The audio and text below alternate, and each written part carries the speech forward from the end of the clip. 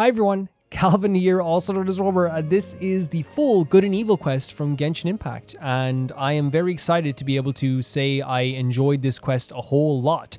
There was a few mishaps with recording, but all like the big reveals are there. It literally only is like 30 minutes of gameplay, so like if you're worried about that, do not worry about it. It's all gameplay aspects and stuff like this. But I had an absolute blast playing through this quest, and I really feel like it's one of those quests where we have a character like Sorush who is like so self-conscious and so in on themselves that eventually they grow to be something a lot bigger.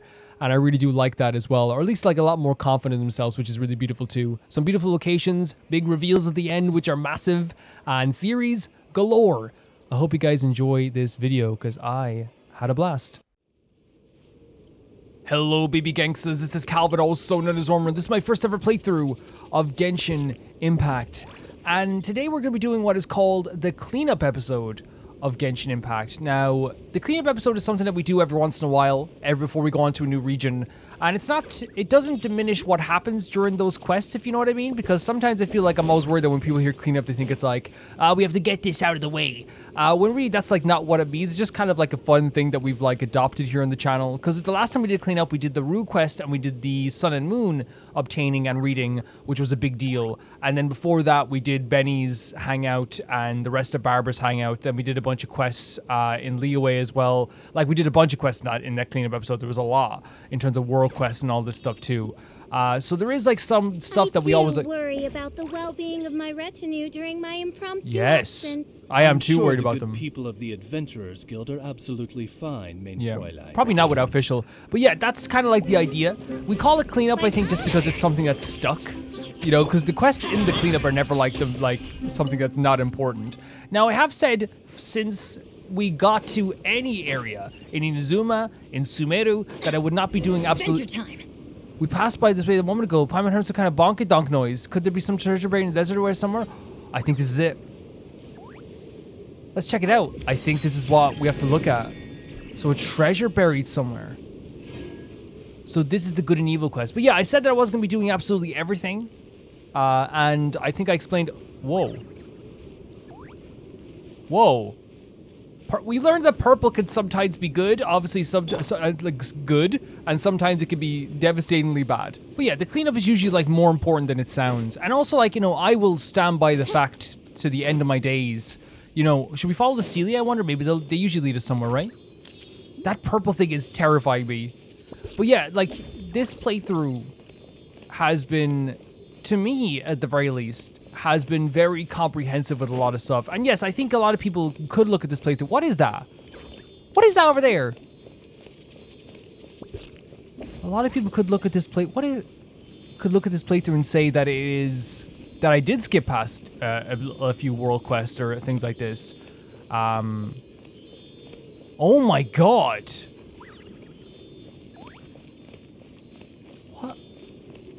What are you? Yeah. Animo Hill. What? What? Yeah. You look so cool. You sound so cool. By royal decree. Oh, we have any heat on the team. We gotta apply that dendro. Oh my god. That is the coolest looking freaking hilly churl ever. Midnight Phantasmagoria. Holy hell. Go in.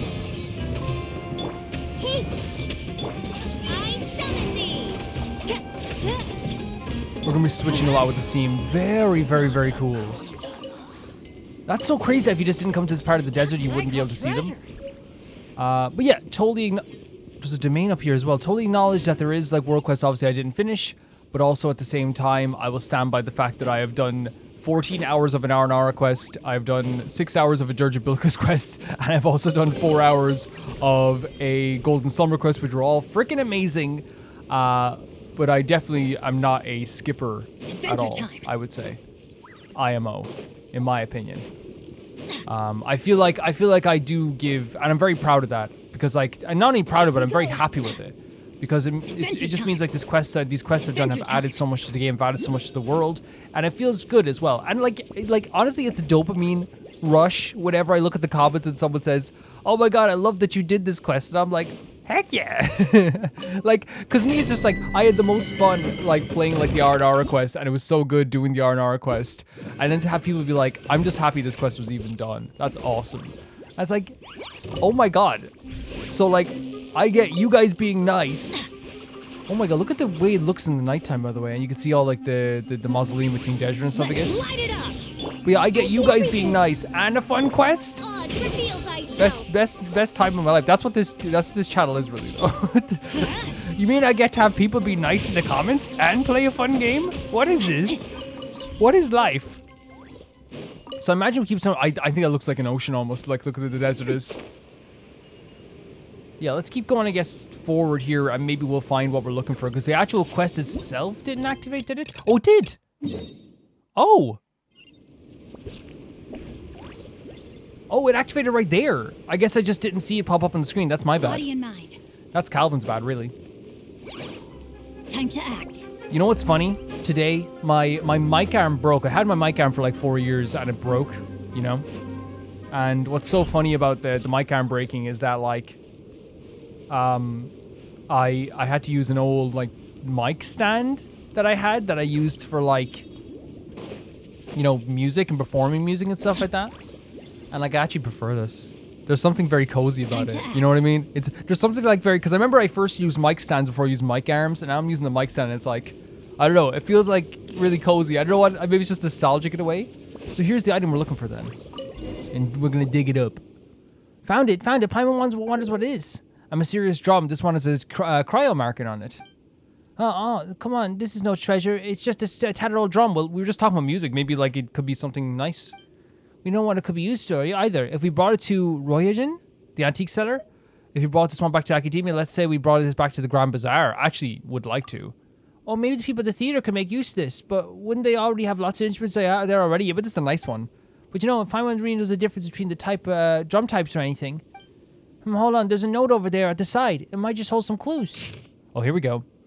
This time I've been commissioned to try to find a local order and obtain information about something known as the Sign of Apaosha.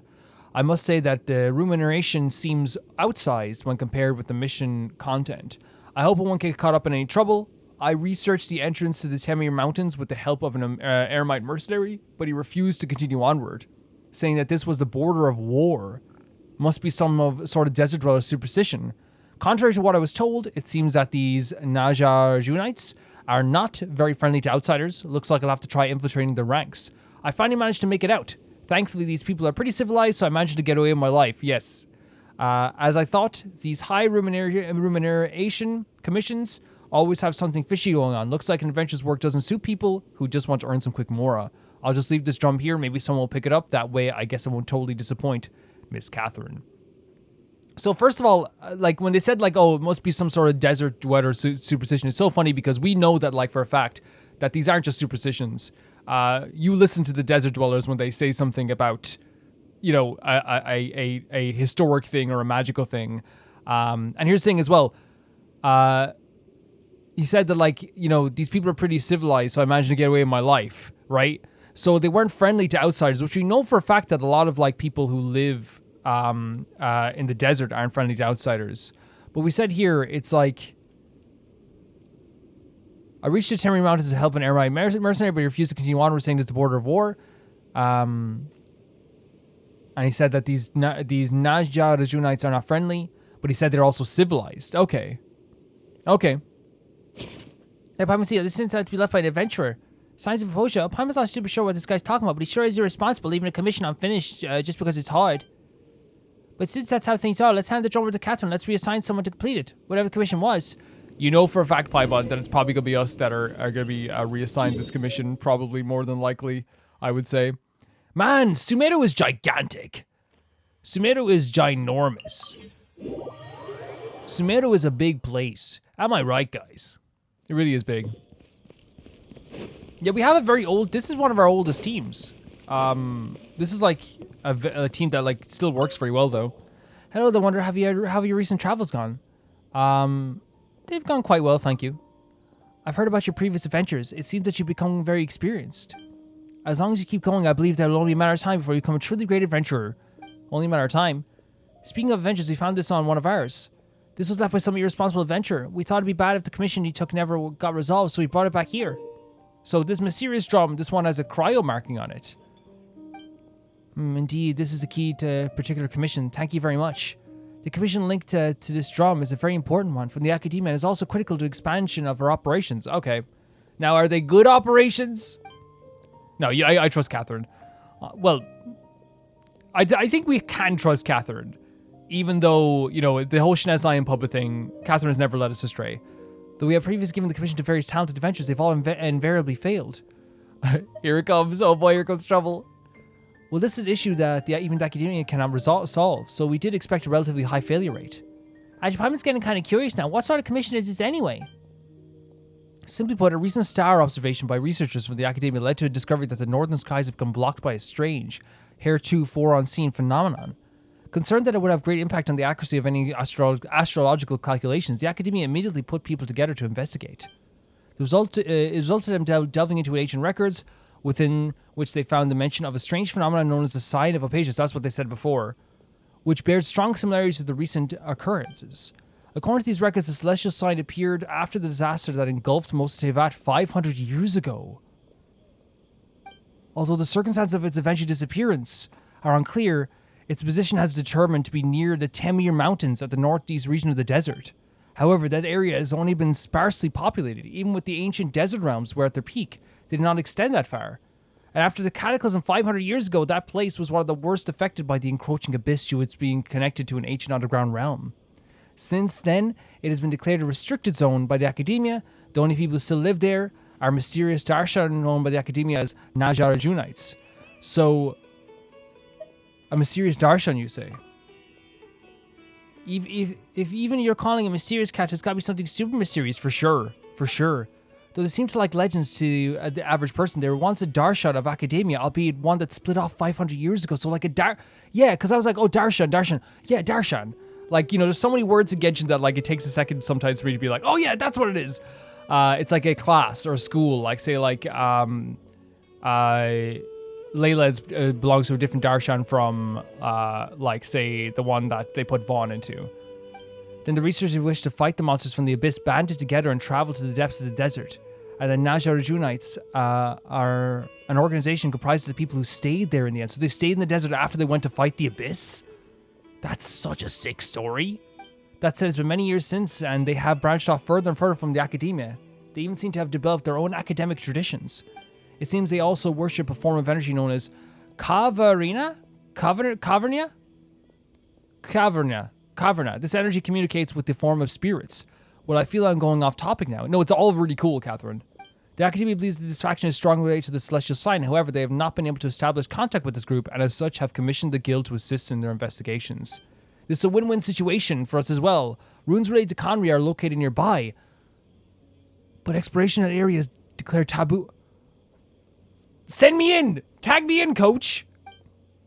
If this commission is a success, perhaps we'll be able to participate in future expeditions to those ruins. Tag me in! Since you've heard me say this much, why don't you... Yes! Yes! Since Connery's involved, so after all, it sounds like we need to look for those whatever-ites, right? Piebon. Sounds like it'd be pretty easy. And we'll get some more from the Academia too. Yes, the drum that you picked up was originally given to us by the Academia to be used as a token of good faith in our dealings. Oh my god, it was a peace offering. Just give it to the organization leader. It stands to reason that they will have some way to solve this problem. I'll be leaving this task in your hands. Then I mark the rough position of the Temir Mountains to you. Ad Astra Abbasask, traveler. May you inscribe the new legend of the Desert Sands. I'm so excited! Oh, I hit the microphone. Here we go! Guys. I am so excited to do this. This is more than an exciting time. This story on the baseline of what it is. Body and mind. Time to A bunch of characters who went here to fight the abyss and decided to stay. They sound badass. But I was also see what they're like when... But they said they weren't friendly. Time to act. That purple over there, man. They said they weren't friendly, first of all. But they also were civilized. So they were able to get out with, must be Sign of Apaosha. That's it? That's what that is? A huge hole, lots of hard stuff oozing out. Oh, things will look good. Pie, but that's exactly what I thought as well. Oh. You didn't collect all the items over there, I guess. That happens to me a lot, though, in this game, doesn't it? But yeah, I'm so excited to see what this is. We will be going back, and over time, what's going to happen is I'm going to be doing the quests over time when it comes to, if you didn't see that video, when it comes to the jet quests, we're going to be doing those quests over time. Because there's sometimes in those quests you literally have to wait a day. Like, it's not even like an in-game day. You literally have to wait a day to play them. And, for content creation sometimes, that can be a little bit difficult because you have to, when you want to record everything and get everything else recorded as well and have everything recorded, it can be kind of difficult. So there's someone near the camp? There's strange crystals over there. Yeah.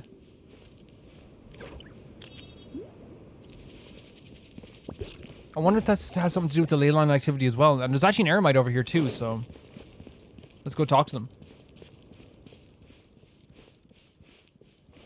So cool, man. Like, look at the way you can see the mausoleum in the distance. Like, this game is so good for doing that. It's so good.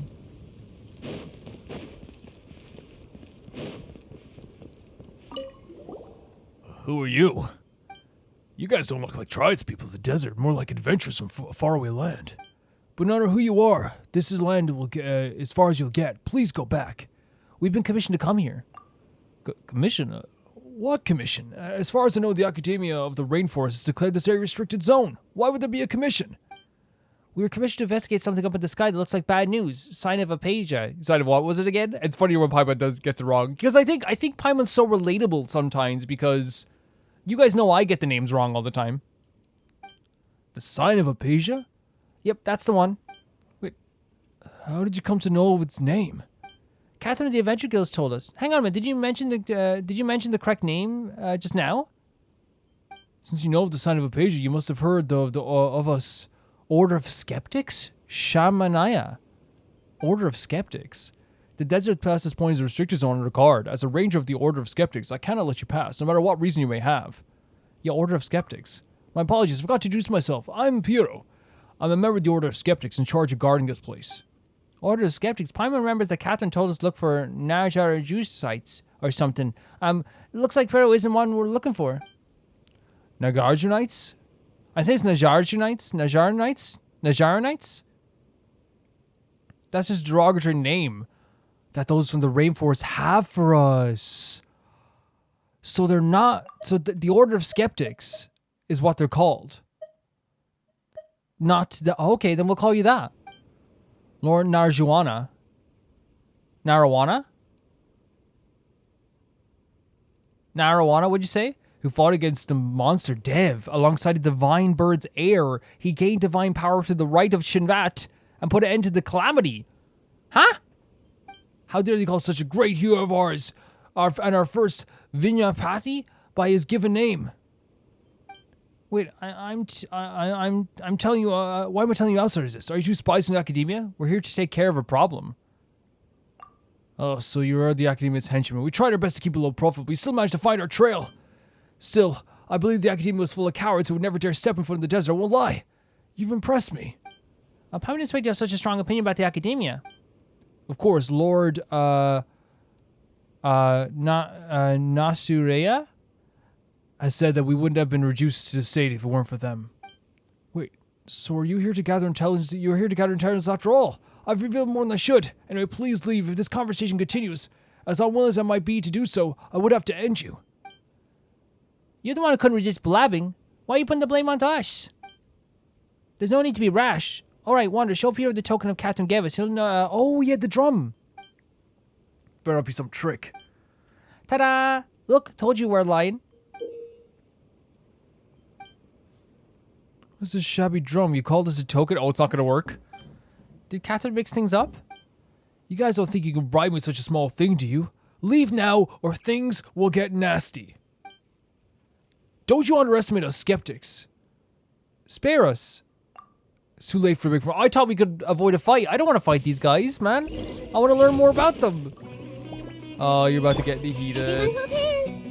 Oh, yo. Yeah, I feel really bad for this guy because clearly there's a bit of paranoia because, like, obviously they've been told that, like, it's people from there. I'm like, being skeptic about the Academia. I'm not gonna, like, ever doubt someone for that. Like, 100%. Wait, what the hell? Hold on a second. Cease, I say, cease, I say. Lady Sorush, why did you have to tend such trivial matters personally, let alone in front of these outsiders? What? We, Pari, appear before whoever we wish. And our volition is not for your mere mortals to question. How dare you overstep your bounds? This little thing is about Paimon's size. The way she talks is kind of funny. Why is Pyrrha calling a lady in that reverent tone? It's clear that this thing is important. Your sins will be judged, but the time for that has yet to come. The two of you over there, as envoys of the Academia, it is only polite to state your names first, no? Yeah, we should have introduced ourselves first, but that high and mighty attitude of yours. My words and actions are not contrary to traditions and principles of Pari. The same cannot be said for your nameless persons. Fine, we're not nameless. Paimon is Paimon, and he's Wanderer. We're adventurers who came here on a commission. We're here to look for the Order of the Skeptics. This is crazy, man. Like, again, like, I was just literally like, blah, blah, blah, and I just saw this, like, it came into my eyesight. I was like, what? We're here to look for the Order of the Skeptics, yeah. I need only your names. Your other trivialities do not concern me. However, as for that drum, that item has a profound connection with us Pari, and not something that you mortals should possess. Wanderer, I command you to present it to me immediately. No way. At least sound nice about when you're asking for a favor. This is what I'm talking about. Paimon would fight with a broomstick if the broomstick, fell over. Besides, this item is important to our commission. We have to hand it to our leader, the leader of this order of yours.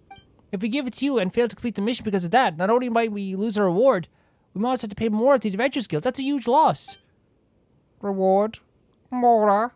To think that you would risk your lives in a place fraught with peril for such frivolous reasons!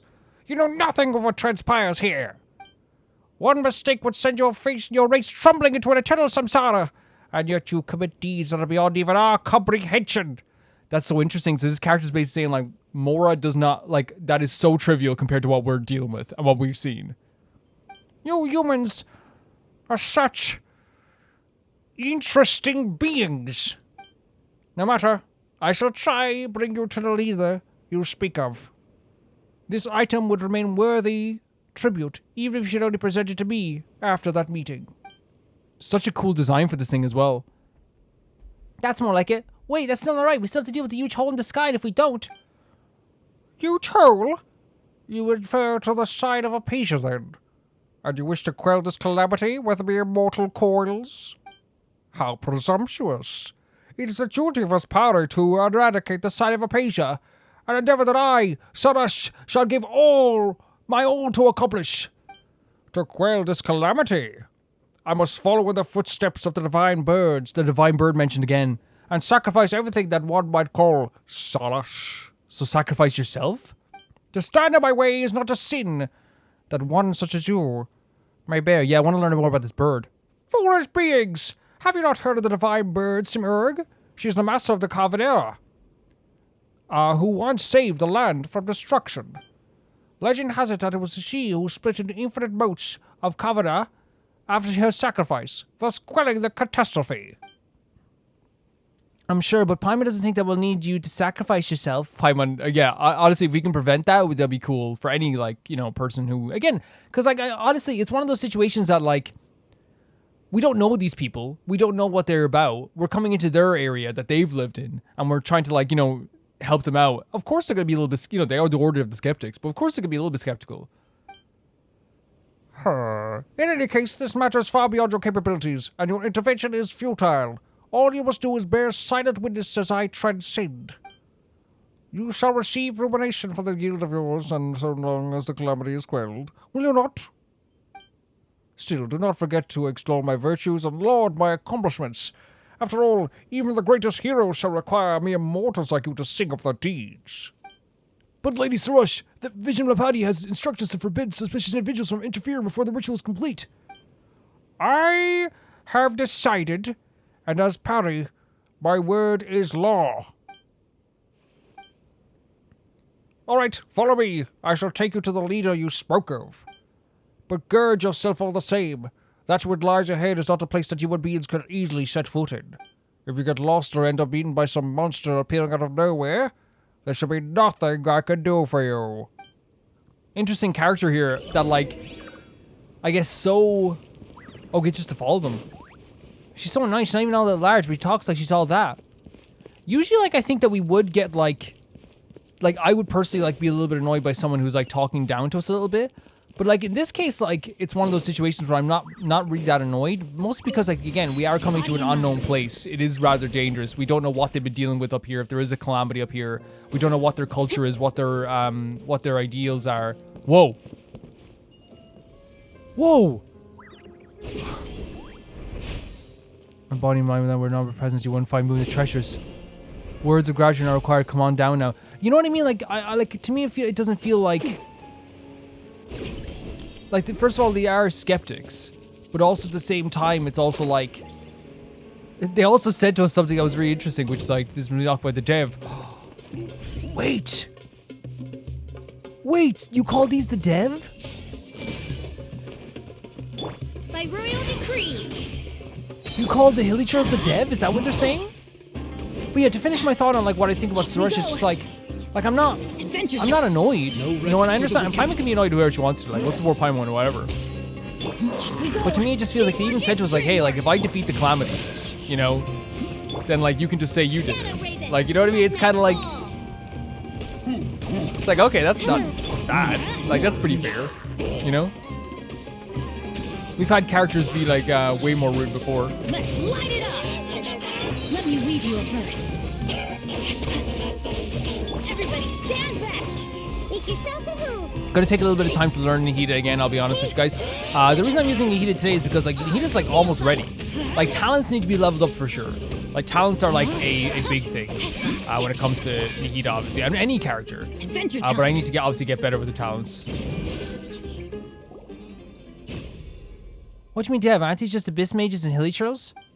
To think you would easily defeat a rampaging Dev, your strength must be radiant indeed. Consider me impressed. Though there is still quite a gap between you and us, Pari. The sight of you fighting valiantly reminds me of those humans of legend.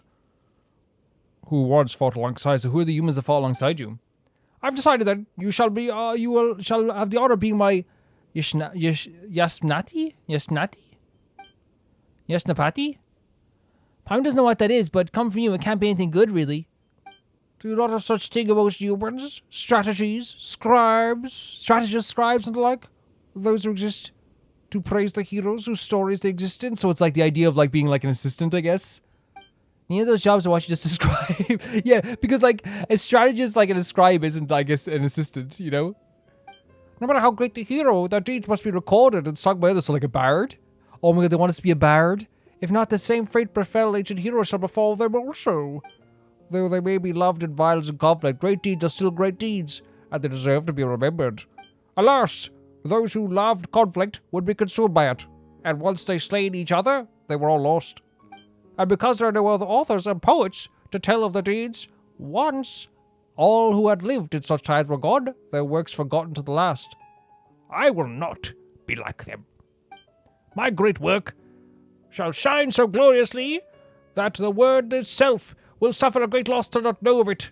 Thus I shall now give you permission to record these deeds. We have an instrument, we can take it out. Rejoice and give thanks, for it is not grace that a few of us, receive from us, Pari. This all sounds very complicated, but Paimon, basically,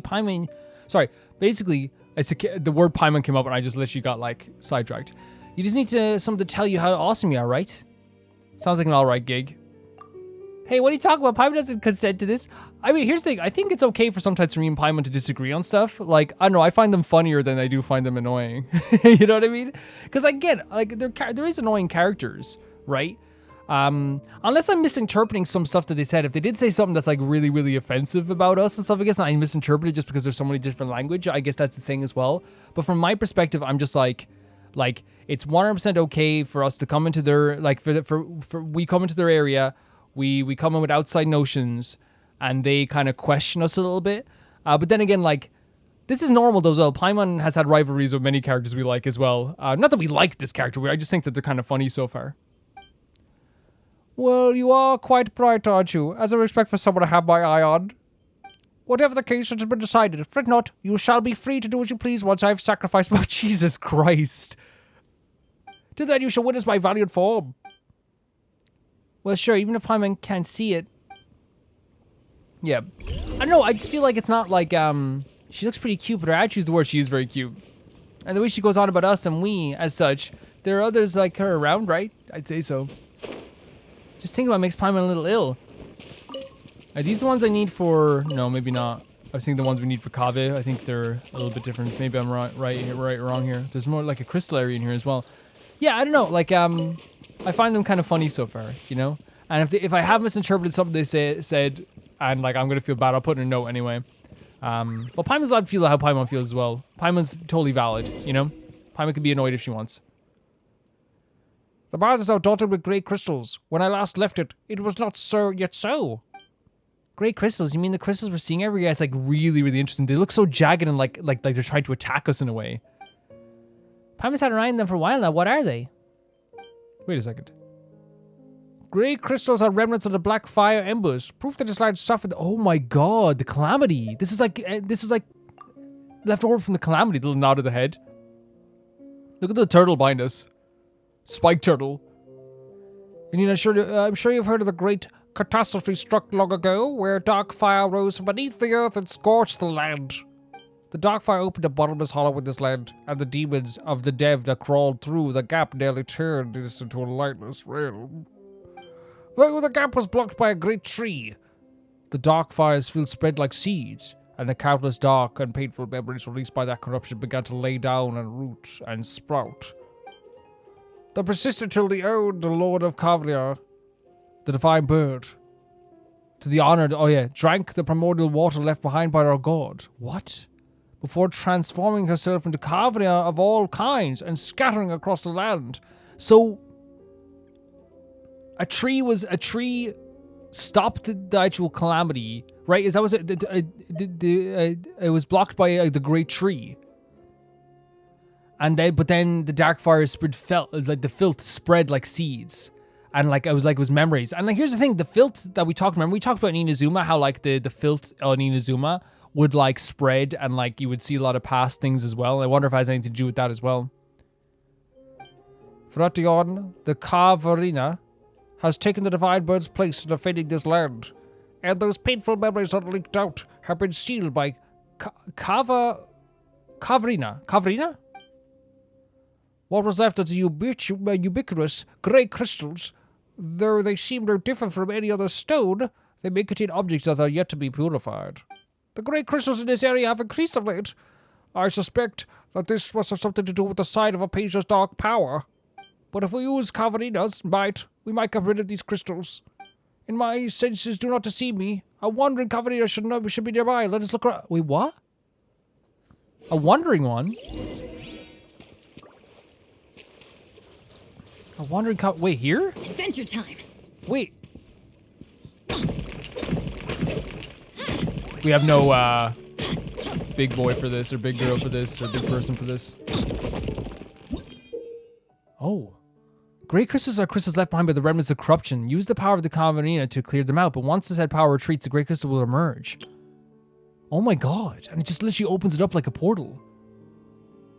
Use the power of Khvarena to clear them out, but once said power retreats...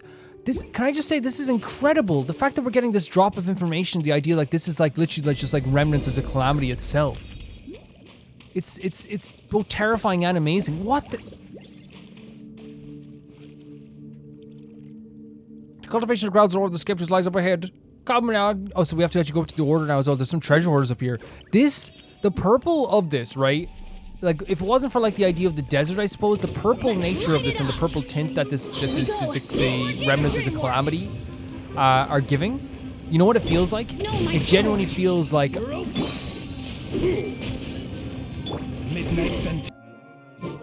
Sorry about that. And again, Nahida's not fully upgraded either, right? When the talents are up, it's gonna be way freaking cool there as well. And not only just the talents, but everyone, because the other characters I have here are perfect characters, right? But it's been a while since we've just been switching back and forth between characters as well.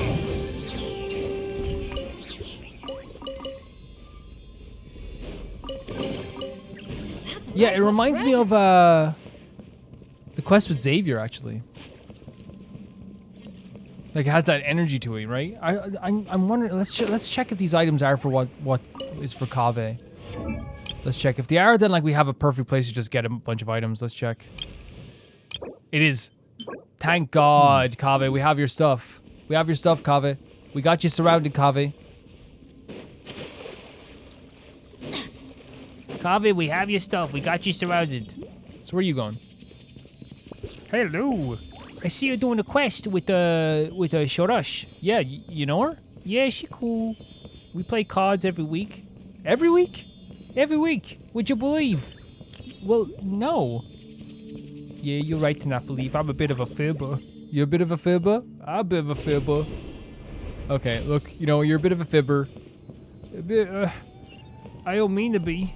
No, it's okay. It's okay. I just need to seem interesting to people. You know, it's. Don't worry about it, right? It's okay. You can be a fibber. You know what I mean? You've been through a lot as a follower and a former Goddess of Flower follower. Yeah, I know. You know, really, this reminds me of the time that me and George Clooney, we did that movie together. No. Just because I said it's okay that you fibbed once. No, I did. No, I said it was okay that you fibbed once. We're not fibbing again. Okay. I won't fib. It was George Clooney. Okay, good on you. Whoa. Even better than I imagined. It's my lucky day. What's happening here? What are these things? Well, there's the map upgrade, but we have to go talk to this person over here. We go.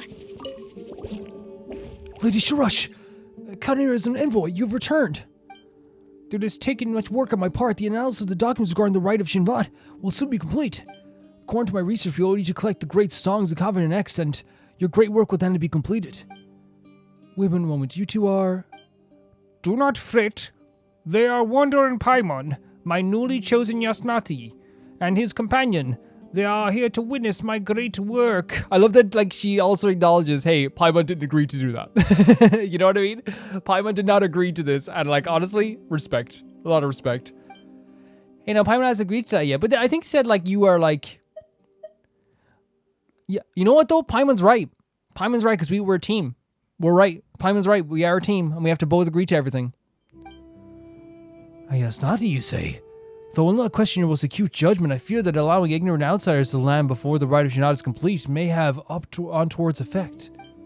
Know that people of Academia surely do not desire the rite's completion. Speak no further. I have my reasons for doing this. Well, then, take that drum from before out, Wander and Paimon. You bring the drum out as agreed. Wait. I love listening to music, and like it's just one of my favorite things. So it's a chord mantis? A chord mantis, you say? Haha. Yeah, this is an important catalyst for a ritual needed to forge the connection, the laupa, between ourselves and the Pari. I've searched for many years for this, and to think now it comes to me. This is indeed a good omen for my future plans. It'd be good if the fates would also be with me when I lead the Order of Skeptics to throw down the Academia and burn their House of Dana, or whatever they call it, to the ground. Wow, what a way to casually paint yourself as the villain, huh? So he wants to burn, he said that, he wants to burn down the House of Dana and burn down the Academia. They have an aversion to the Academia. You know, here's the thing, obviously there's lots of good people in the Academia, we know this for a fact. There's people we love in the Academia, you know what I mean? Like, that's why we would never let this happen, right? Is it also, would you say it's okay to say that, like, I think the Academia has had such a bad rep for so long in a lot of places in Sumeru that whenever I hear someone being like, F the Academia, I'm just like, yeah, I get it. You know what I mean? It's like, it's not completely off base. I think even people in the Academia understand that's not nearly even close to being perfect. The Academia are the true villains here. Have no doubt of that. Forgot my introductions. I'm Nasejuna, the Visionapati of the Order of Skeptics. We will cultivate ourselves here. If you would use the terminology of the Academia, I would be equivalent of a sage. Oh, interesting. That's actually very nice for him to do that, right? He didn't have to do that. This is very, very nice. I love the different terminologies between the two areas, like calling out like what they call the Hillitures as well, and like the devs. Very, very cool. But doubt those pampered folk would care much for what the margins call ourselves. Another interesting point. You do not much look like those the academia might send. We did, to be honest, we did take a commission. And so you are one of them after all, but it matters not. We're not. We're definitely not. But in this sense, we just want to be honest. Even if the entire core 30 were to be sent here, my plans cannot be halted. Well, whatever your plans are, we didn't come here to stop them, that's for sure. So they would all say, those treacherous louts of the academia. And when my guard is down, you would stab me in the back. There's a lot of paranoia here. There's a lot of paranoia coming in here. Just like those people in Funny Masks who tried to skulk about and steal our academic tomes. They even dared to attack our honored envoy of Cambria, Lady Sorush. Wait, what? And they might defeated my hens. Each one of them. Very impressive. Is it the Fatui? Of course. My Yanastati, it is right that you should sing my praises. Do not look upon us as some miserable few who inhabit the Temir Mountains. We once had such numbers that all the desert of the Mount Demavand would struggle to hold us. I wanted to ask them about the Fatui, but I'm assuming that we just know it is the Fatui. Because, I just, I clicked one that I shouldn't have clicked, right? I was just like, because I wanted to be like, oh, that's impressive. But then I was like, I thought they would just give us the information about the Fatui anyway. But we should have probably asked about the Fatui. But we know that's probably the Fatui. Fatui has influence so many places at this stage. It is only because of our harsh environment and the slander and ostracism by the academia that we've been reduced to this. So because they're in an environment that isn't like bountiful or maybe fruitful, you're not going to grow. And that's the truth, by the way. You know what I mean? It's about focusing on things and being able to focus on things. If you're in a harsher area that is hard to live in, it's harder to focus on the things that would make you happy, right? Because if you live in a more relaxed lifestyle, you're probably able to focus more on stuff that would be more interesting to a lot of people. But if you live in a place that has been ostracized, that has been destroyed, that in a lot of places it keeps getting influenced by the calamity that happened years ago, which is crazy, by the way, then chances are, you're not going to be expanding on a grand scale. If it was not for such sage souls as myself holding things together and the protection of the Khvarena, we skeptics would have been reduced to nothing long ago. Sounds like quite the disagreement, yes. Captain said you have your differences, but it sure looks like Paimon likes you skeptics to really hate the academia. Say not hate, but rather that we simply cannot coexist, so it's a lack of coexistence. When I say I was young, I did go there to learn and attempt to mend our differences, but they treated me like an outsider. For real? Though they feigned politeness by calling us a branch of the academia, this is not but a means to belittle us, because they were a branch, right? They were a Darshan. It is said that our predecessors had a clash of ideals with them, and so now I'm thinking they would have known about the Fatui, yeah. It is said that our predecessors had a clash of ideals with them, and so chose to go into the desert and stand against the darkness themselves to fight the abyss. For that day, we have been holding firm in the war against defilement, defending our land, and what those useless louses have been doing in the meantime, compared to those pampered pedants, we who combine thought, word, and deed far better deserve honor for our wisdom. Paimon doesn't quite get it. I think what they're saying is that they actually they're in the cushy, not cushy, but they're in the academia, doing all that stuff, without actually directly fighting the abyss. These guys are out here actually directly in the thick of things. They're in the, again, I cannot stress enough how crazy it is that they are in parts of the frickin' calamity, right? The parts of the calamity are still here, right? And it's still affecting them even now. And that's how they probably feel. We're the ones here. Where are they? We're the ones fighting here. You don't need to understand that the conflict is the true nature of this world. I've said this several times that I do believe that violence in Genshin, not just in Tevat, in Genshin, is almost as natural as the air that we breathe.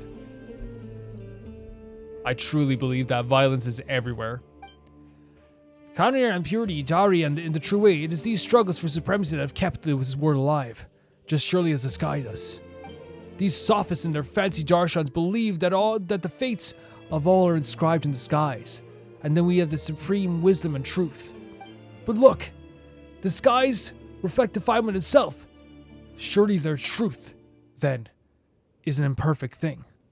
Perhaps nothing is truly perfect. The logic is tad messy.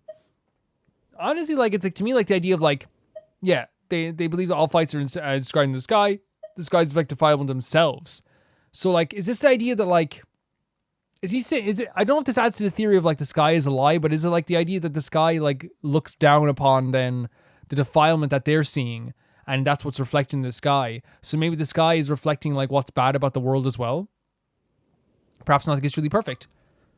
You think thus? Then we might be friends. If time permits, we may discuss this issue in more detail. Nasha, this is no time to talk about such things. Have you not seen how the grey crystals hem us even more tightly? Yes, this is insane to me. Like, I know that the calamity's effects have been seen for years. We've seen what's happened to the world. We've seen what's happened to, like you know, stuff that's happened hundreds and hundreds of years ago will affect today. That happens in every world, but even in Genshin, like, it's so prominent. But it's still so cool to see, and actually terrifying as well. If we know it's too much a sign of Apaosha soon, things will grow most perilous indeed. Well, speaking of the sign, that was not their voice there. I almost went into the Lily power there. Right. That's right. We were tasked to fix things. Whole thing. But after all this talking, we still don't know what it's supposed to be. What our plans also involve extinguishing that celestial mark. As for what it is, it must be described as anything. Let us call it the water surface. The water surface? Your explanation is just making things more confusing. The water surface. The water's reflection, while an illusion nonetheless, hides the truth within itself. So it is with the skies. It's like a mirage. What?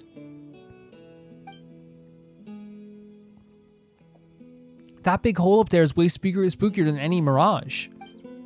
Well, it should be, for that celestial sign reflects otherworldly hellscape. Long ago, the Dari, which is Katheryne, once built a facility here to connect them to the realms beyond. During the Great Disaster, they would say that the Dari started. Monsters swarmed from that very facility into the nations of the world. The monsters tore open a great rift that came to be called the Tunigi Hollow, and though they were sealed away with the new vein of the ancient tree, this mysterious sign appeared along with us. So that's the thing in the sky? What the sign reflects is that which belies beyond the dark rift, and those monsters cannot enter Tivat through that illusion. It nonetheless radiates corrupts energy. Wait, sorry to keep going back to this. The music here is beautiful. It's a reflection of that world? The realms beyond? What?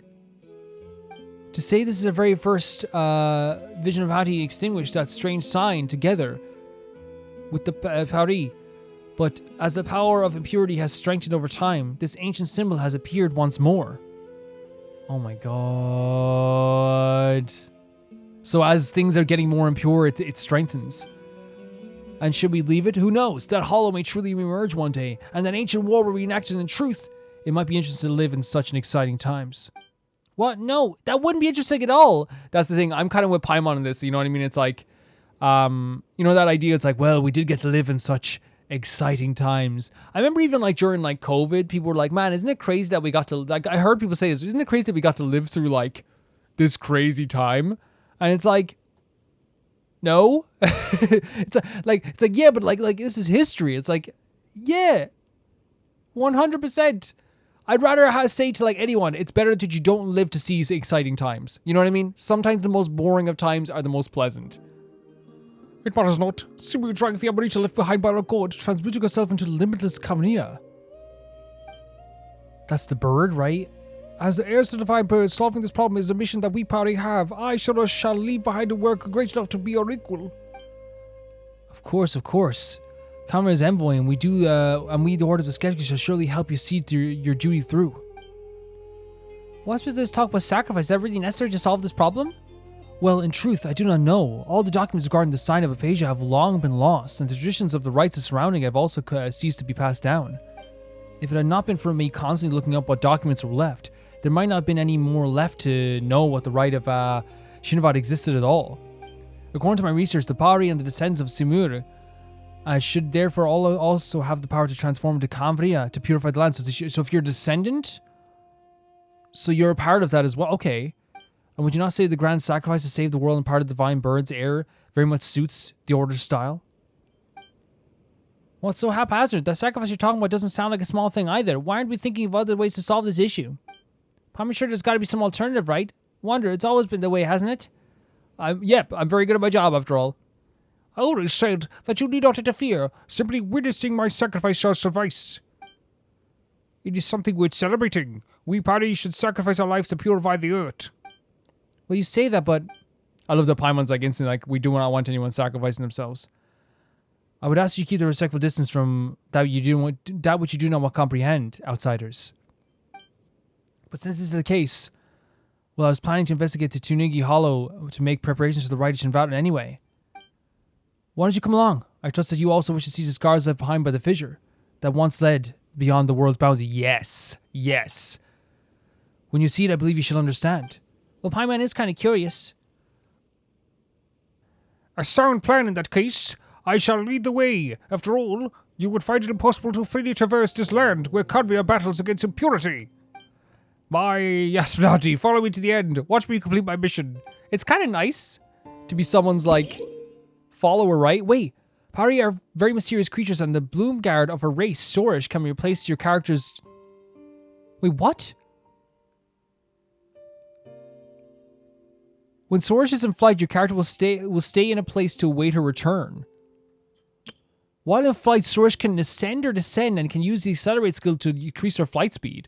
Sorush cannot be too far from your character, though. A bloom guard should never abandon their others after all. What?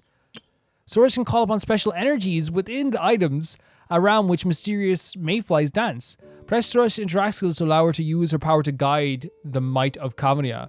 Hold her interact skill to cause her to stop and continuously challenge Khvarena's might. During this time, you can control your character.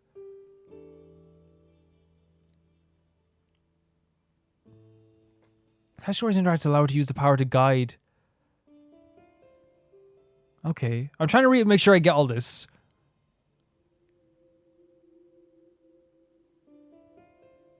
Okay, so we can absorb powers and use them. Okay. As a Pari, Sorush can also perceive some things beyond normal human sight. Oh my god! Wait. Benny's adventure team, assemble! Heck yeah, assemble. Assemble. Is it a quest item or is it just... No, it's... Wait. You're just coming with me now? And we just do this? What? What? Are you kidding me? You are after all as foolish as a spectre.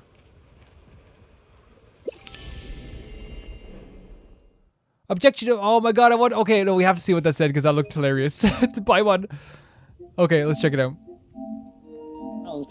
Shut up, Calvin. Shut your mouth. Wait. Let me take the place where my fated sacrifice shall take place. Adventure team, assemble! Pale floater? What is that? Oh, you're not going to be on Paimon's good side with this. As foolish as... Okay, now Paimon...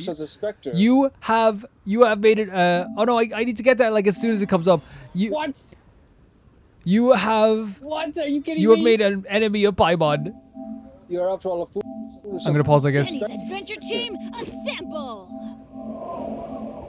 Objection, Paimon's not gonna take that comfort from somebody who's more like an annoying spectre than she is. Paimon, Ender. You wanna call Paimon stupid? That's it. We're done.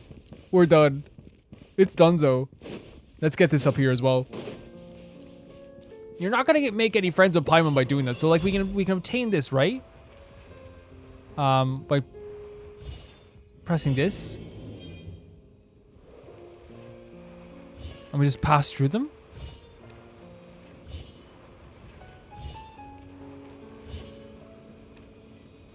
Okay. Retrieve the purifying light cores. And we're all the way back there.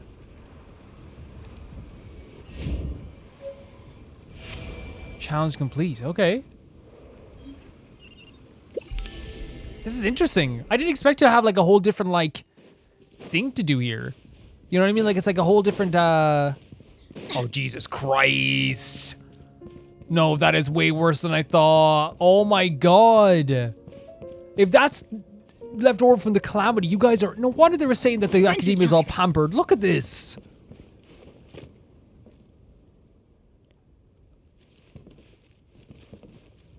Like, and what they said was so interesting to me. Oh, actually, like Sorush dancing around. What's so interesting to me about all this is that, like, they talked about how this, like, the thing in the sky is a reflection of the portal to like like almost like a nether realm, like the other world, and how the reason why everything is like, I guess, getting worse right now is because they feel like the impurity is spreading. And they feel like the only way to stop that impurity is by sacrificing someone because who has I guess, how do I say it? Who has like taken, like who is like a descendant of that bird creature that was actually Simurg that like passed away as well. And that's one of the only ways to stop the calamity. It's so freaking interesting. They believe it's like a reflection of like that calamity, that dark world, like a netherworld. Yeah, it's like the idea that like the Khaenri'ah developed a machine here to like, and that's what the rift is, and like they truly believe to stop all that calamity spreading and all that like impurity spreading from what happened with that machine, they need to have a sacrifice here, which to me is it's something. It's like, again, and like when we talked about violence earlier and the idea of like, I believe that Genshin and Teyvat is all about violence in a lot of ways, but it's also about peace too. I want to make that perfectly clear. Yes, it's about violence. Yes, it's about pain. Yes, it's about suffering. Yes, the world has a lot of violence in Teyvat, but at the same time, I do believe that Genshin is also about friendship and love. And I think that to me at the end is the theme of everything, is like the theme of friendship and love and harmony in the end. But like the violence can't be overstated, how it happens a lot here in this game. To me anyway, it can't be something that you can just like ignore, I guess is the way to put it, in my opinion.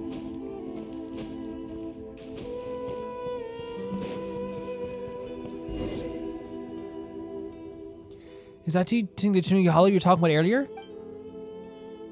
There's super huge crystals all over the place, even bigger than the ones that we saw before. They look scarier too. These were once huge trees used to seal and subdue the creatures of dark depths. The power of defilement has corrupted them, warping them to such forms as you see now. Since the monsters have been sealed, it sure doesn't look like anyone needs to sacrifice themselves again. This is why we must use the power of the Khvarena to reopen the way. Wouldn't that just release the monsters again? They took so much effort to seal too. No, I mean, we must open the path to the Sign of Apaosha. The way to the rift in the earth that was sealed long ago. It can never lead to the true darkness again. Okay, that's how it was sealed before.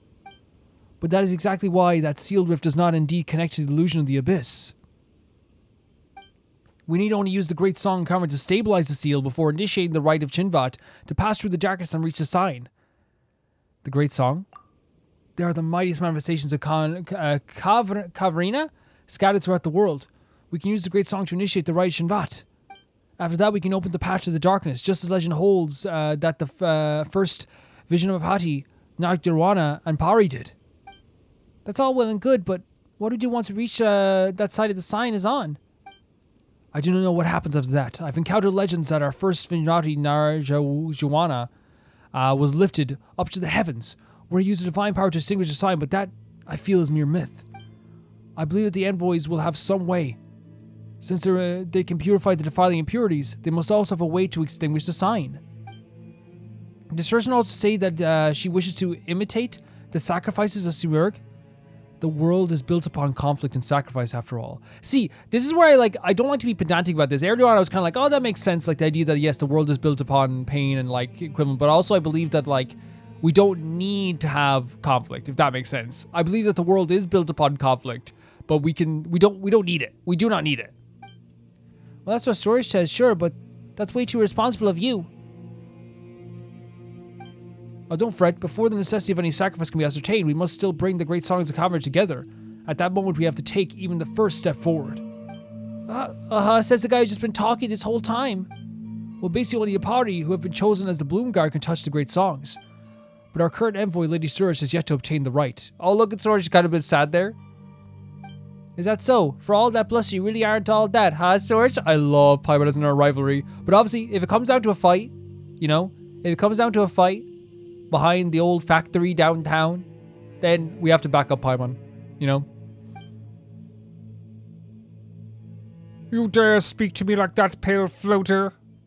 Well, Paimon isn't a pale floater. You tell her, Paimon.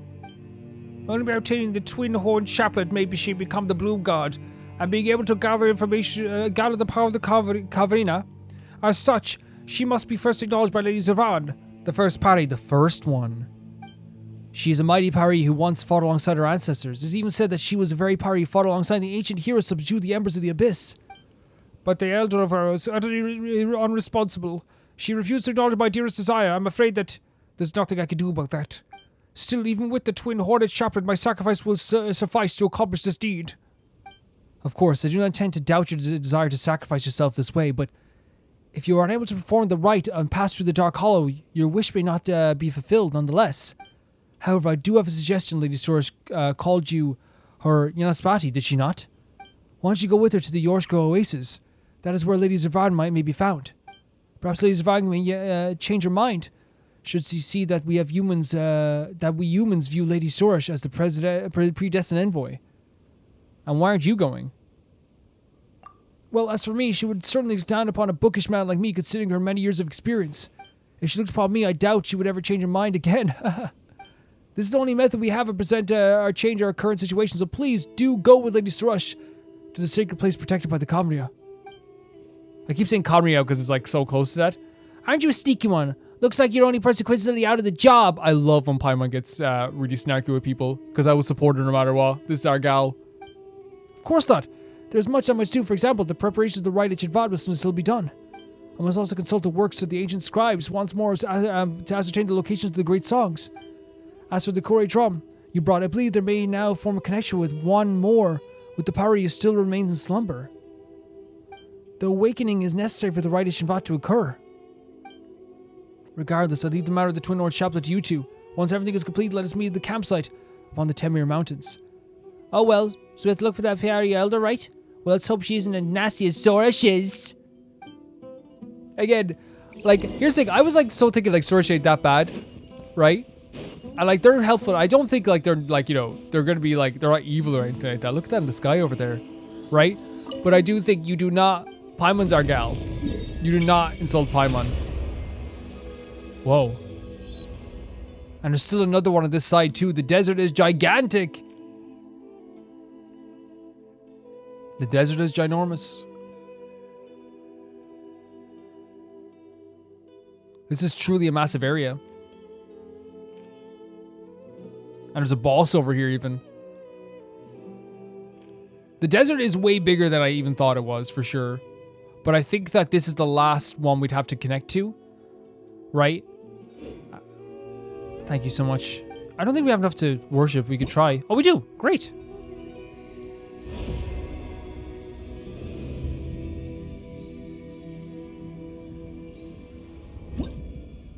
Great. So, if we walk over this area, we get to the other one. But I guess we'll follow the path. It might lead us there as well.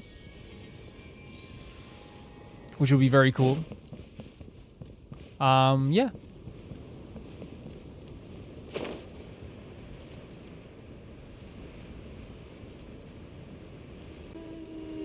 This area is insane, man. Look at this. Like, what can you even, like, say about something like this? I know, like, it's like, you know, I always make the joke that, like, you know, purple bad, right? Purple bad, of course it's gonna be... Okay, let's move closer, I guess.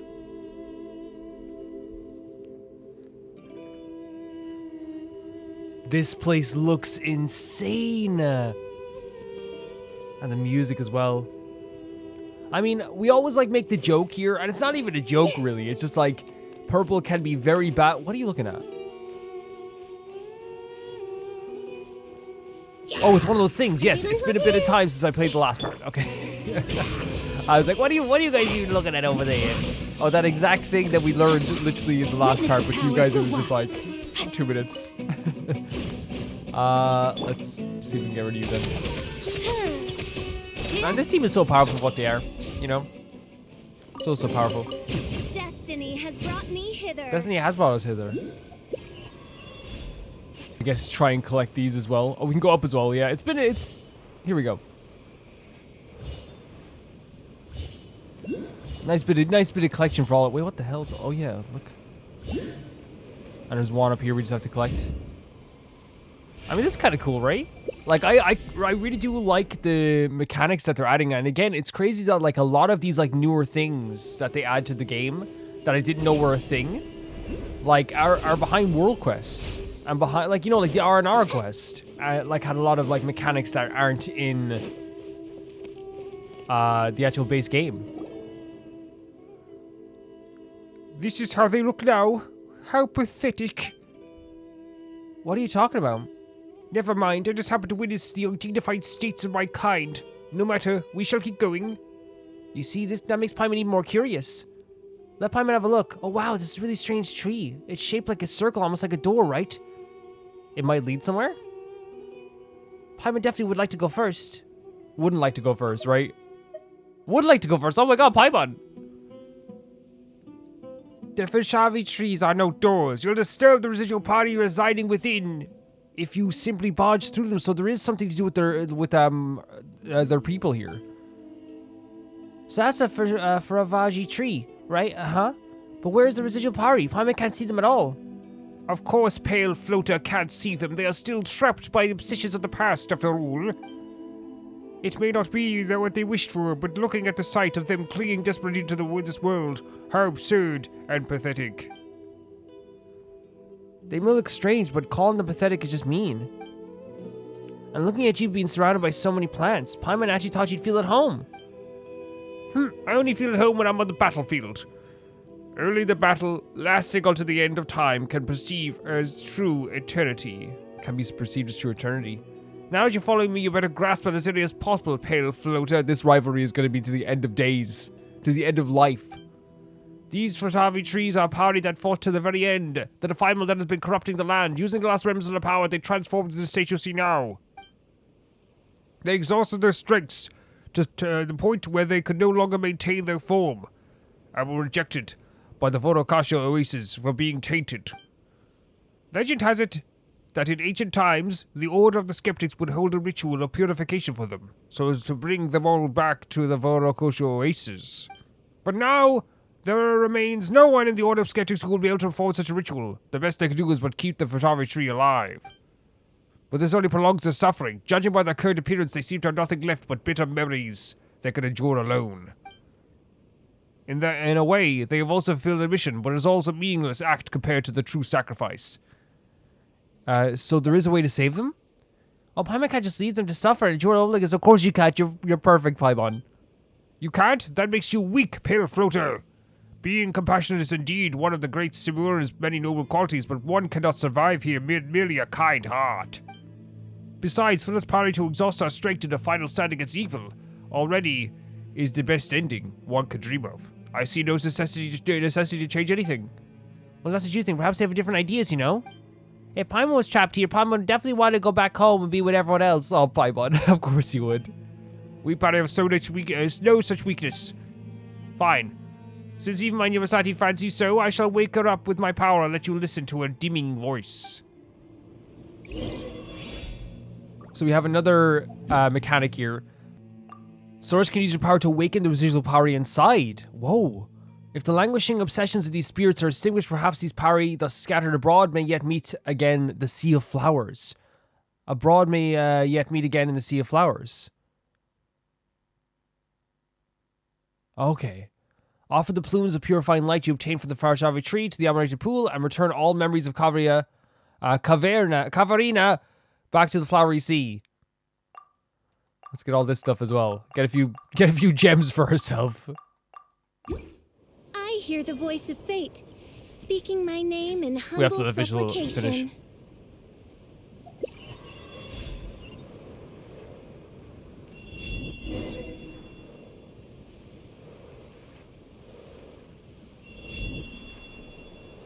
Oh, they're just there they are. I didn't even notice it for a second. I was like, what?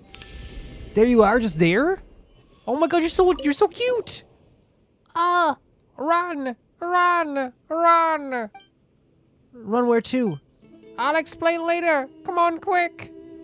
What do you mean, come on quick? Where to? I'm right here. Oh, of course, okay. Look at this little thing. I know they're like connected. This is so... I did not expect this to happen at all. At all. Look at, again, like we get to see this like landscape here as we're going through this area. So these special 40 sigils can be affected by the power of the Amarita and moved by Sorush. Press the Sorush to interact a skill and pick them up and place them where they're needed.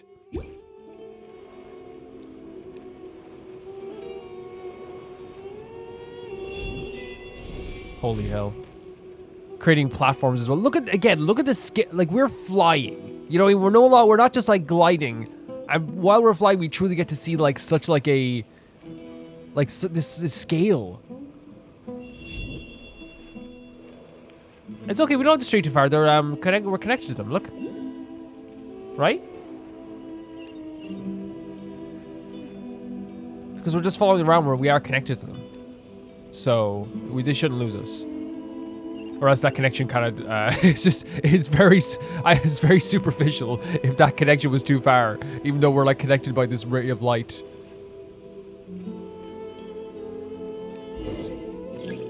What did we do there? What happened there?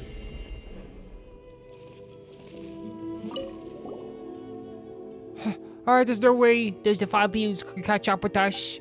I'll take a break for the Vourukasha Oasis for the time being. Okay. Oh, we got a chest for it. Okay, fair enough. I'll take it.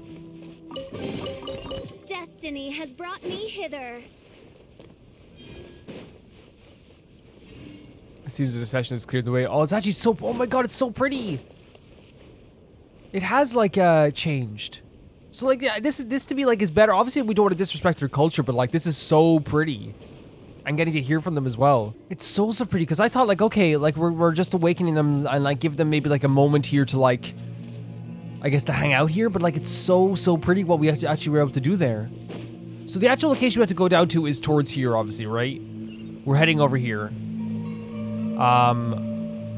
It's so crazy because it actually is like I can feel the fact that we're so close to Fontaine at this point, and it does mean the absolute world to me. It really does. And like, you know, as I've said a million times before, when it comes to like what world quests we're completing before the end, what quests we're doing before the end, what we're doing this, what we're doing that, like I'm fully aware that like you are not in any way, shape, or form ever going to please everyone. That's just that fact. So the best thing I can do is like make a playthrough that is fun for me, and hopefully that'll be fun for you guys to watch as well. That's the way I look at it. There is no way you can please absolutely everyone with your playthrough. It just won't happen. I want to get this waypoint marker over here. It's probably like the closest one we have that we haven't activated. Yeah, definitely for sure. Because the other one we'd have to climb up and get. Man, this feels like deep into the desert, right? It's like, and it is deep into the desert at this point. Because, you know, like when we were in the other areas of the desert, we still had like, you know, the campsites and things like that. Like, and there's like, they're few and far between here as well. They really are. Some really pretty locations all around the place. Let's check what this is. What are you... Wait. Some strange shaped gray crystals may also contain unpurified... Wait, what? Do you want to work on this?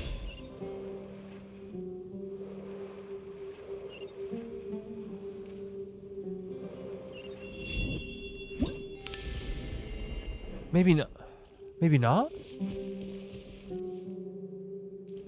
That's kind of creepy, right? That's so creepy. Like, we don't even know what that is. Oh, do you want to fight? I want to fight. How are you? I'm doing good. Just doing a little world quest here. You have to shoot me down. I do, unfortunately. I see everything. Okay. I understand. Like, it's just the way things go, you know? Yeah, I understand how things go. I've been around the block. Yeah, you played Genshin before? I literally have a C6 on everyone. You have a C6 on every character? Yeah, on everyone. Oh, I have a C6 on Kaya, on Amber, on Lisa, on the Traveler, on Barbara. All of them. Wait, that's all of them? That is all of them. What Have you played- trinkets lie veiled within this desolate plain? Have you played past the...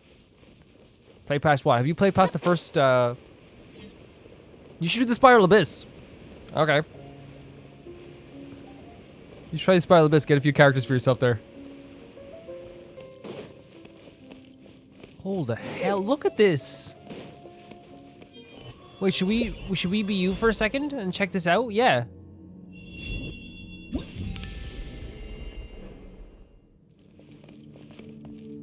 I mean, is there a reason that they disconnected from that?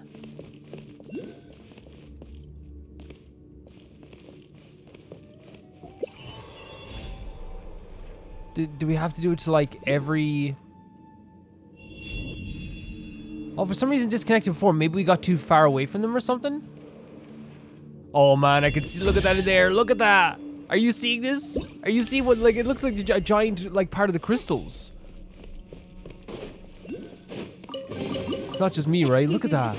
Cry out my illustrious name. It's like it's a tail or something. Like that came out of the sky. Look at that. Holy hell. You know I have to climb it. You know? Like, you know I have to climb it. It seems like a lot of these creatures that like, because we know the Rift Towns were a part of the Calamity, right? We know that. A part of the Cataclysm, sorry.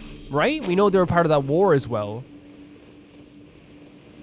So did a lot of the creatures during the Cataclysm just get like encased in this stone? Let's hit this waypoint over here as well. Like, cause that's terrifying. Look, it's so freaky. It's so freaky to look at, right? Like all this, like, look at this from this perspective as well. It's so freaky to, like I'm actually scared. Looking at all this stuff. Nice shot. Oh, the crystal looks like... Because it's one of the Waynut that we've seen before. Yeah, Waynut, that's actually a very good call, Paimon. But it's gigantic, though. Oh, so you call these children of the ancient dragon a Waynut? Still, it does not have a sinful form. Perhaps it was merely unlucky to have been caught in the crossfire and sealed here. Well, maybe it's a good thing it's been sealed here. If not, it might just pop out of the ground and swallow us all in one go. I'll protect you, Paimon. Paimon knows that. Our sweetheart. You two certainly look like you get on well. Honestly, this is my mother at this stage. Of course you are. We're the best of buddies. True. But is it not also said that even constant companions will fail to notice if the other was spirited away by a sprite? These stories are quite common too, yes? What are you talking about? What would never do that? I merely jest. Ha! Just imagine just going, ha! I merely jest. You are bosom buddies.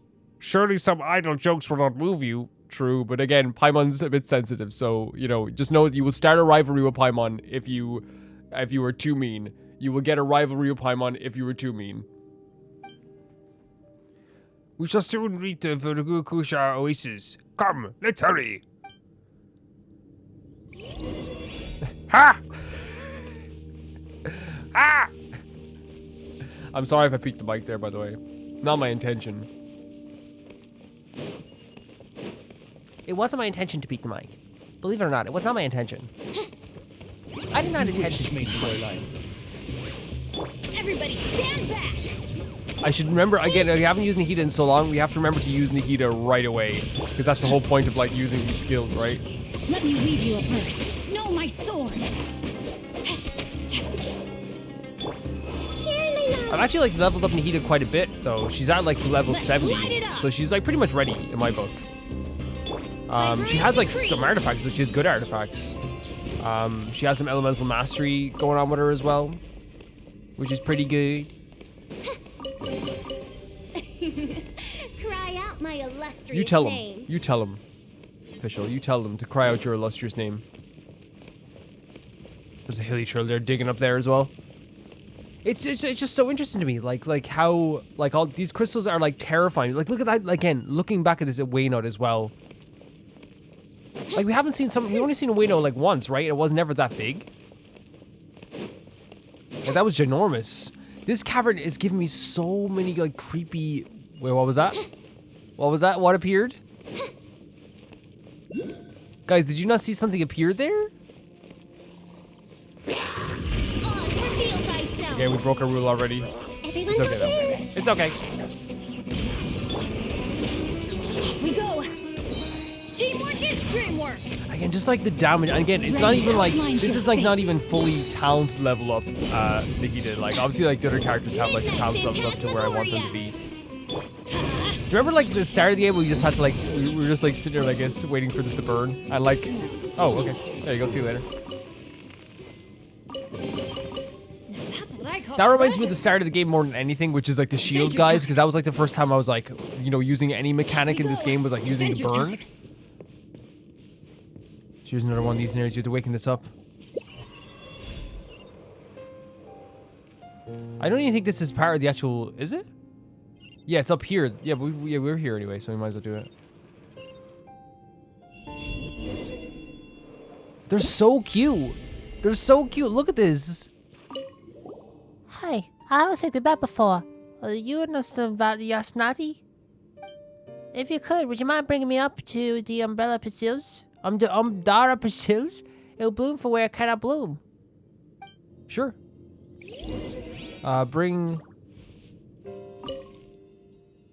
Bringing me. Okay, so we have to find it for them. Whereabouts would that be?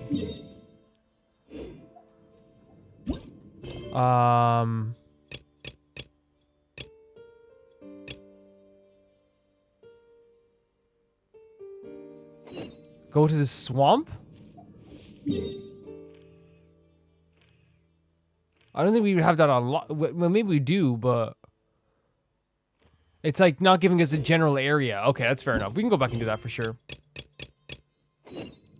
Let's keep going on with the good and evil quest. So which way do we have to go from here? Up and above? Maybe it's not in this cavern here? Oh yeah, for sure. Look at that. There's like a little ramp here. We love a good ramp. Adventure time. I always say that. I love a good ramp. Off we go. Right? I always say, don't I, guys? Wow, what a ramp. So I know these things as well. Yeah, it's an interesting mechanic because, like, again, like this is just behind a world quest, right? Like you do not do this due to the blockage of crystals. Okay, so the crystals are blocking it. I wonder if there's like if we get the other ones, will it like? Okay, here we go. As a form of the Khvarena scattered upon the earth, Pharaohs contain the same power that will stick to your characters. Once picked up, to affect nearby gray crystals. You can also put a Pharaoh down where you need to unleash its power. Yes, we know that like that's the power that unleashed the thing earlier with the cave, right? So we can definitely like try that out anyway. And then we go through this area here too.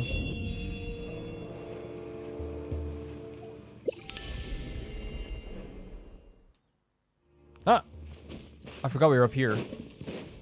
The water is very like dark green almost, right? Oh, that worked out. Wait, it didn't work out. So we have to put it down around here then. Right? Wait, no, around here. But it looks like it's already deactivated, right?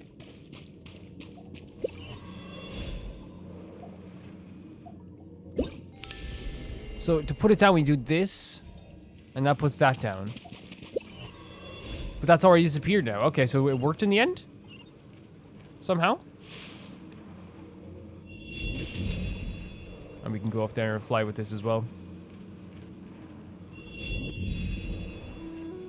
And then we have to redo this one as well.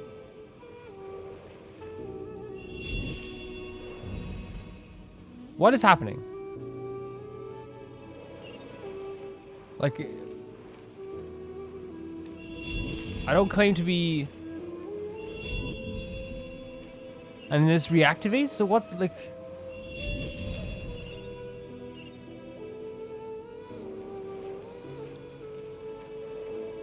Okay, I'm not sure. I'm not sure. We have a lot of stuff to do, so we'll move on from that for a second anyway. I'm not sure what the puzzle was supposed to be there because it kept reactivating. We're going to a whole new area here again. Holy hell. Man! They defy the energy's oozing out of that huge gap. It looks like a large tree stump down there too. The energy has come from, seems to be posing the ooze in the sky.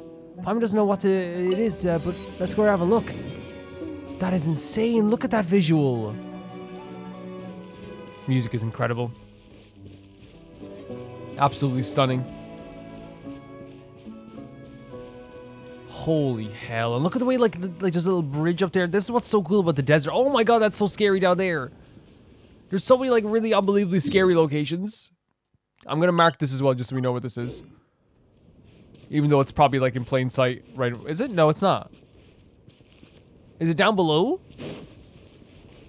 That is terrifying. Like, the misty, like, sandiness with all the smoke. Adventure time. It's very terrifying. What? There's so many new mechanics. A soul bell is the ancient artifact of the Order of Skeptics, which is made together with the Pari for the use of their trials meant to choose human heroes. If it used the Khvarena in its manufacture, and thus can be engraved with past memories. And we just have, oh, it's like testing us. Oh, very interesting. Like, and it's testing how fast we can do this. I actually think that's a really cool mechanic. Especially since we've been doing so many trials at this point. That is cheating. It may be. It may be cheating.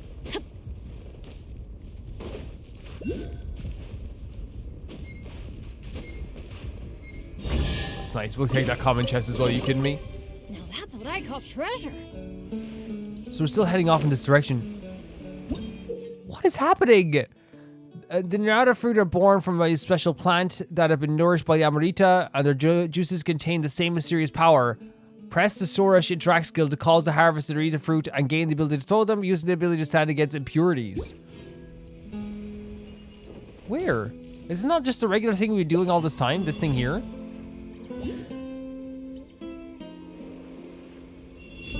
Like, what are we doing here? Where are you? Okay, they don't want me to follow it, I don't think. Where is it? There it is. Holy hell, there's a rift in the sky right above it. Yeah, there is. Oh my god. Okay, we'll take it. That is so, oh my god. I kind of want to come down from that perspective, but I think we're gonna go from here. Like, look at it. Holy hell, it's like stretching out. It's almost like the tree roots are like spreading across the land here, but like they're not like a part of the actual ground itself. And there's like water around it too. It's an unbelievably pretty space. Today. Oh crud! I jinxed it. Now it's bound to rain. If it rains, and there's Celestia in the distance as well. Celestia's in trouble if we ever make an airplane. Can you imagine that? Hey guys, I'm in an airplane. Okay, what are you gonna do with it? I think I'm flying to Inazuma. We can just take a boat to Inazuma. Yeah, but like I can fly. Oh my god. Can you hear this song as well?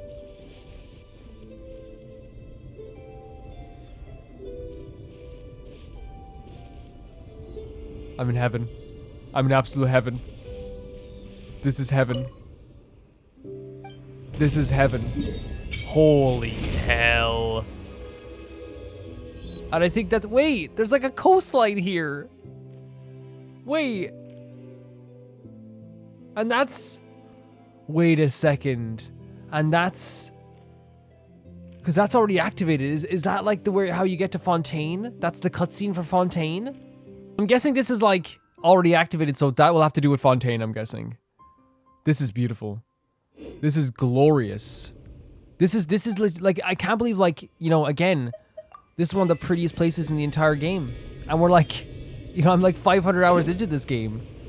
Oh, it's over here I have to look at. I guess they want to give us a view of it as we're going over here. I went too far.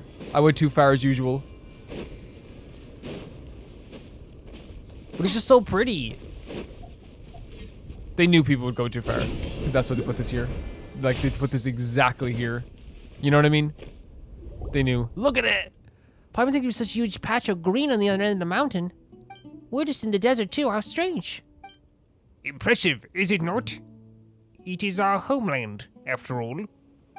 The homeland of the Pari? So there'll be lots of other beings like you there, right? You know what? Paimon's not all that keen on going. Oh, Paimon. Should you not be excited beyond words? And this big tree stump over there is like holding off the stuff oozing out of that big hole. That is the Harvest Potokum? Harvest Potokum? That sacred form of God that has granted us Pari life. It is not some large stump.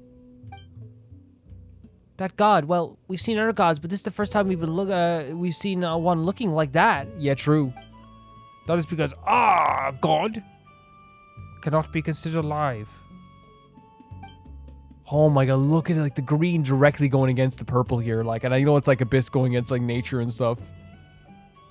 500 years ago, our great God gave all quell to the power of the disaster afflicting this place.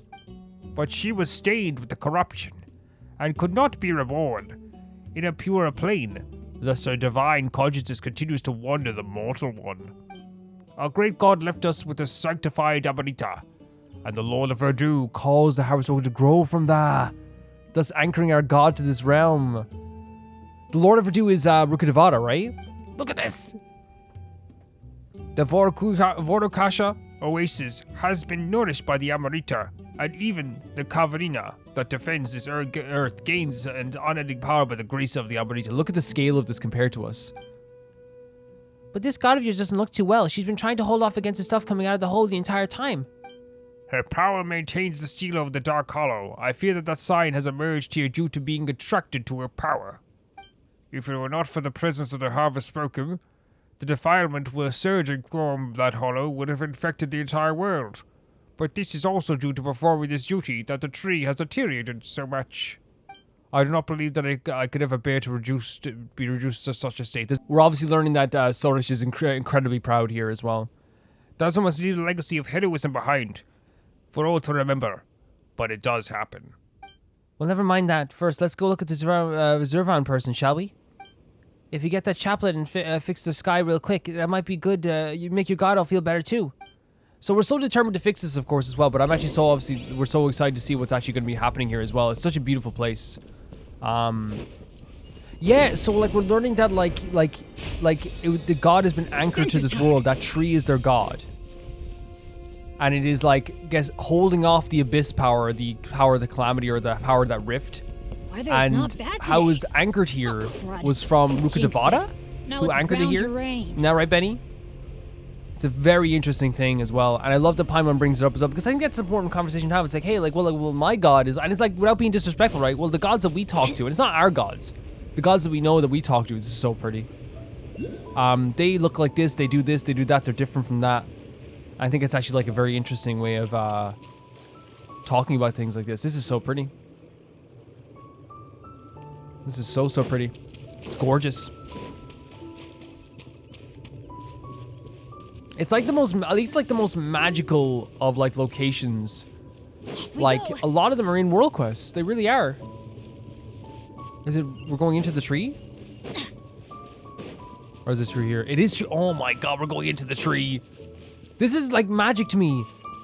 You guys know like this is the stuff that I love. You'll be able to see the elder once we get out of here. You aren't nervous, are you, Sorush? Oh my god, this is so pretty. Impossible, do not second guess me frivolously, pale floater. I'm sorry, but this is gorgeous. It's so pretty. Like, you guys know, like, I was always a big fan of, like Studio Ghibli or Ghibli, whatever way you want to pronounce it. And I've always been a big fan of, like, mythical and magical things. And this right here, like, what it just feels like is, like, one of the most magical places we've been in Genshin. That's saying so much. Like, it's saying so much. It's hard to describe how happy I am right now going through this area. Like, the colors are so beautiful. The trees are so pretty. Like, look at this. Like, it's not only just the pretty colors, it's the scale of everything. It's what everything is behind this as well. It's so pretty. Another teleport waypoint. Sumeru has been a magical land. Wait, are you the Elder? Are you the Elder? Oh my god! Look at them! What the hell? That's the Elder? Well, if it isn't Sorush. Such a rare guest. It has been a while, Elder Zurvan. Elder? Well, if you call me that, then you should follow Pari norms and cease consorting with those humans whose hearts are heavy with their ulterior motives. I haven't gone against our norms. I've already made contact with humanity to find a way to extinguish the Skyfire, just as the Divine Bear did.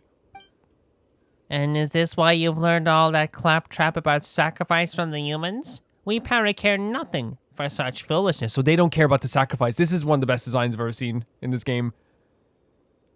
I mean this in a compliment way, like in the most complimentary way possible. This is like, you could put this as like the main villain of a platformer from like the early 2000s. I mean that in the biggest compliment possible. Like, it's so cool.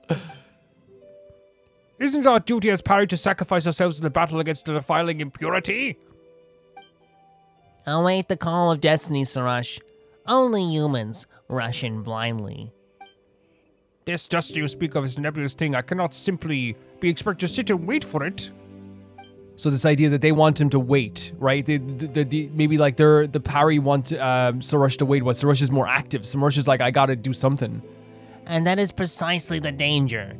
Chaplet you seek contains the highest authority over the Khvarena. In giving it to you, I may as well be handing the power of Khvarena over to those trustworthy humans. So they don't trust humans. We know that like there's like a little bit of a dissension here about this. Can you not just have more faith in me, Elder? You two look like you're being looks like we're being left out here, aren't we? And it seems like Sorush loses that cocky attitude of hers in front of Zurvan, huh? It's I mean it's a hierarchy thing sometimes as well. Perhaps she has other hidden facts to her person. Perhaps she's just fond of weird role play. But like I really do think that happens, right? Like if it's like if you work in like a supermarket, right? The assistant manager who maybe bosses you around a little bit is probably going to lose a lot of that like very, you know, that confidence when they're being bossed around by the manager, and that manager is going to lose confidence as soon as like the area manager comes in, and that area manager is going to lose confidence as soon as he's visited by like a board of director or something. You know what I mean? You get what I'm saying? Like it's like you will lose that confidence in terms of like the hierarchical scale sometimes. And those skeptics are all too happy to go along with her, huh? That's so funny. Paimon's like, oh, they like doing this, huh? Well then, little ones. You came with Sorush, yes? This is not a place that ordinary humans may visit lightly. Let me see. Well, you certainly aren't from the Order of Skeptics. You seem to be Outlanders, in fact.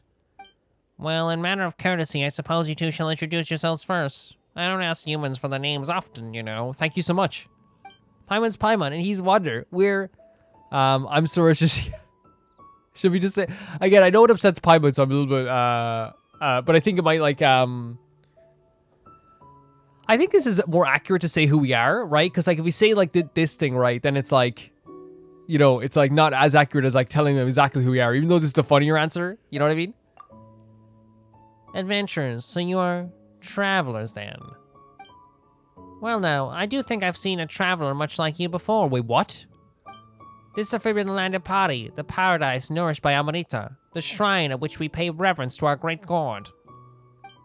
Only heroes who have forged bonds with the Pari and pilgrims who have come to genuflect before our god may enter. I shall take it that you are Sorush's companions then.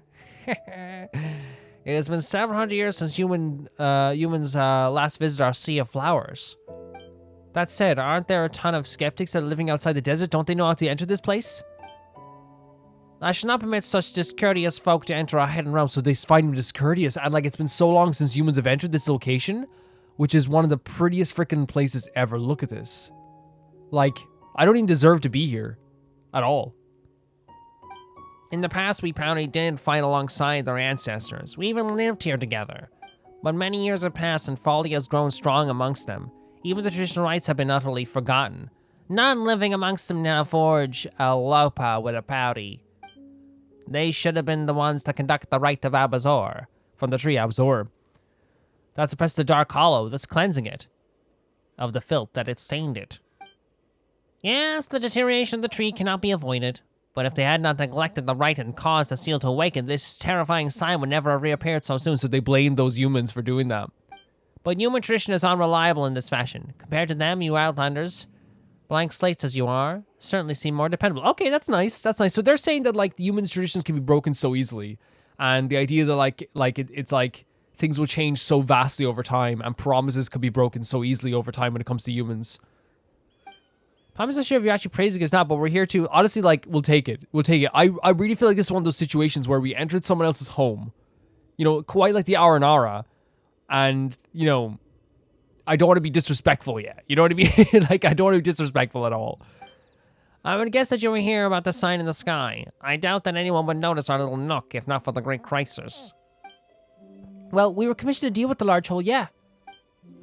Oh my. So this as I guessed. It seems that even after this short-lived race is as short-sighted as ever. Wow. So it's the idea that, hey, you humans aren't, you aren't on this planet longer than us, and it's similar to what like a Pep was saying in a way, you know what I mean, about like, you know, Nahida in a way. It's like, hey, like you haven't lived here that long, you know, you haven't been here that long. So it's not that way. Would you even need us, Pari, to act on your behalf? This music is so freaking good. It's so freaking good. Looks like the Pari just pretty nasty as a whole. So again, I think that it's like, oh my, I might have guessed it was seen after so long, the short-lived race is as short-sighted as ever. Still, if we're not that way, would you even need us, Pari, to act on your behalf?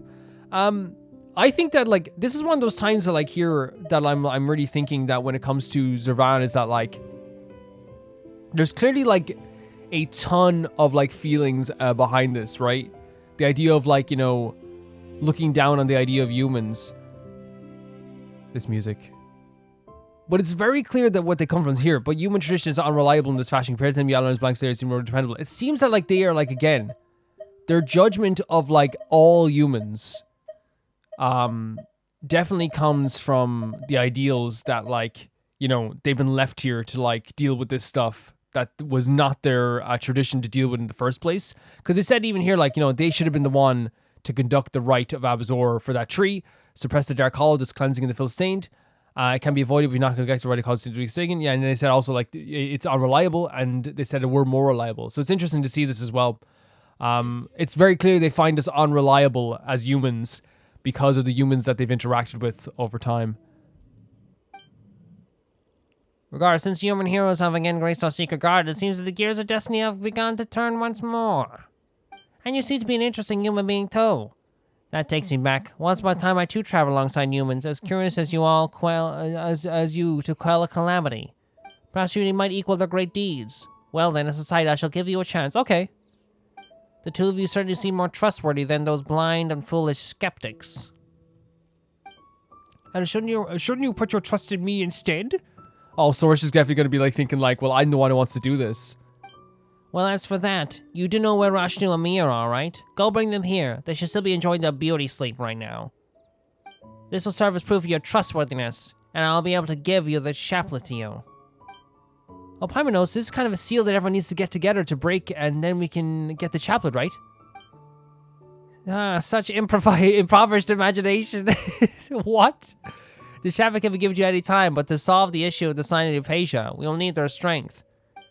Sorush alone will not be able to open the path through the Dark Hollow, not even with the chaplet. This perhaps is another example of the rule of three. Paimon doesn't even know what you're saying, but as long as we can get the chaplet, it's fine. Indeed, Wander and Paimon, do help Sorush out, alright? I don't need help. You're not very honest, Sorush, but since your elder said so, I guess you just gotta listen to us. Paimon is in heaven. Paimon is in heaven with this.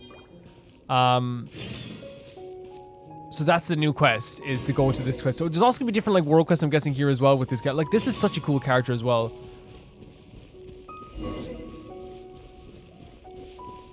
That is so cool. Did you see that, the idea that like this, he was like, Sorush, she was saying that like, that, let's get this Sealy as well.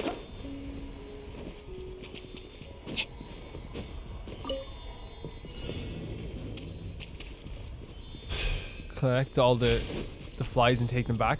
Yeah, she was saying that like we haven't convened for a long time. It kind of reminds me of the Ents, you know, in Lord of the Rings. The idea like we haven't even like gotten together like this for a long time, and maybe because there hasn't been any like human heroes, because that's what the actual supposed prophecy is supposed to be about, is like the idea that like a human and like the Pari would do this. Off we go. So I wonder if that is like why. It's a miracle. Where'd this Sealy go? Over here. I wonder if that is exactly why, right? They're like, okay, now we can convene again, and it's very clear that like Sorush is more active than where'd you go? Sorush is more active in like their pursuit of what they want to do, and like I feel like that's like a very interesting detail is the idea that there's one party who's like, you know, I don't want to wait for this like thing to happen. I feel like we have to do this ourselves. We have to be able to do this fast. We can't just rely on humans to do this all the time. But I do also like that, you know, we love like a prophecy. This is such a pretty place. Oh my god. We love a good prophecy. I think there's also like an interesting thing to think about when it comes to like the difference between like, you know, Treasure.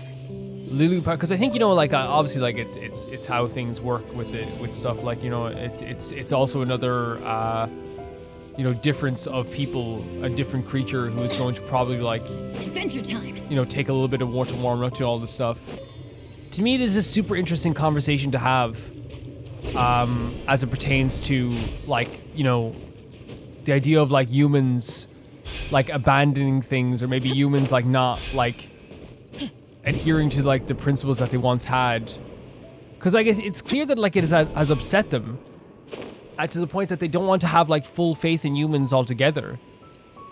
And I think that's like it's, you know, it's like very, very interesting, like, especially like even with the skeptics like not having faith in them completely. And I think that like, you know, goes like the reasoning for that is, you know, very clear, especially since they've had to deal with this for so long. But then like, you know, I also like think it's very interesting the fact that they see us as dependable. And I wonder if that is just because like we have for so long.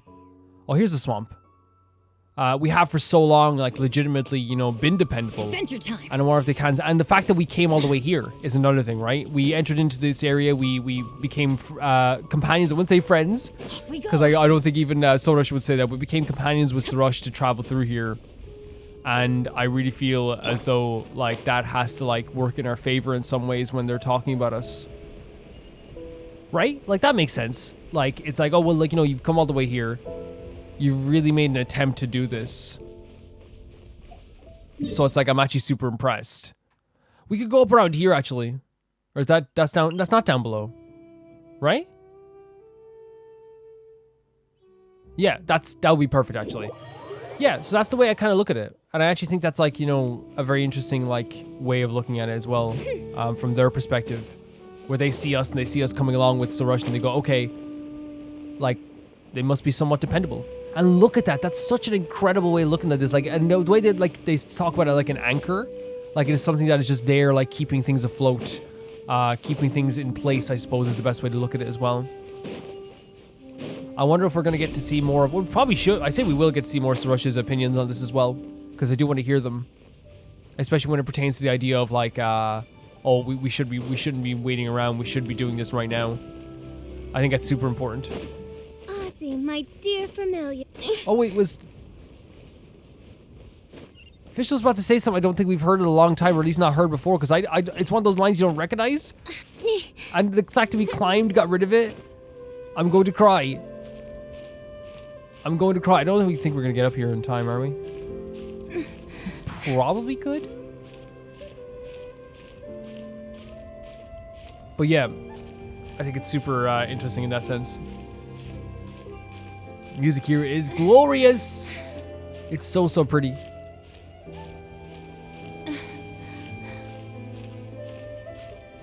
Such a pretty theme.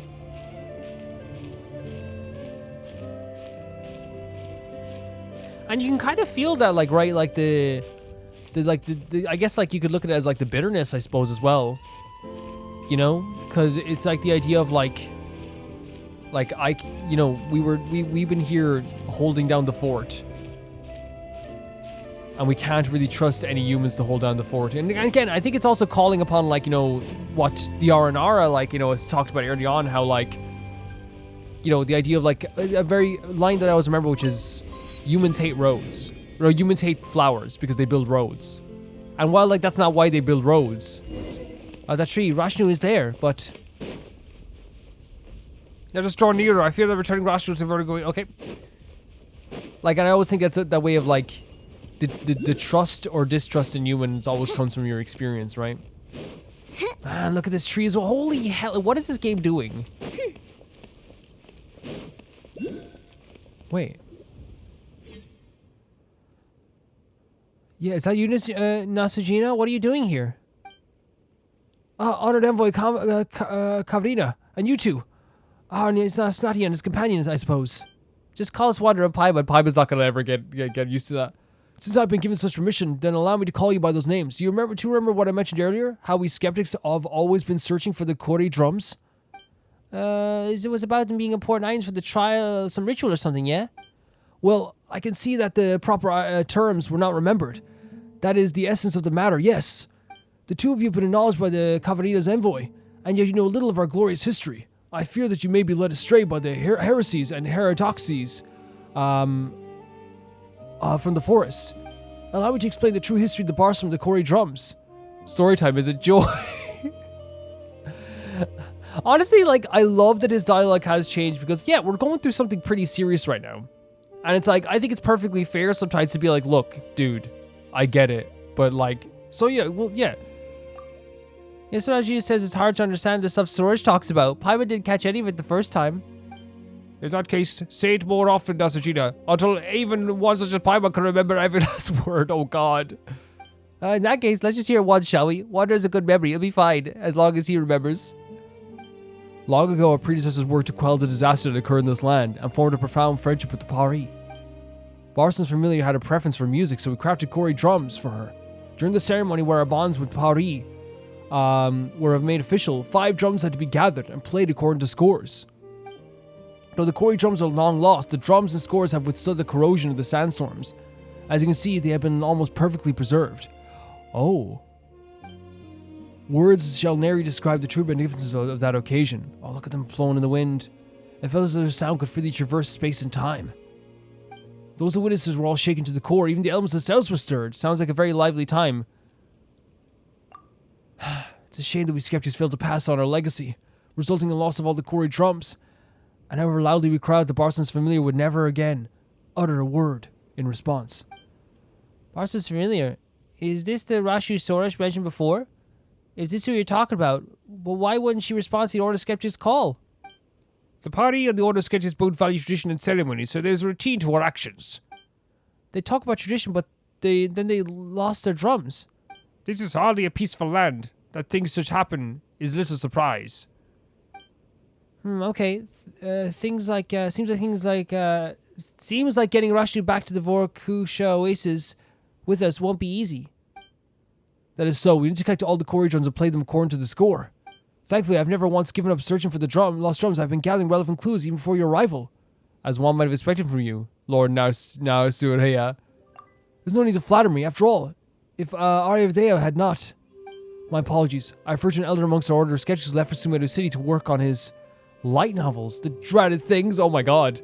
This heavy responsibility would not have fallen to me otherwise, so someone left the responsibility. So again, this is kind of what, like, again, a theme here of leaving responsibility to other people.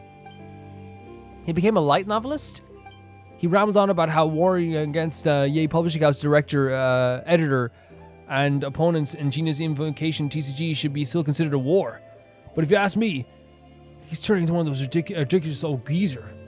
But he's still an elder who knows more about the heritage than I do, so I have to ask him for information regardless of any disagreements we might have. He's looking to answer any questions that don't have to do with light novels and card games, though. It took me three cold questions to receive a single reply. Anyway, it took me a great deal of effort just to gather clues about the Kori drums. Yeah, you knew clues, but Nasejuna, if you had the clues all along, why didn't you go look for the lost Kori drums yourself? That's an easy one to answer. Wanderer, it seems like you're not in possession of a vision. That's right, I'm not.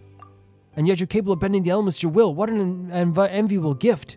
Unfortunately, I wasn't blessed with such a gift. There we go with the gift of the vision again. So it's good that you were here. I mean, we could save quite a lot of trouble for Lady Sorush with your help and otherwise. I would have to make other arrangements.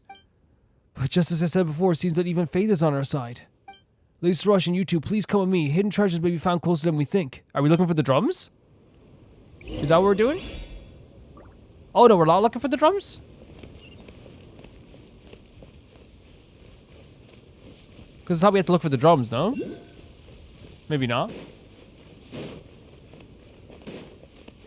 It's interesting though as well, like having characters like fully admit like, you know, the faults of like other humans as well, you know?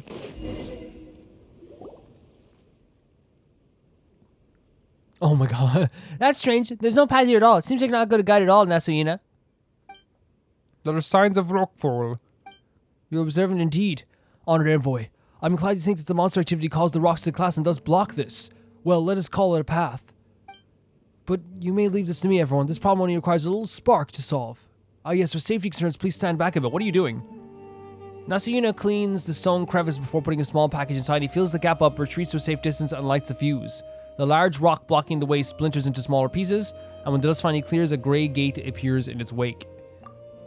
Well, that's it for the stubborn stones blocking the way. Wait, there's still a gate in the way. There's always another gate to go through.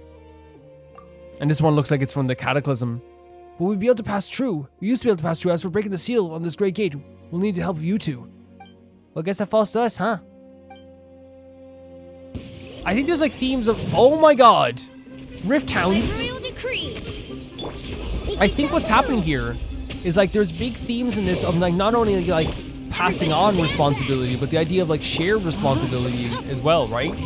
The idea of like Sorush like accepting us for who we are, and like maybe eventually, hopefully, wanting our help completely, not just because the Elder said so. I think that's such an interesting concept. But also like the concept of like how already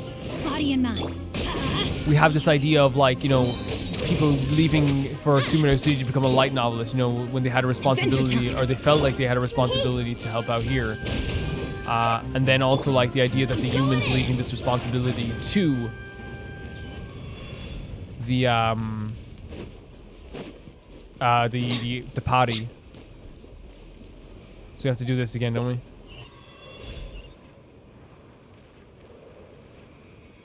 Oh no, it's us we have to pass it through, is it?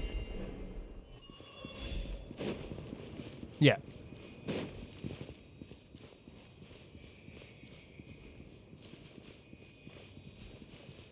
I just thought we were looking for the drums, that's all. That was my first, holy hell. There's a bell there as well, a training bell. There's something buried beneath the sandpiles here. How about we take a closer look? Do you want me to switch to an animal character? We can do that. We can definitely do that. We could switch to... Chow Baby.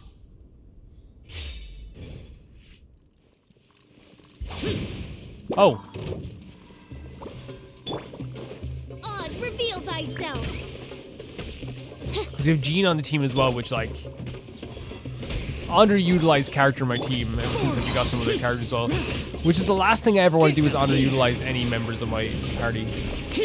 You can come over here, come on. Like, you can stop that. Come on.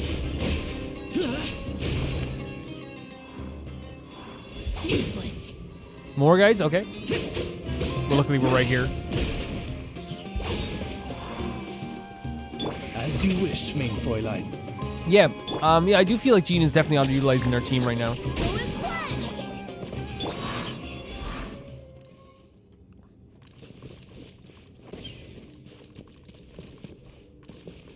What is this symbol over here as well?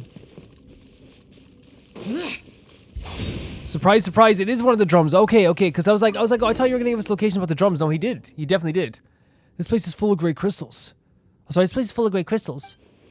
Nasejuna looks around a bit before collecting some scattered records and browsing through them.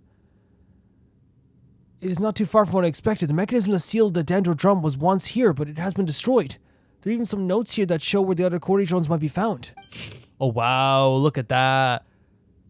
After scouring the lands for days, I finally found where the Kori Bant is. Alas, I lack the strength to retrieve them. As such, I will record the locations here. There's no detailed information on the key contents of the ritual. I have drawn the following inferences from a comprehensive review of the current body of research. Firstly, the element of the Koribantes matches the element recorded on the drum score. This is so obvious and requires only rudimentary understanding. Anemo and Jua drums do not exist. The reason for this merits further investigation. Okay. That's pretty interesting. So again, it's only in like, what we've seen is like, there's no Anemo or Geo drums. They just don't exist. Secondly, the meaning behind the notation. Notation may be divided into 3 categories: empty, half full, full. The hypothesis is that the musical notes refer to the 3 types of rhythms, namely pause, light, and heavy, when playing a drum. Thirdly, the order of reading. Unable to determine if the lost Kori drum is found, one can try to read it in the usual order, from which is left to right to bottom to top. As the elders put it, when the Kori drums were lost to a single light, the Order of Skeptics was overcome with great grief. Losing the drums meant losing the bridge that connects them to the bros and Barson's familiar, and from then on, the young were never again able to listen to her teachings. This is a grave incident indeed. Great efforts were made by all to search for the drums thereafter, but few gains were made during the obstruction posed by the defiled energies. According to the elders, this is one of the old locations.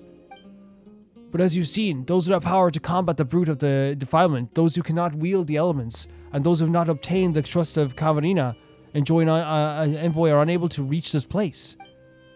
Arvidea also attempted to retrieve the Dendro drums here in his youth, but he did not succeed and has been silent about the matter since. A sense of responsibility, perhaps, or was it pride that closed his mouth? Another talk of responsibility. You know, when you said the Order of Sketches has a terrible relationship with the academia, Paimon thought that you'd all just stay here. Now that there's a big hole in the sky, never mind not coming back to help out. Don't you think it's kind of weird that he just over in Sumu City writing his novels and playing with cards? Perhaps he can achieve fantasies what he could not in reality. So maybe because of his failures, he wanted to like do something that he possibly could do? You mean writing the stories of his failures in the light novels but changing the ending? How is that supposed to solve a real problem? People need hope in their lives, even if it's not real. Yeah, the idea of like, you know, burying yourself in something that, you know, so you don't feel like you failed as much. Well, Paimon thinks that sticking together is our best chance of fixing the Sky problem. It concerns Sorush too, after all. You're concerned, Paimon is rather wasted on the distance, on one distance for so grand a sacrifice as I. So they're still like, I'm sacrificing myself. And we saw like their elder was like, hey, that's silly. Like, what are you doing? Or perhaps I say that evaluating the choices of fates and others itself, an overly prideful act. Paimon just... Wander, help me out here. Yeah. We're here to complete a mission. What else to say? I think that's the best thing to say to Paimon, because it's like Paimon is right to be upset. Of course, we don't want anyone disrespecting Paimon ever. And I feel like that's the best way to go about it, right? It's like, look, we're here to complete a mission right now. Shouldn't we be saying that we can't just let you be? I agree. No, Paimon's right. Because I guess it's like, I think that this means like, because the other option is the same anyway. We're saying we can't interfere anyway. But it's the same thing. Forgive my saying so, but such thoughts might be a bit unprofessional for adventurers and specialists. Regardless, now that we know where the Kori drums are specifically, we just need to retrieve them all. Although the trials there have been destroyed, that may not be the case in other places. Would not there shall be a little issue. Let us leave the task to you, Mightiness Nati. Yes, not. I cannot pronounce these words. There should be no issue to someone of his caliber, no? Of course, we're professionals, you know. In that case, you find the other Kori drums so long as you follow these notes. I'll leave the other two to you. Good luck. Right, Wander, remember the record drum scores on the stone walls? We'll definitely need them at some point. So we need to actually like find all the drum scores and all the drums. So let's go for, oh, they marked them. I thought we were gonna have to do some clues. They marked them. Thank you so much, game. You beautiful, beautiful game, you. Marking all the drum scores. So there's one over here. Up above a little bit higher. I guess not even, wait, no, there's one here as well. Should we get this one first?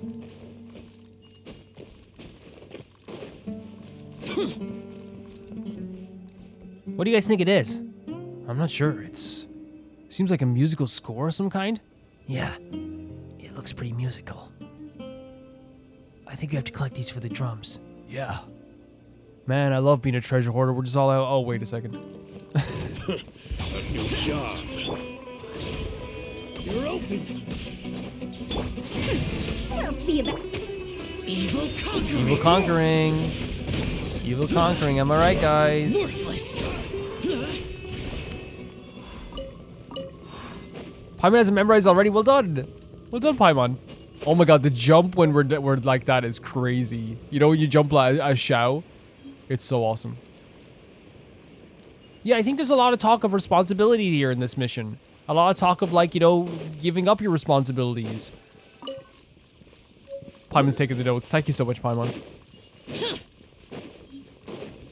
Yeah, and obviously, like I'll say it to like the cows come when we said it last time, we don't want like anyone disrespecting Paimon ever. right? Ever.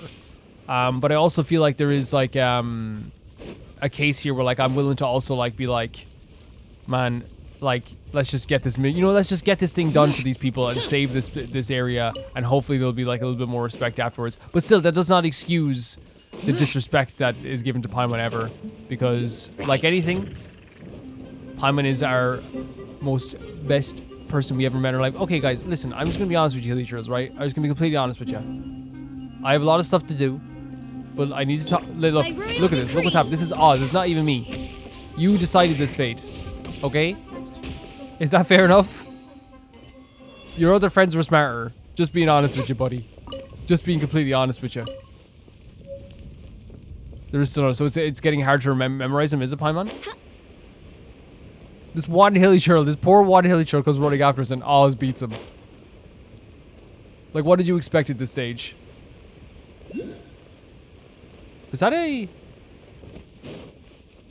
Fatui member?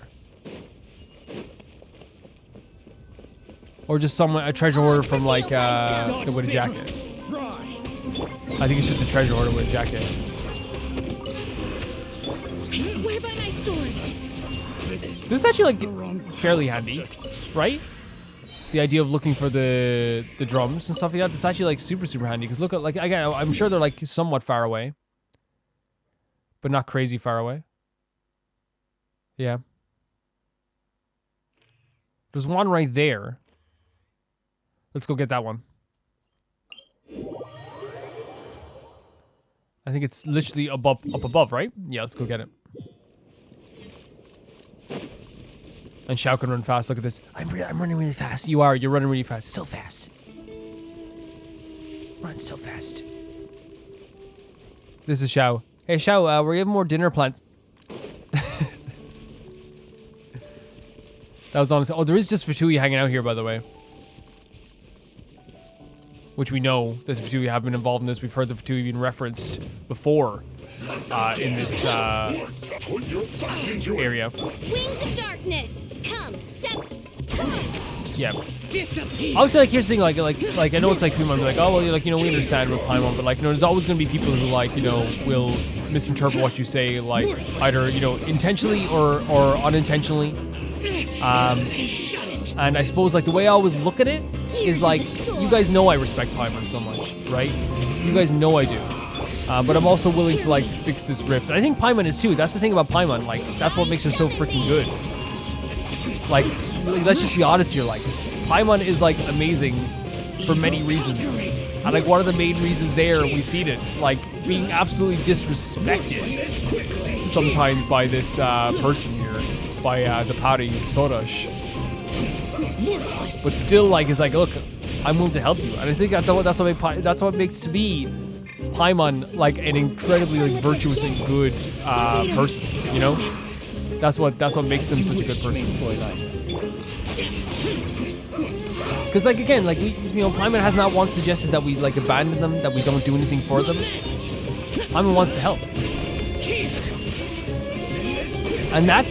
And that, guys, just to let you know, for anyone watching, that is true, like, being good, right? That is, like, true good. It's like, oh, yeah, this person doesn't like me. But still, I'm gonna help him, If we had Shao, this would be so freaking easy.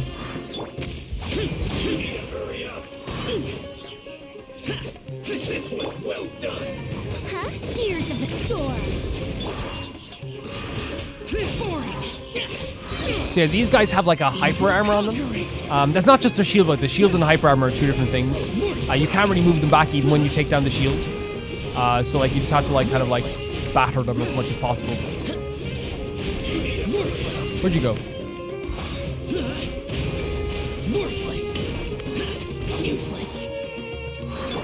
But like again, with Shao on the team, you know what I mean? This is like we might switch back to the heated team anyway because we're using them anyway. But like with Shao on the team, you're talking about like this takes 2 seconds. You know what I mean? This takes 2 seconds. The heated team, I think, for dealing with the Fatui, it's gonna be very, very good. Let's keep going.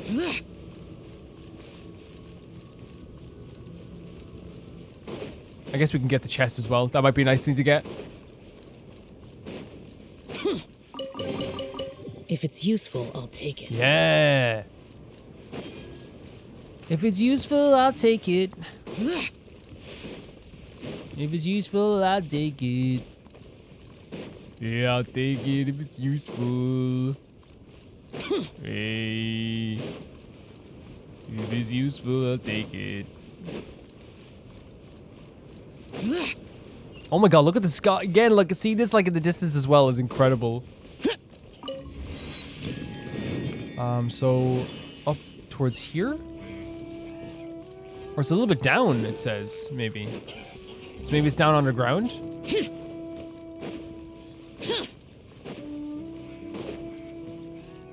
Maybe we can get around from over here. Oh, look at there they are again. Look there, look at them.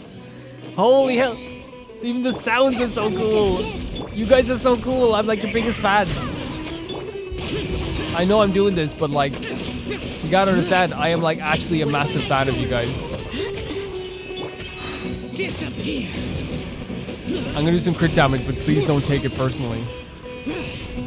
I might switch. I feel like the Nahida team is actually perfect for like this area. Can you guys come closer, please? No, we know your trick.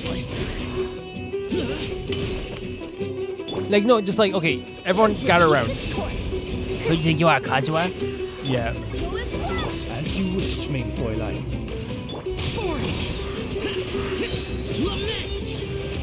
Worthless. Like obviously this is a bit of an animal creature as well, so Worthless. Here. you can die. Come on, you can do it. You can do it. That's so cruel. You could die. You could just die. They're like the coolest looking creatures ever, man. Like, didn't even know they existed. Now maybe actually, you know what? Now that I'm thinking about it, because I thought they like looked somewhat familiar. I want no, because if we saw them in any dungeon, right, or any like trial, we would have seen them. We would have like actually like seen them, right? Like we wouldn't have gotten a tutorial of them. Please do just die. What do you? Oh my God! It's not even that far of a drop. My royal. Oh, goodness gracious. Goodness gracious! I did not know Official was a goodness gracious person, to be honest. Cry out my illustrious name.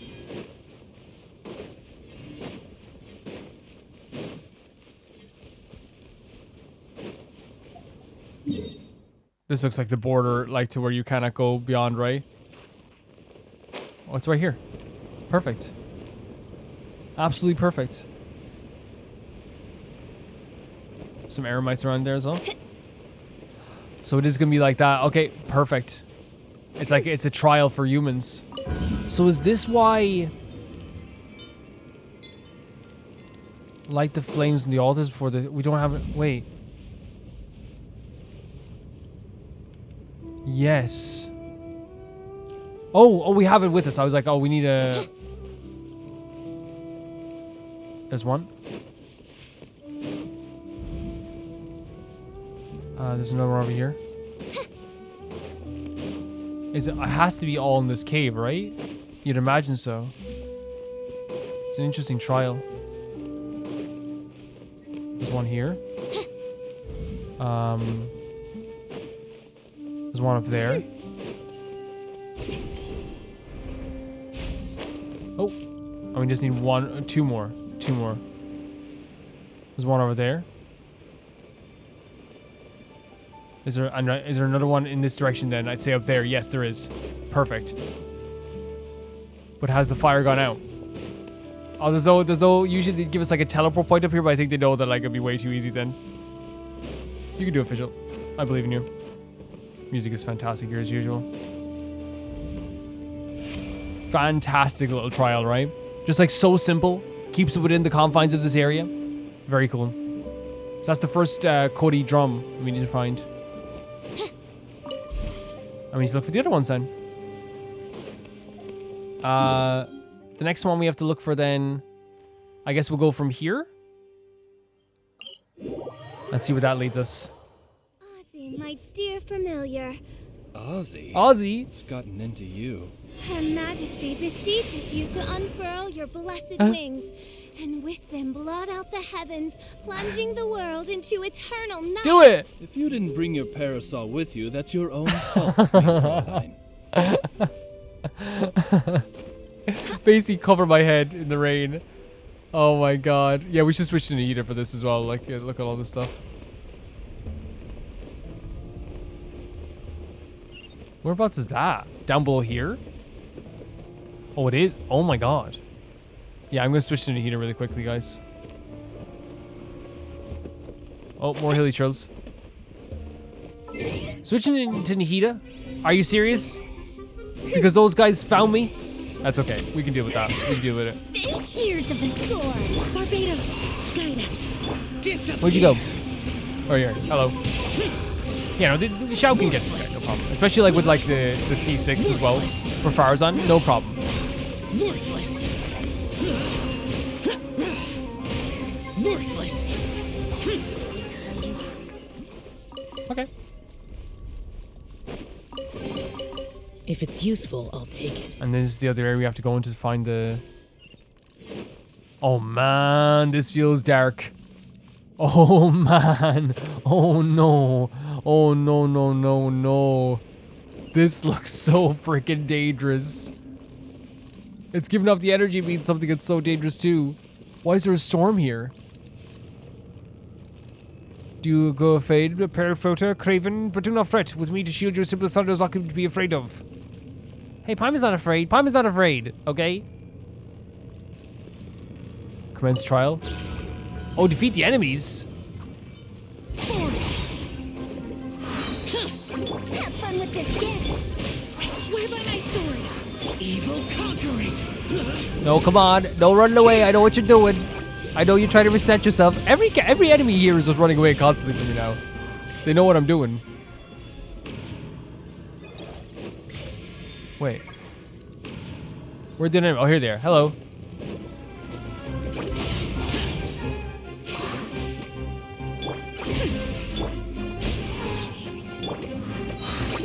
You know what I mean? Like it's. I feel like oh, I wanted to switch and press the button, but I actually just pressed the button there. Yeah. Sometimes you can't switch if you're on a crevice or you're like right beside an enemy. Sometimes I feel like. Worthless. But it doesn't matter anyway. Like look at this. We're actually doing pretty good. Like Shao in general is just a really good character. We can switch anyway and do this. Keeps its course. Barbados, guide us. Because look at that. It's still very, very good. Again, we could have switched to Nahida, but like honestly, everything turned out okay. Worthless.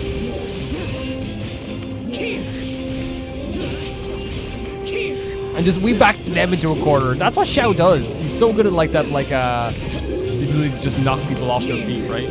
And back them into a corner. There's another drum.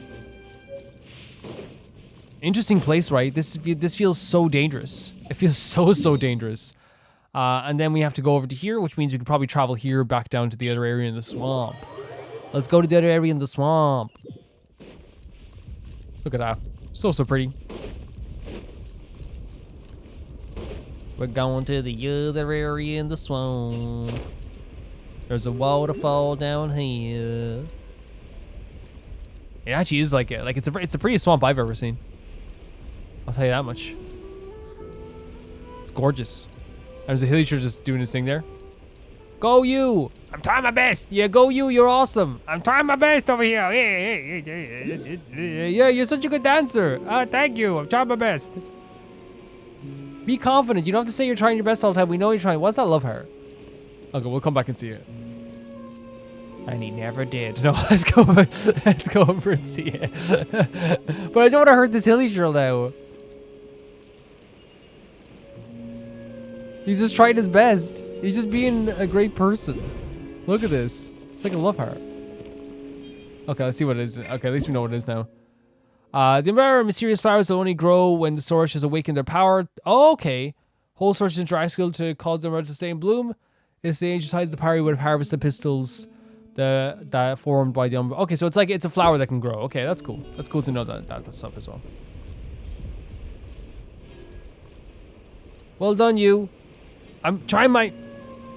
I'm doing very good. You're learning. You're learning. That was the test. You're learning. Listen, Hilly Shirl, I don't think you're gonna win in this dance competition. I've won at the regionals 12 years in a row, and you think you're gonna beat me? I gotta try, don't I? If I don't try, I won't know if I can win. Well, let's see what you can do. He's the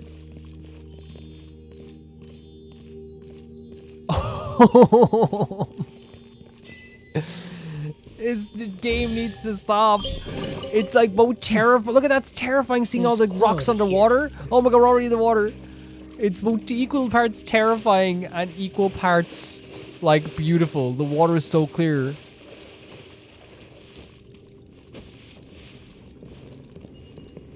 So what's this trial we gotta do now? We have to collect the 4 dendro leaf particles. Wait, that's it? Hold on a second. Is that all we have to do? Squall Fury. There's no way. Wait. Oh wait, there's other trials. Oh, it's just we have to do all of them. Because I was like, yeah, that's a bit weird. I have to go back into this one. The wind rises.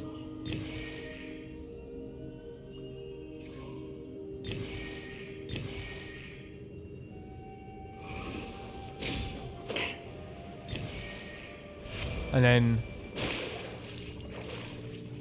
it'd be cool if we could do that in the water, right? I'd say patch that in. What do you say, Vaughn? Patch it in. Or don't. I don't care. You do care. Squall Fury. No, I really could not give a damn about you wanting to patch stuff into this game.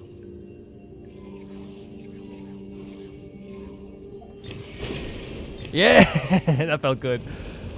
Man, that water is so pretty. That was so fun. Right? That was such a fun little mission. I'm getting this drum, guys. You little slimes can do what you want to do. That's all the drums found. What was Paimon saying? Sorry? That's fine. Okay, there's no time to lose. You must return to Barasum. Okay, yeah, return to them. Perfect. Interesting. So now we have all the drums. I wonder, like, are they gonna be able to use right now?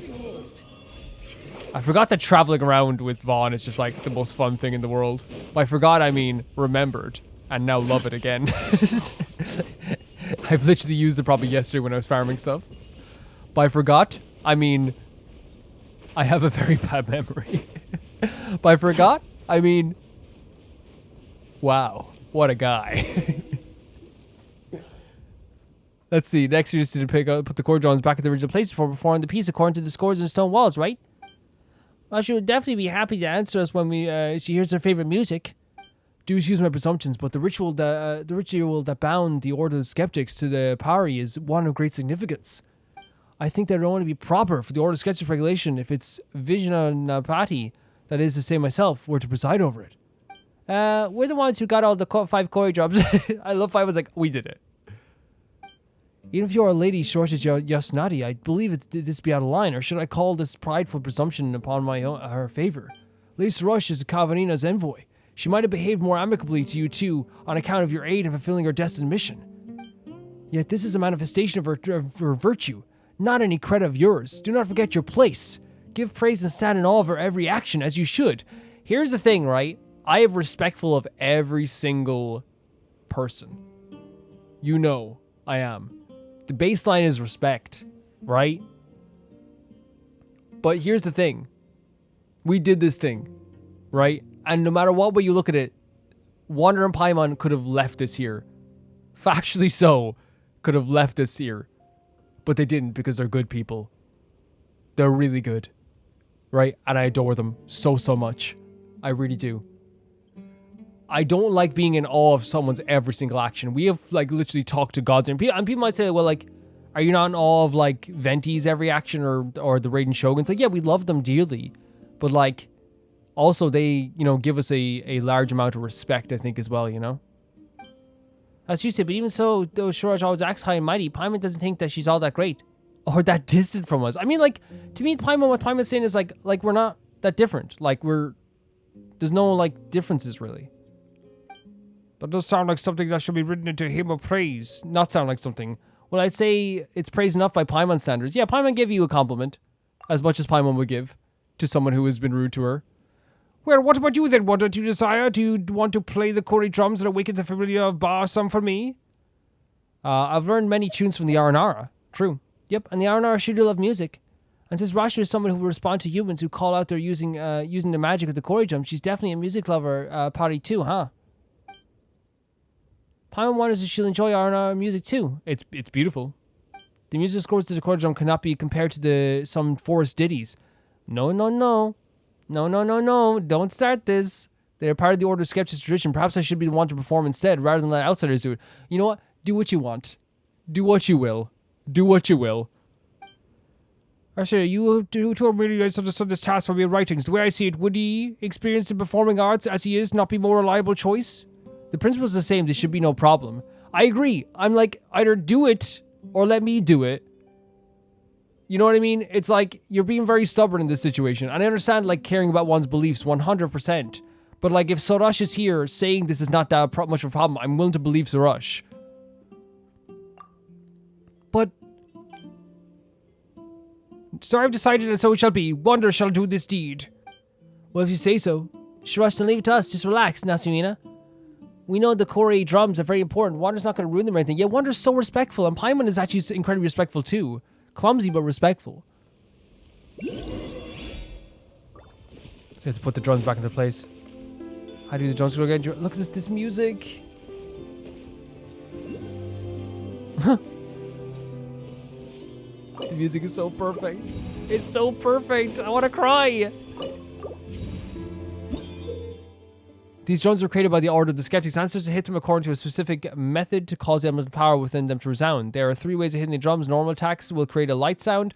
Plunging attacks will create a heavy one. Stay still to create a pause. Interesting.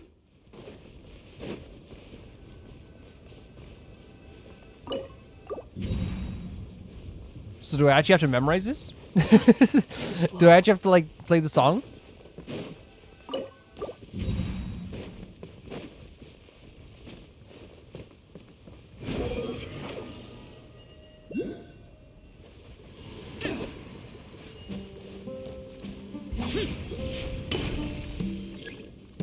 So that's it.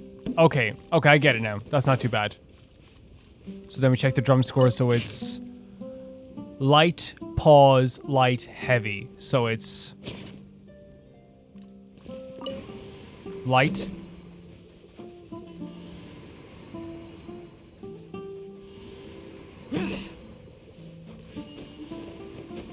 heavy. And they're very actually fair about like how like far away you can plunge this stuff, which is really cool. So the drum score is light, pause, light, heavy.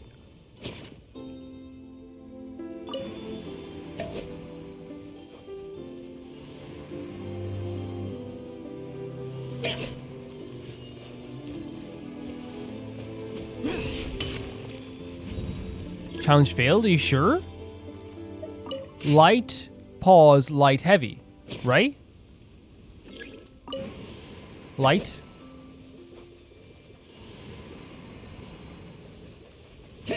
Oh no, I hit it twice. Oh my god, we can do this though, we can do this. Light, pause, light, heavy. Light. Pause. Light.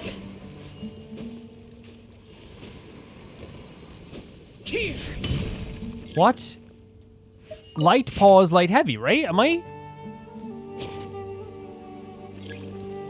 I know I'm getting this right?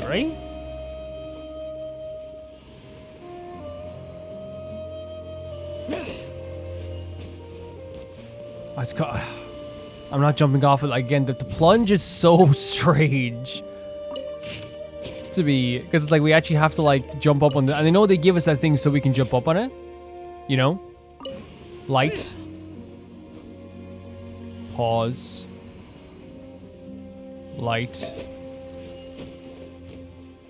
Worthless. There we go. Okay.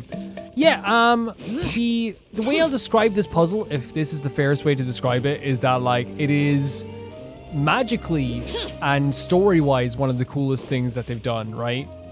Gameplay-wise, like, I'm just like, it's like, okay, it's cool, but I think, like, the plunging attack is a little bit... Maybe it's just because I'm bad at plunging attacks. So we have a light, heavy, pause, heavy. Oh, dear. Oh, dear. So you have a light... That doesn't count. Yeah. So light... Light... Heavy. Pause.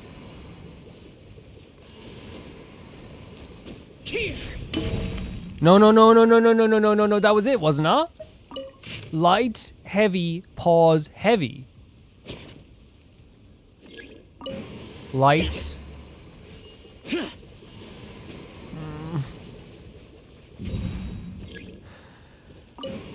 Light. Heavy. Pause. Wait, was that the pause or was that not? No, that was it. Oh, okay, we can do this. We can do this. Light. That was a heavy and I forgot. We can do this. Light. Worthless. Heavy. Pause. Great. Great, we did that one. Okay. About to lose my mind here. I didn't even check the score. Let's go. Light. What is the score? Light, light, light, heavy. This is the easiest one. 1. 2.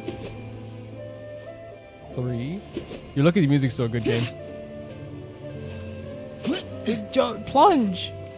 Plunge! Please! Plunge! Please! Please plunge! For me! Oh my god. Worthless. We did it! Please do the plunge. I beg of thee. Who do you wake up here? Oh my god, look at your little hat! The Barca's Villier has answered our call. She must be Rashnu. Don't she seems kind of tired though? Looks like you might need to help her out somehow. This is Rashu indeed, but perhaps we could have a nice meal? That's right, grub, meat, veggies, sweet, salty. Oh, that's what should we get? Ajihan, do Pari enjoy human food at all? Perhaps a repeated performance might do? So noisy. So sleepy. Paimon caught that might go differently. You know, like a moving reunion after so many years. Not gonna happen? You are Sorush. I recognize you. That's right. This is my Yespernati, Wonder, and his companion Paimon. And that is the Nasejuna of the Order of the Skeptics. The Skeptics? Yespernati. I do not wish to know about these human affairs. Humans on their drums are so noisy. I threw them in different places So I could sleep in peace. Wait, is this all a misunderstanding? Well, that's one huge misunderstanding when you say even Paimon doesn't do that. How? But our documents recorded this very clearly. Nor the latest source say anything against this. You must have slumbered too long here, Rashnu, muddling your memories of these affairs. Surely the scattering of the Koravites was meant to select those who might clear the trials. If this is just her hiding the drums, that is the most hilarious thing I've ever seen in my life, and I love it. With those who could not solve such a small problem, proving unfit to call themselves Yespernati. For how then would they aid me in my great word of extinguishing the Sign of Apaosha? The sign. I'm so tired, but it's not the time to sleep. Yes, you see, Wanda truly deserves the title of Yasunati. He has helped me immensely, but his help alone is not enough. Rashnu, I need yours as well. I get it. It was Zurvan who. She too approves of me, of course. All right, Rashnu, will you come to me to the Vourukasha Oasis? Well, it's not impossible. I love this design. Look at this. It's so cool. Barca's Villier, please wait. I have many queries regarding the Skeptics' traditions. Human business later, perhaps. The definition of a mood, right? Rosh would just be like, I hit the drums. That's human business. See you later.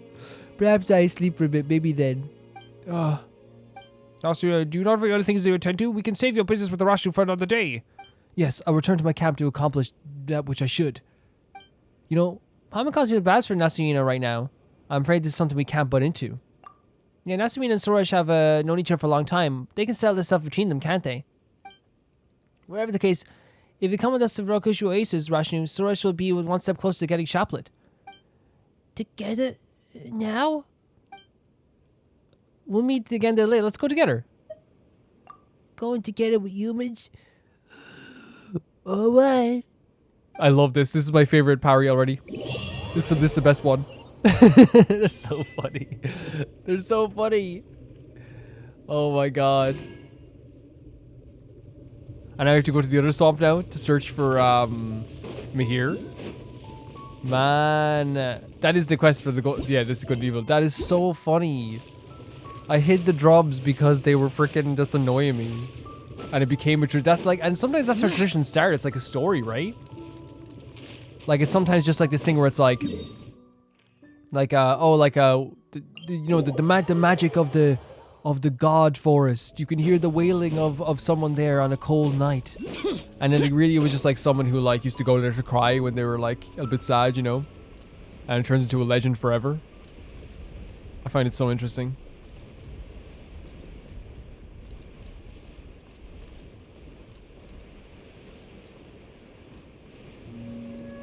Just drop down here to get this waypoint marker. Is that it? It is indeed.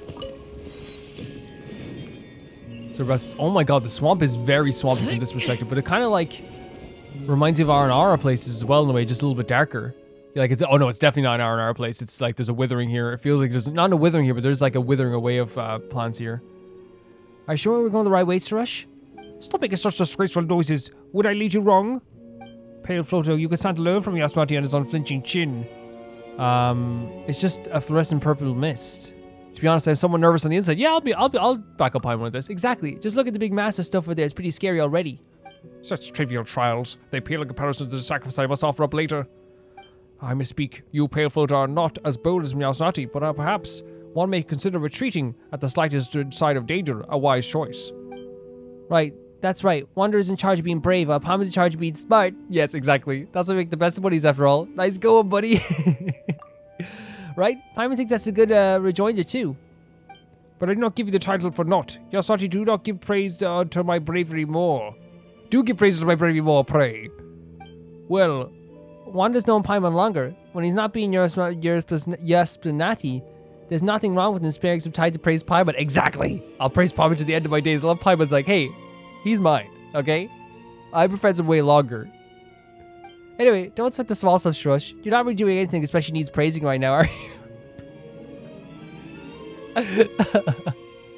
My great work is not for the present, but the future. Still this very moment, you are being given the privilege to witness where it all begins. Well, if you say so. Speaking of which, we're here to find... I love Paimon's like so like snarky sometimes with this stuff. Mihir, that foolish civilian of thorns. She must be suffering right now. Wait, is she trapped in there? Then we gotta save her. Again, Paimon just such a good bird. Look at this scene. The power puppet Miss Benita shares a source of the demons of the dev. Mihir's task should be able to keep such wicked powers from running rampant upon this earth. Under the Sign of Apaosha, the powers of the two forces warring here ebb and flow. We Pari should be dauntless, willing to fight till ourselves are torn to shreds, but Mihir? I shouldn't wonder if she searches for some way to protect herself even now, conducting some loathsome struggle. Wait, aren't you allies? Are you really gonna leave your fellow Pari to fate like that?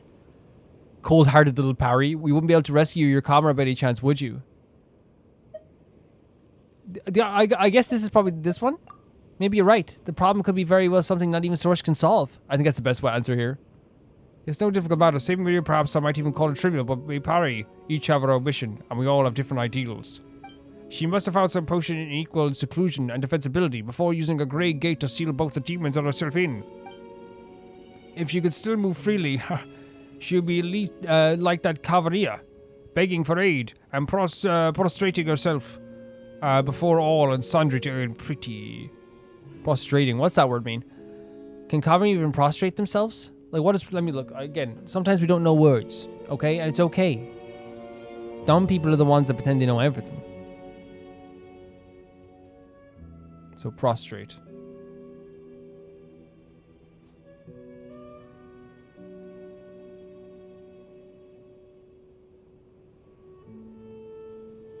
Oh, it's like to be completely helpless, I suppose.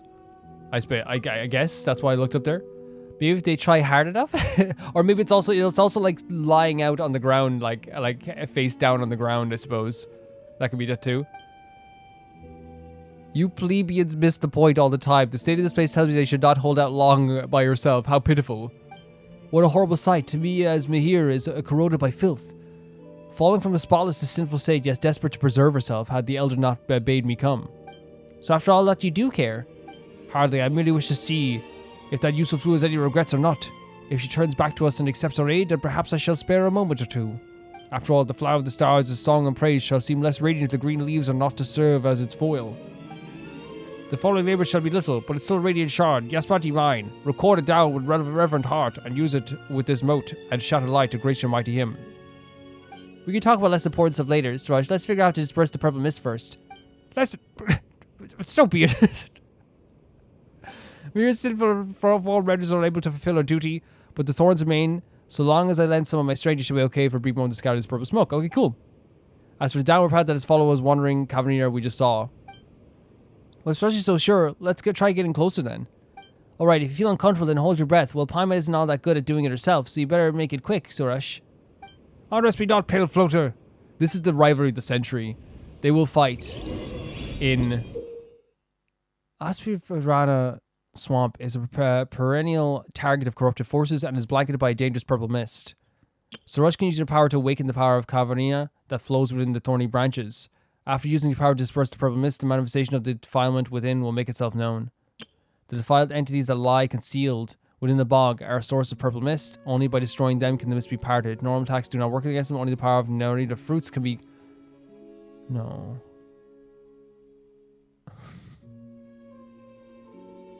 You mean I can't just kill them? Oh no. Oh no, guys. This might be trouble. This might be trouble for sure.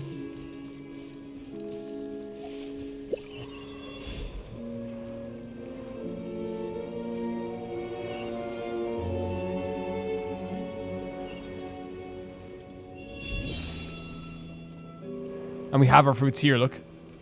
Okay, that's not too bad. We have our fruits.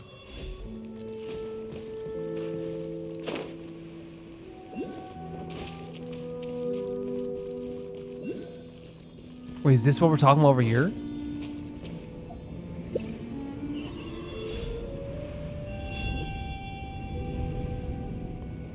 We have to recollect the fruits, I think. I think that's what we have to do. There's Seely's caught in here as well.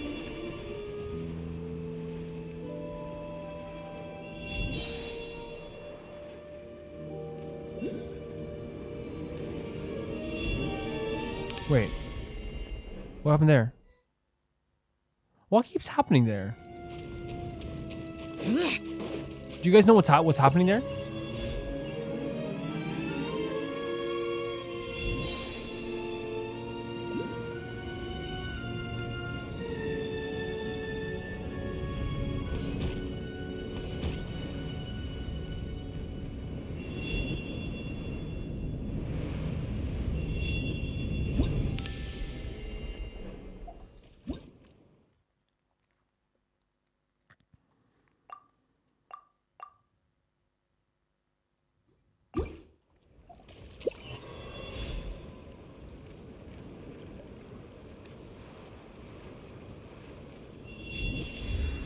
So we unlock that there.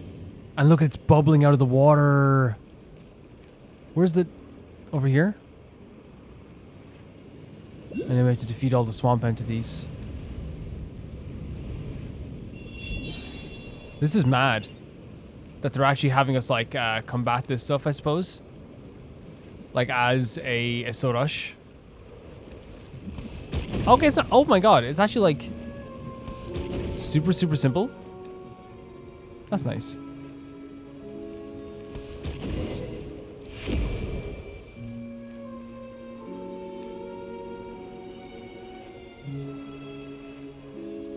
is that part of this quest? That's so weird. It's there's so many like different like things that happen, right, with these quests.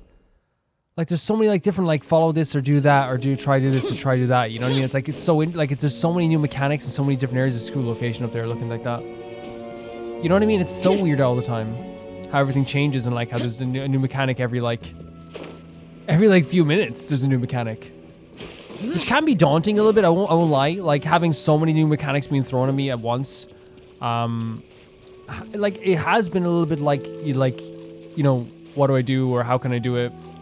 You know what I mean? And you see a new mechanic coming and like because there's so many in a row, so we have to get all of them together. I'm guessing. Does that make sense in what I'm saying? It feels as though like it's almost like there's like so many mechanics at once being given to us. Now, some people might like that. Like, I'm not always a massive fan of that idea of like having all these mechanics pushing us at once. Now, maybe they're mechanics we should have learned earlier in other missions and stuff like that. That's fair enough. But I also like, you know that like it's such a fun thing when you get a new mechanic and to have them all, you know, kind of all in one mission. So I guess we just like tried to do all of them, I guess, as much as we can at the very least. I did hear there was going to be puzzles. Like I knew this was coming, by the way. I'm not trying to say that like they're anyway like bad or anything like that. I just like, you know, think that like the mechanics maybe are coming at us like so quickly, maybe. And that's not like, you know, if you were into that, by the way, please let me know. And maybe like there is like other missions I should have done in between now and then that like should have been done that I didn't do. So now we have this situation where like I have to do these now, you know, in this order. That could be the case too. It's happened before.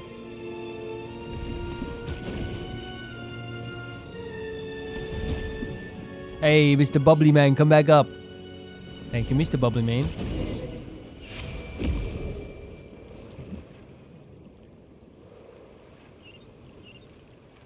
So now we can follow this floating thing again. Again, the way they're talking about here is that like they're pitiful. They're so pitiful. They're hiding in between this area here like this now. And like I wonder like what we didn't get the exact like the depiction of the last Pari that we talked to was definitely not what we thought it was going to be either. So I wonder if like this depiction is going to be different too. Yeah, I wonder if Mahir's not going to be exactly what we expect them to be. Why does he feel like Sorush is kind of unhappy? I don't think they like them. At all. I don't think they like the way they talk about Mahir. I don't think they like Mahir at all. We have to do another one of these, I'm guessing? Or is there... Oh, okay. No? Oh, wow. We do.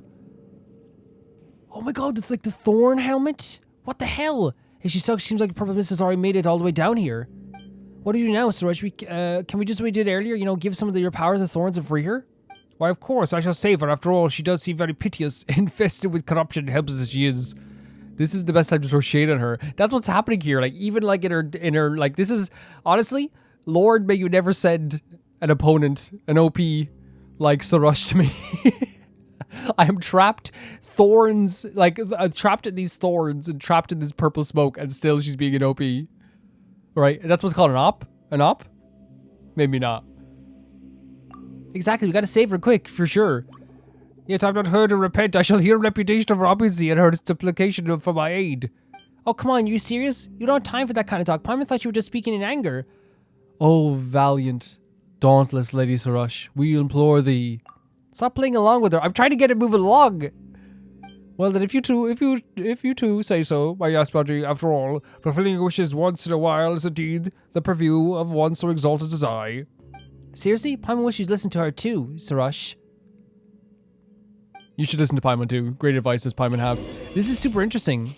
I just think just from the perspective of like so far we've had interactions with all these different Pari, and it seems that so far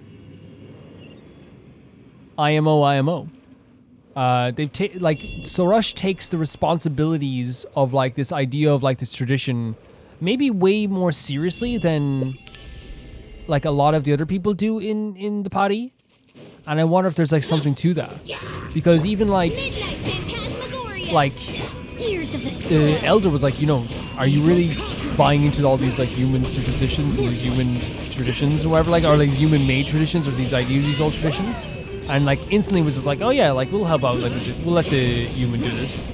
And then we met another Pari who was like, you know, hiding the drums, not like to make it like as a test for humans, like just hiding the drums away. So I wonder if there is a thing where like maybe like they're trying to say that like they're taking permission, they're taking like the tradition of this stuff way too. Oh, we just saved them just like that? That was so easy. What the hell? Maybe. Or maybe it's the idea of like, you know, because we have the idea of like responsibility and leaving so far, and like the idea of like what your responsibility should be. So maybe it's like there's just different tones to everyone's feelings on what's happening here. Because it seems like that is the way. Every single person we've talked to so far has a different like level of like dedication to what's happening here, an idea of what should happen here. Look at Sorush. Oh wow, Sorush, well done. This is such a cool design as well, Mahir. Maybe. Awesome. Are you alright, Mahir? Oh, sorry. Awesome, are you alright, Mahir? I was trying to do a voice with them. Well, I suppose she's alive, barely covered in sin and weakened to the extent that she may only defend herself. All thanks to you, great Lady Sorush. Good thing we arrived early and had you with us, Sorush. True. Sorush who took humans for companions. Sorush who lost... Oh no, this is an op as well. I used the word right, op. I shouldn't even be using it, but you know what I mean? Op, opponent. I feel like such a boomer whenever I'm like, is that the right word? Look at this. This is such a cool design as well, with like the scar on the eye. It's like there's some secret meaning behind her words. Do not get near her, lest the defilement that emanates from her touches you. Oh my god, there's a rivalry here. It seems she not only forgot a heart of gratitude, but has lost much of her intellect, or she would not use such baseless words to reproach me. Thank you, Sorush. If not for you and your companions, I would have needed much time to gather my strength. And even then, I'm unsure if I could have stood against the rising filth of my own. The sign of Apaosha could be seen all too clearly, even from the bottom of the valley, but thorns can only crawl upon the ground, never to reach the sky, not even the reflection of the skies on the earth. Of course, after all, I am the one who is destined to make the sacrifice and extinguish the sign. And I must add, Wanderer is no companion of mine, nor is Paimon. He is my Yasmati and willing instrument recording my great work. Sorush is number one Yasmati, that's me. I would call that description of a few degrees off reality. You know what? I kind of want to play along it a little bit and just be like, look, whatever. But I think as well, like, you know, I don't want to upset Paimon any more than Paimon is. That's right, we're companions, aren't we? Just saving me here is enough to complete what Zurvan asked us to do, right? I see. So you have something to request me of, Sorush. Oh, have your senses gnarled into thumbleweed during your imprisonment to depart in the Betrayal Mountains into the nameless dunes? These insults are so on another level. It is by my magnanimity that it is not remembering the past slights that Yasmati has been given leave to record your name within the hymn that sings my praises. Your sinful form stained with defilement should never otherwise have appeared within those stanzas. You should thank me here. If it's not for our elder, whatever, we do this to obtain. It's like, oh, whatever. We just obtained the twin-horned chaplet. For that reason, you must return with me to Vourukasha, Oasis. Speaking of which, Sorush, you keep talking about the stain with the defilement and this sinful form. What do you mean? It is the duty of us familiars to be the thorn to prevent the defilement. Oh, sorry, it's familiars of the thorn to prevent the defilement spreading across the earth and guard against its corrosion. But when we battle against the demons of Dev, injury is nigh unavoidable. Yeah, it is tough. Such a cool design. And if you had been shattered in battle with them, that might have been worth a song. But stained as you are, you can hardly be counted as one of us. Oh my god. Again, Sorush is like a generational, like, rival, right? Like, I would not want to have Sorush as my rival in any way, shape, or form. If not for my coming to your rescue, you would likely have continued some pathetic struggle here, till the world forgot you, and you utterly... Jesus Christ! Though the words the human has those are the words of the human that is befriending you, Sorush. He is no other human, he is the nourisher of the Order of Skeptics. Wait, hold on. Is she adopting the words of the Skeptics? So that's how it is. Sounds like a matter of wounded pride. That's why calling someone sinful because of that, Mihir, you poor thing. To do one's duty is not a pitiable act, nor is struggling to perform that duty for a while longer shameful. Never mind that matter of our elder. I have not fallen so low as to require your judgment. Rather, it is you who should thank me for rescuing you. Oh, come on, Sorush, stop yelling at an injured person. Well, Mihir was wounded in combat, so that counts, right? Exactly, yeah. It is all right, Sorush. We'll understand. Or she will never obtain the twin-horned chaplet from Zurvan. But as she says, my sinful form is unacceptable in the eyes of the Order Pari. I cannot return to the Vourukasha Oasis in the state. Merely perform a cleansing pilgrimage and it will be well. A cleansing pilgrimage? Will that take a long time? Will it be dangerous? I'm asking the real questions here. You don't need to be concerned as the details of Mihir's deeds. After all, there shall be a little room for her in the praises that shall be sung of me. She knows this road well, but in a weak and helpless state, where she'd be attacked along the way, I doubt there will be any left of her. What's point here is that there are things we find as long as we escort her. Don't worry, we're very experienced at this sort of thing. So we have to do a cleansing pilgrimage? Why didn't you help me here earlier, Sorush? Yeah, you could have done that, you would even out our help. It's my duty, not hers, to get to help here? Well, shouldn't you help each other out at times like these? Each party has their own mission, just like cleansing pilgrimage, we must undertake those tasks ourselves. Missions and duties all have someone they belong to, and we cannot allow others to take over completely. So it's the idea that, like, you know, you have to follow your duty. They take their duty very seriously. It's very, very cool to see. I swear by my sword. And it seems that, like, you know, Sorush has, like, you know, a problem with Mihir. And it seems Mihir is actually, like, a lot tougher than he was given credit for, because, like, they're not complaining. They're not, like, crying. They're extremely tough. So it seems that, like, the perception of who they are through Sorush's eyes and what the world is maybe through Sorush's eyes might not be, like, totally accurate all the time. Which, you know what, just makes him, like, a more realistic character, I suppose, as well.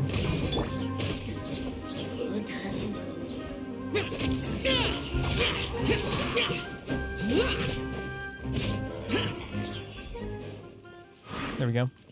I love the design on this party as well. It's very, very cool.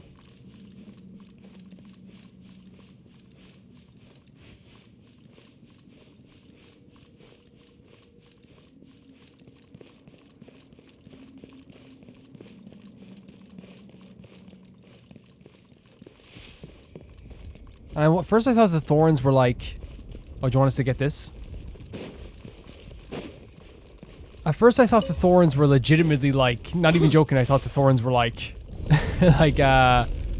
something wrong with them. But maybe they are. Maybe the thorns are like the thorn crown is something wrong with them. But I thought it was a design as well for a second there too. We're finding out here. We can see the harvest Bokum. And we can also see the sign of Apaosha. We almost relaxed as he managed to fix this crisis above. Exactly. That's true, but let's prioritize escorting Maria on a cleansing pilgrimage so she can regain her spotless form and return to her companion's side. But isn't it awful that she's been fighting all this time, but now she's injured, she can't even go back? One who clings to life and self-protection despite being filled with such filth is unworthy of the Astronauti's Chronicle. What are you saying, Sorush? Mihir has been fighting all by herself to fulfill her mission all this time. She's been very brave. Exactly, I agree. We should remember that she's done what she's done and praise her for it. I agree. Very tough. Only humans require such a thing as courage. We Pari have no need for it. Sorush speaks the truth. We Pari have known our purpose since birth, and we only live to serve that purpose. We do not require remembrance. Perhaps being forgotten might even be for the best. Interesting, like the complete opposite of the R&R of what they believe in about being forgotten and being remembered. But if the day comes when the nun mentions this again, then sure the entire must have been purged of all calamity. That's an interesting way to look at it, yeah. There'll be no more sacrifice to be sung on, there'll be no more sufferings to be remembered. I believe that that should be a wonderful day. Mihir. That day is yet distant. Not before I make a sacrifice I shall distinguish the side of Apaosha at least. Let us not waste daylight here. We should complete the cleansing pilgrimage as soon as possible. We should not allow this preamble to delay us, so I am the protagonist of this hymn. I alone. Thank you for walking this difficult path with me. I believe the road to hell should be smoother ahead. Would you like us to continue on together? Let's go together, yeah. That is also fine by me. Yeah, let's travel together. Why not? We're on the same journey, on the same path.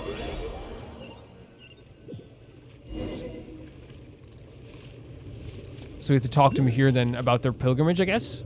Look at this! It's still so impressive when we look at it now, even.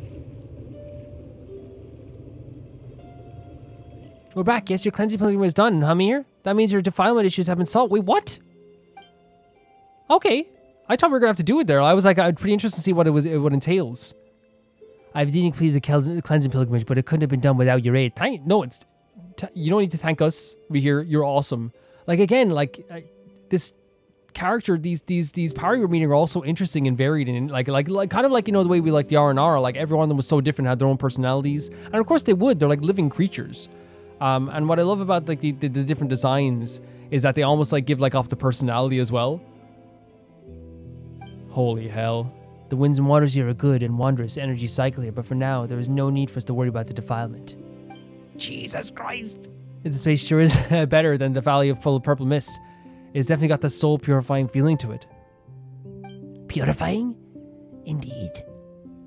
That was easier than Paimon thought. Now that Mahir is clear of this defilement, other Pari aren't going to reject her anymore, right? I'm glad the crown is part of their design because it looks awesome. You can finally take a rest after all the trouble you went through, Mahir. And Sorush is now closer to obtaining the Chaplet as well.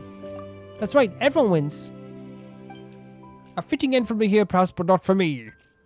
My endings will not be something so ordinary or peaceful, or as significant as you are, Pale Floater. They're trying to like constantly talk about this, right? And they they talk about the idea of fate amongst the Sorush. And first of all, I wanted to say that I know Paimon's not insignificant. We know Paimon's not insignificant. Without Paimon, this world would be gone. Without Paimon, a lot of like especially like with maybe not this world, but you know what I mean. Without Paimon, like a lot of the good deeds we did would not have been possible. And I 100% believe that. But yeah, like there's a lot of talk of duty here and the idea of responsibility and the idea of fate and what you're born to do, you know? So that's why probably they take so much, well, Paimon's not insignificant. Well, Paimon's not that heavy or anything either. Yeah, like Paimon, you are not, there's nothing wrong with you whatsoever. You are perfect. Do not worry about what this, Sorush says. Mine shall be glorious, radiant like that of the divine bird Samir. I shall split into the infinite motes of Khvarena, cleansing the world of its impurity. That which Mahir has done cannot be compared to what I shall yet accomplish. So it's like, hey, don't worry what Mahir did. Yet there was only one Samir, and there was only one Sorush. There's no need to imitate others. There has been a way, there has to be a way that doesn't involve sacrifice. Is that what Mahir is saying? It's like, hey, there's only one Sorush, there's only one Samir. You don't have to follow that path. My Unispati, it is clear that you do not understand Samir's greatness, nor do you rate the tragic vow and resolve as Pari as you should. You speak with empty words born with your wistfulness. My mind is made up, my heart is set. It will not be moved.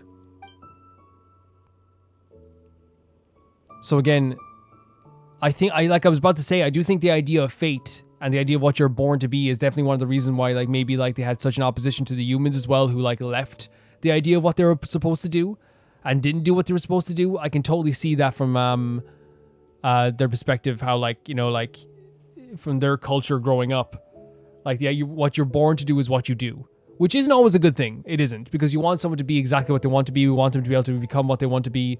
But then they look at humans who like are like skirting their responsibilities constantly, and it can be kind of be like, well, look, like that is to me just not good whatsoever. Paimon doesn't get Sorush at all. Why does she insist on sacrificing herself to deal with the sign? And why is she so cold to Mahir? Well, the way the things look right now, Mahir is the one with the deeds to her name. With the deeds. Oh yes, that's a great way of putting it. Mahir is the one who's already done something. Mahir is always the one that's already has accomplished their task, and Sorush's work is not yet complete. So what you're saying is Sorush hasn't done anything yet? If you think about it, Mahir has been doing her best to protect the lamb from corruption, but Sorush, I say she's pretty anxious about that, 100%. Paimon kind of gets it now. Sorush is worried that if we praise Mahir, we won't do the same for her afterwards, so she wants something even greater. It's a self-consciousness for sure. Oh, come on, isn't she just afraid of what Mahir will steal her, isn't she just afraid that Mahir will steal her Yaspadati, steal me? I mean, Mahir's pretty awesome. Mahir is pretty freaking cool. We gotta be honest. She doesn't need to worry about that. We're born flatterers, aren't we, Water? Yeah. Let Paimon think. Let's put 4 lines of praise for Sorush in the hymn or whatever she's always going on about. And 2 from Mahir. That way everyone wins. You know what's so funny about this? Again, this is why Paimon's such a good person. This idea of like, someone has been like incredibly rude to them this whole time, but they still choose to praise them immensely. You know what I mean? To me, that is like such a good trait in Paimon, and they're so good for doing that. You know what I mean? Like I have nothing but praise for Paimon in that sense. Look at me here. The sights and scenes of our races are always as they always were. They comfort you humans as well. Yes, of course. Yes, they're amazing. About Sorush, actually, yeah. Sorush is also doing almost to fill her duties as a Pari. Although her methods could use some refinement, she is dedicated to her duties. I'm sure you understand what I mean. Yeah, no, 100%. So obviously I'm taking breaks in between, like, recording sessions of this. And, like, every time I come back to this area, it is just one of the most beautiful, gorgeous, like, magical places I've ever seen. And now I have to talk to Zurvan, our little freaking Crash Bandicoot villain. Beautiful music. Well now, if it isn't Sorush and her Yasna party, you should have come back quickly. And while this might sound rude, you may have exceeded my expectations. Oh, thank you. No, we'll take it. We'll take it. Whether it be foolish me here or ignorant Rashnu, I have personally saved them and brought them back to our sea of flowers. So then when oh, look at the bird in the background. Is this a conversation I'm in? Look, is this, is this me? Hey, should I come back? Look, should I come? Do you guys should come back? Yeah. All right. Okay. I'll stay. Sorush is feeling a little bit like, self-conscious in themselves, so they're trying to make it seem like every single little achievement they have, they're trying to shatter from the rooftops. You'll see me in a different light now, I trust, Elder. Paimon thinks Mark can say that we saved them together. Want to put in tons of work too. You speak too much. I was planning to elevate you too, to the position of my Napati. But if you will be so petty, Pale Floater, it seems I must reconsider my decision. Oh, actually, never mind. Who wants to be your Yasnapati anyway? Now, it seems strange to say so, but I believe myself and Yasnapati be of the same root and stem, indivisible. So, like, his idea that, like, we are one. And just like the heroes of legends should have many helpers, Yasnapati's work shall also count for my glory. So everything we do will be their glory, okay. It also goes without saying that Pari who shall do such a supreme deed, as I will not peddle in the foolishness that is stealing another's credit. Therefore, Yasnapati, mine, feel free to add your deeds to the hymn, for thus shall my great deeds seem all the greater for it. By your leave, Grace. We're taking this a bit far, I think. Again, I do think that, like, it's not helping them to, like, because I feel like it's not going to help their self-conscious nature, right? We need to, bring them into maybe a bit of reality, and then talk about it, That's right. We're quite used to talking like this, Sorush. But Zurvan's right over there, looking at us like we're a bunch of idiots. Then let us not speak on things unrelated. Just as we agreed before, Elder, you can have give me the twin-horn chaplet now, yes? Well, we did, but I can't give you the chaplet. Oh. Wait, are you going back on your word? Now the chaplet is a symbol of Khvarena's recognition. How could it be given away to based on a private whims? Amidst the countless notes of Khvarena, created by the transformed divine bird, only we Pari have been blessed with the intelligence. It is thus that we are able to communicate with the remaining consciousness within the mother tree and guide the power of Khvarena. So, like, okay. That's why they're able to communicate. Okay, through the mother tree. But not all Pari may possess such authority. Only the Bloom Guards, those who prove worthy successors of Divine Bird's aspirations, and have the courage to see that wish through, may gain the chaplet, the crown that contains wisdom. Come then, pray along with me to the invisible Khvarena. If you have been acknowledged, then our God will grant you the chaplet herself. Zurvan recites the words of the ancient hymn, and Sorush joins her.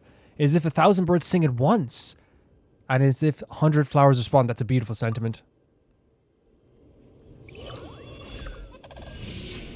Whoa. Whoa. You actually got a crown? Oh my god.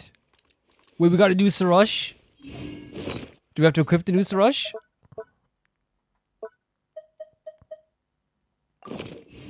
Whoa. Sorush, you look crazy. I wish Sorush wasn't so, like, rude to Paimon, because I feel like hopefully we'll get to the point where they're not so rude to Paimon, right? At least they're not like Lilupar, where they're like, prejudiced because of, like, someone, their race or whatever. And you could say, like, well, humans, like, as well, but I feel like in that stage, it's like, it's not like a... It's more of a disappointment towards what humans did, right? Oh, so the chaplet just grows out of your head. Well, This didn't go as we thought, but I guess you've got a twin-horned... Oh, you got the twin-horned chaplet now, Sorush. You look more reliable than before. It's actually really pretty. Of course I am. I'm destined to be Bloomguard after all. They kind of make me very sad, right? Because it is like you can tell how self-conscious they are, how in on their own thoughts they are, that they have to bring everyone down around them constantly. Now I need myself, offer myself as a sacrifice to extinguish the Sign of Apaosha. Still talking about the sacrifice thing. Are you... there you go, running our impression of you right away. Ruining. But since you got the chaplet, Sorush, now we can go find that great song Khvarena thing, right? I remembers Nasejuna saying that we need to collect we'll need to collect enough of those great songs if we want to perform the rite of his, and then we can pass through the darkness. But who knows which words can be relied on or not? That is the rite of Shinvat. Now it is Nasejuna you speak of, from the Order of the Skeptics. To think that any human remembers that rite. I thought it had been lost. I did once travel alongside the human heroes to cross the darkness through the rite, and cleanse the impurities tainting the mother tree. It looks like it wasn't a mistake then. But when that happened, I was the one who personally used the Khvarena to repair the seal that held the darkness at bay. Oh, really? Later, I was the one who fused the strongest Khvarena collected there into the 5 great songs, which I used to purify the land. So a lot of experience here. The skeptics should not have knowledge of the great songs' existence if they relied merely on their traditional records. Maybe Nasejuna is just that interested in researching documents. Maybe there are some documents he found elsewhere that you don't know about, Zurvan. That would make him all the more suspicious. As I understand it, there are indeed others who would be interested in the great songs. All the same with you, I believe there's such small matters should be no obstacle in any case. Shiraz has only just obtained the chaplet and cannot be collect enough Khvarena. If we just conduct the rite of Shinvat now, we'll need the power of the great songs. At the time, after I first scattered the monsters that had invaded our sea of flowers, the great songs were scattered across the land. Only one was hidden by me, within the waters of the Sinvada lake here, kept away for a future time of need.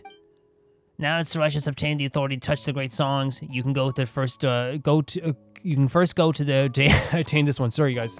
Lingering. As the rest, you shall have to seek themselves out yourself. Safeguard them well. Do not let them fall into the hands of suspicious people.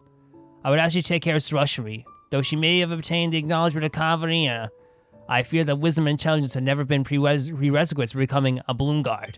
So it's like, hey, still look out for Sorush. Just because you have this ability and you have been graced with this, it doesn't mean that you are going to be the smartest person in the world. And like we could, relate that to how the humans see things. Just because you've been made a king, just because you've been made the boss of something, doesn't mean you're the smartest person in the freaking world, In here? Sorush is looking so different, by the way, with the new hat.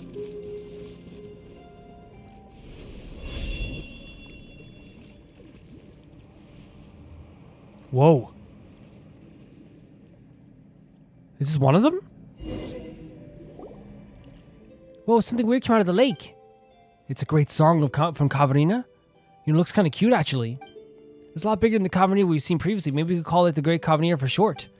I wouldn't think something this cute could be a good cleansing of the impurities, though. Well, Sorush is much the same. We've got another powerful cutie on our side, don't we? Vibod. Oh, and also Sorush. Pleases to hear those words are not, but I shall take it to you. I should take it that you praise my majesty nonetheless. See, this is the thing. So self-conscious. I 100% believe so in on themselves and so thinking about their deeds and how good they are that even when they get praise, they have to act like the praise isn't that important. So because it makes them feel less than that a praise, a bit of praise would make them feel so good, It's like if you ever said someone oh, your hair looks nice, and they go really? And you're like, who hurt you? Who hurt you that I just said this and this made you feel so freaking good? You know what I mean? That's what that always obsesses me when you see stuff like that, The great songs of Khvarena are a physical manifestation of Khvarena's might. Collected and fused by the first Pari within the flowery sea used to cleanse the land of impurity. The power of the Khvarena creates a barrier in its area. Only a Pari with the twin horn chaplet can touch them. Sorush with the chaplet may use her power to collect them. Okay. Very cool. So now Sorush can do this. I wonder if we just press this. But it's one great Khvarena down. I sometimes I go into Lily Par voice sometimes because I'm so used to like having this little thing floating around following us, but like I think Sorush is way better than Lily Par in my opinion. Because again, like I really feel like they are like more about the mistakes of humans, talking about the mistakes of humans rather than just like because like Blanket they trusted us almost immediately. Well, not trusted us, but they like accepted our help almost immediately. Same with the elder. And wait a moment, we don't know where the rest are, do we? No need to fret. I've already commanded Nasejuna to give him regard this matter. He already knows where the other four may be found. We need only have him guide us. Well, do you doubt my judgment? Well, Paimon just thinks that Nasejuna's documents aren't all that reliable. This is different from the matter of the drums. The locations of the great songs of Khvarena were not found by the constellation of the Skeptics traditions, but through Nasejuna's own painstaking studies.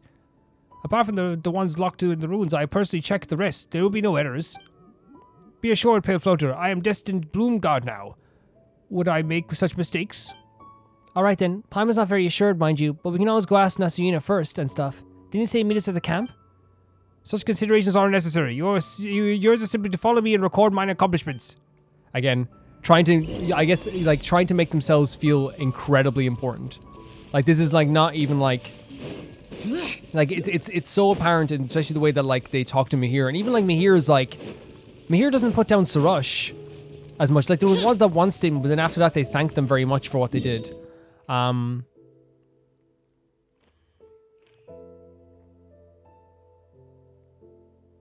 Here? There's clearly just like a feeling of like I have been told I feel like I'm less than because I haven't achieved my activities yet or my activities yet.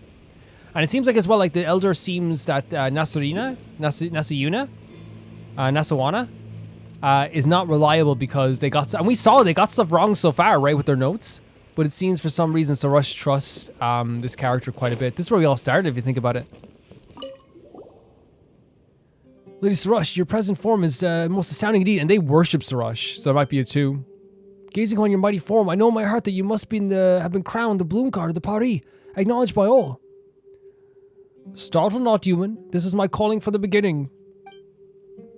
Of course, such majesty is not only to be expected of the honored envoy. One should obtain the great songs of Khvarena, I keep saying Khvarena, and extinguish the sign of the Apaosha. Indeed, your words are most suited to be inscribed in the hymns that shall be written in mine honor. Nasejuna is still his usual self. Paimon's not sure how to feel about this. Yes, Yasnapati, Paimon, you two deserve the thanks in the matter. Though your endeavors are not but afterglow of the envoy's mighty works, your labor in Lady Sorush's successful obtaining her crown shall not be voided. So hey, we're still gonna get some praise.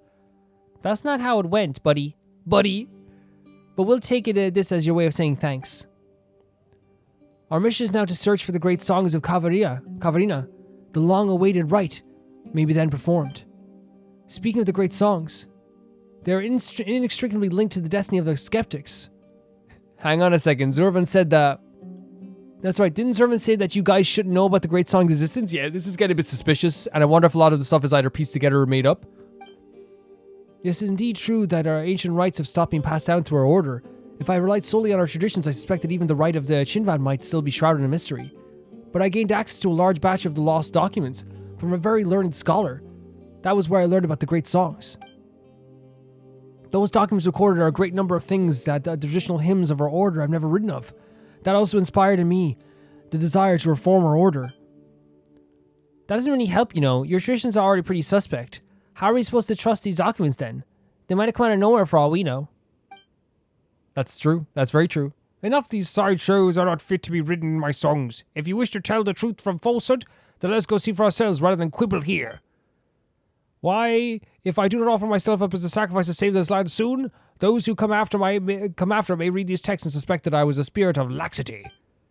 No, how could that be? I do not believe anyone holds such contempt of thoughts. Paimon thinks that you should want us to hurry up and collect those great Khvarena, Sorush. Wait, since when did Paimon become your translator? To think that you, Pale Floater, should understand my thoughts best. That's because, again, this whole thing of calling her a Pale Floater, right? And, it upsets me just because it upsets Paimon. But I genuinely believe that there's no actual, hate that comes from... maybe I'm wrong, but I don't think there's an actual, hatred that comes to Sorush. I think every single word that comes out of their mouth is trying to make themselves feel better about themselves. That's what I think. Since your command, great devil, allow me to lead the way. I seem to attain one great songs. Is it just as well that I've discovered the locations of the remaining 4? Although I've not been to those underground rooms myself, I'm as familiar with them as I am with this camp. This seems like an overstatement, but all right. Yeah, I'm so on the side of like being like a bit like weary about him at this point. Well, the great songs are items that I do desire to win, especially after all that effort. We'll not speak of unrelated matters. Come with me, everyone. So to look for the great songs this time. At least there's actual locations here as well. Yeah. So there's one up here in the swamp. So we can actually like transfer it over here. It's a very like the swamp is a very interesting location to me in general, and I think that's where we find, which like I wonder why like have all the, look at it in the dark as well. Like it looks a little bit like less appealing in the dark, but the water is still very swampy, which I kind of appreciate, you know? It's still keeping its like swampiness, I suppose. Yeah. I want to make it clear as well. I've said it a million times for this episode, but like just in case there's like anyone skimming, which there probably is because it's probably going to be a very long video.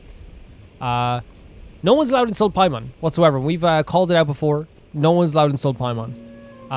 But like I said, I think many people have made fun of Paimon before. Look at Sorush here.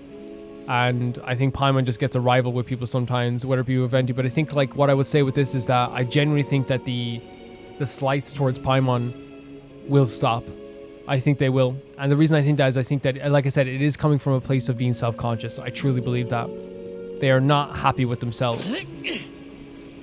And it's almost like a pity in a way. Like I pity them. Like I genuinely pity Sorush more than any other character. So like when other characters like are being so, like when Lydia Power was being rude to Paimon and Jet, it was like F you, right? But I really feel like in this sense, the nature that Sorush has comes from a place of like that, you know, Mihira's even seen that too, where it's like you haven't completed your accomplishments. You feel like you should be able to complete more than you did. Here's another mechanic. These strange seals had to be created through the Amarita's power, and after Sorush gains a twin-horn chaplet, she can use this power to temporarily dispel them. Hold Sorush's interact skill to cause her to stop in place, which should make it easier to progress. Okay.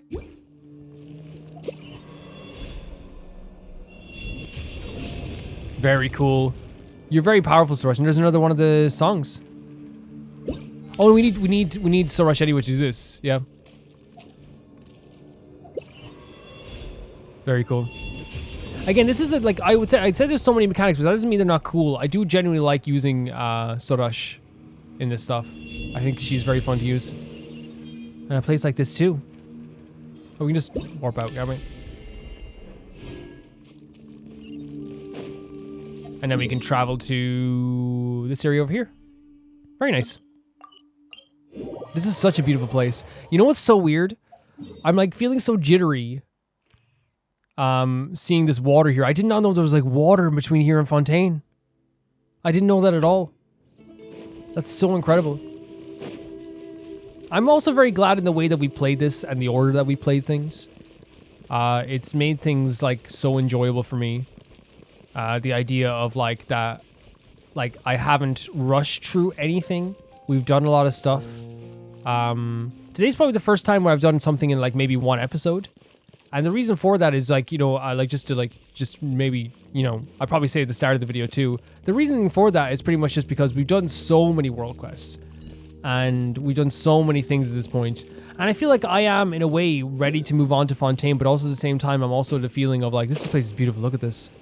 I'm also of the feeling that like, I also want to see this quest because people have said it's important. It's like elementals down here?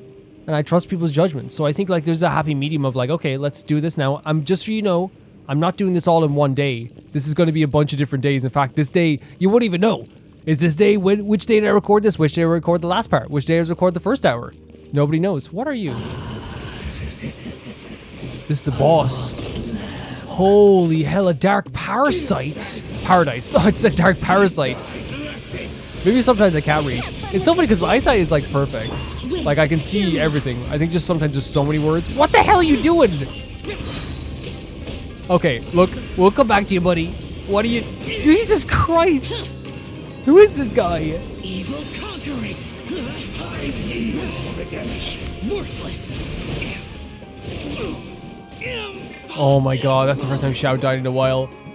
Look, we will come back to you, buddy. We will come back to you. Don't you worry. Don't you worry.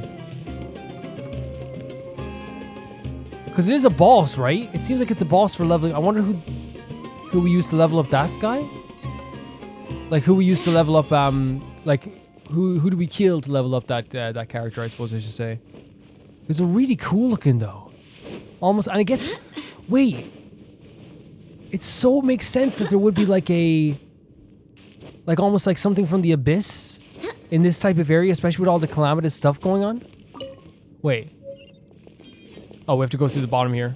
I thought that item was something like, and it's like 3 elementals in 1. Is it here we have to go through? Because usually these are doors, right? Maybe not. Oh, I see it. Yeah, that's my bad. We have to go up and around.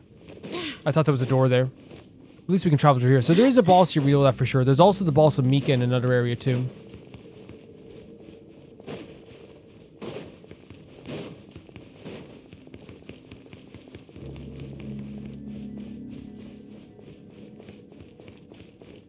We have to activate this as well, right? Because I saw a green thing along the way, I think. Yep, there it is. And we just follow it along, right? So cool. Again, like it's I'm becoming a little bit more used to it, but it was so creepy at first, and it still is kind of creepy when you see like the purple, you know, flowing through the rocks. Oh, nice. Thank you. I hope the others find some. Holy hell. We're back here. Wait. Oh, we could have come here this whole time. And just passed along here. I didn't realize that. That's fine though. Sometimes the journey is just as important.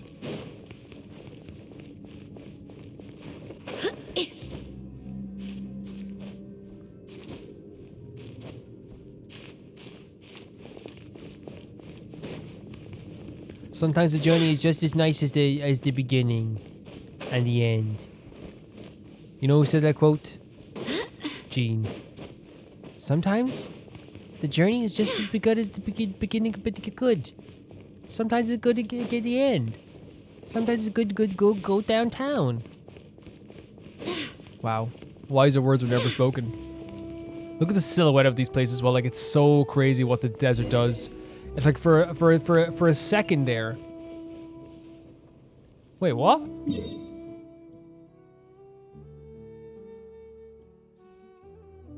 Wait. Wait, what? What's happening here?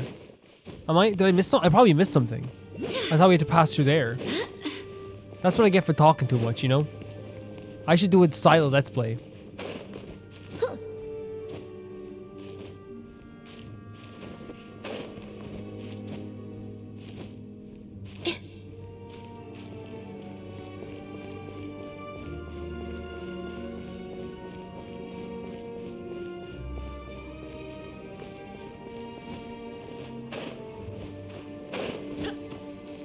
Would that be good? Did you hear that there? Was that good? Wait. And then down here? Wait, what? What is happening? I was down here 2 seconds ago.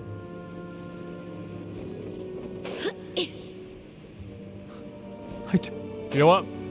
Don't even question it. Genshin, you give me so much that I'm not even gonna question it. You do what you wanna, honestly. Honestly, I'm like so grateful to Genshin for giving me like my 4th favorite game of all time. That I'm just like, you know what? Do what you want. Do what you need to do, Genshin. You know, like it's like you know that's the thing with like, great. You know when someone says like the great song Khvarena.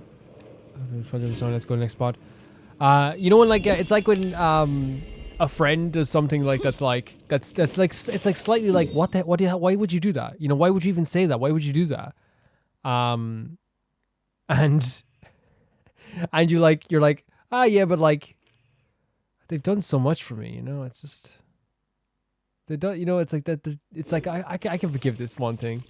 Wait, where's the other one? Oh, it's here. Okay. So I guess we travel to here. You know what I mean? Well, I guess that's probably a bad example because you should always hold your friends accountable for stuff that they do. But I mean more just like say like they dropped a cigarette ash on your leg or your favorite pants and you're like, look, it's like yeah, okay, like I could get super angry, but honestly, like you've helped me out so much. Like you drove me to the airport stuff and things like that. You know what I mean? You know what I mean? You've done so much for me for that.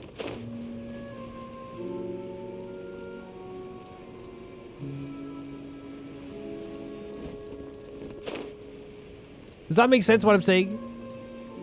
Which is why people might be like, you know, you're very positive when it comes to Genshin, and even in like, you know, parts that maybe not be the best in the world, like maybe some like nitpicky parts. And the reason I just don't like I don't like nitpicking games in general because I feel like it doesn't add to the conversation whatsoever. But anything that I have had genuine like issues with as well, like if there's something I can get past, I always do. If you get what I'm saying, it's like. If like and that's a perfect example where it's like, why did that quest marker change? Like those little type of things. I'm like, it's like, who cares? You know, who gives a damn? Genshin's giving me so much. You can be a little weird sometimes, Genshin. Do little weirdo things sometimes. Like you are one of the greatest games ever created. You know, do your weird stuff. Wait. What is that? It's a doorway? What? What? This is technology. This is technology. Behold, the moment of destiny is at hand. Destiny? What do you mean? It's just a normal mechanical door. Normal? I mean to say that as long as we open this mechanical door, we'll gain access to the runes. This is my first time entering the Yeah, the Katheryne runes. Oh god. You sound so confident earlier that Paimon thought you must explore loads of runes. And we have explored a lot of these. Well, I can claim to have personally explored them, but with this copy of Renee's investigation notes, written as it is by an excellent scholar of ancient histories, it is as though I were there in the flesh. Renee's investigation notes. Have you never heard of it? I thought I was the only one sequestered in the distant desert such as I would not have heard such a brilliant scholar. Those notes contain a lot of records left by people in the Dari. According to the author, he wants to discover the knowledge that surpasses mortals in these runes. This sounds hard to believe by the moment. I love how Paimon takes the lead in this because she is such a smart person. Like she is, like, legitimately smart, and so taking the lead in this being like, hey, this is not totally believable, I love it. Leaving that aside for the moment, now that we have these notes, entering the Darian runes should be a simple matter. If you don't believe me, let's test this. For example, if we'd like to open this device. Oh, there we go. Turn the gears that all three types of runes are displayed. Ensure that the square rune is connected to the triangular rune at the bottom without changing said triangle. Simply do as I instruct as we find. They're very basic instructions though, right? So, rotate this device to change the cipher displayed on it. When the cipher is correctly displayed, the device will be unlocked. Should we get the actual, like, information again just to read it? Turn the gears as such that all three types of runes are displayed. Ensure that the square runes is connected to the triangular rune at the bottom without changing said triangle. Okay. So you have to make sure the square and the middle one is a square.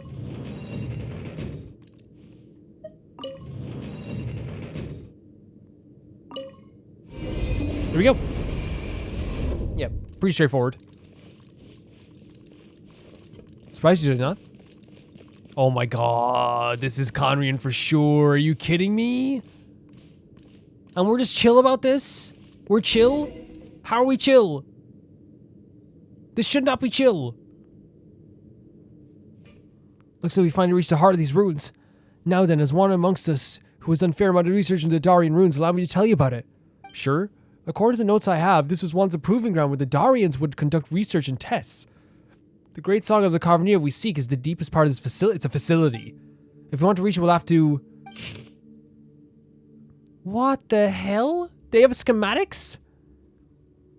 There are some notes in the corner of these schematics. I've drawn up these schematics based on the structural diagrams of the workshop left within these runes by the Khvarenians. I cannot believe like that we're just like in another Khvarenian facility because we were in stuff similar to that before, right? Like the rune golems, and we've seen stuff like this like before we fought against like similar machines, but they weren't the same obviously before we fought against Vaughn. But that was a different type of machine, I suppose. But maybe it took inspiration from that stuff. The information regarding the Khvarena are in turn annotations I made based on a mix of site examinations and logical deductions. These Khvarena life forms have been able to delve deep in the underground locations where few humans might be found. Assuming that there is no heretofore unknown greater power pulling the strings, we can deduce that they, too, at some point, had some will of their own. Although research into the Khvarena has only just begun, I believe that the reliance on this power on a specific ecology means that we need not expend too much time looking into it. You were saying that you've done your homework and you're fumbling about already?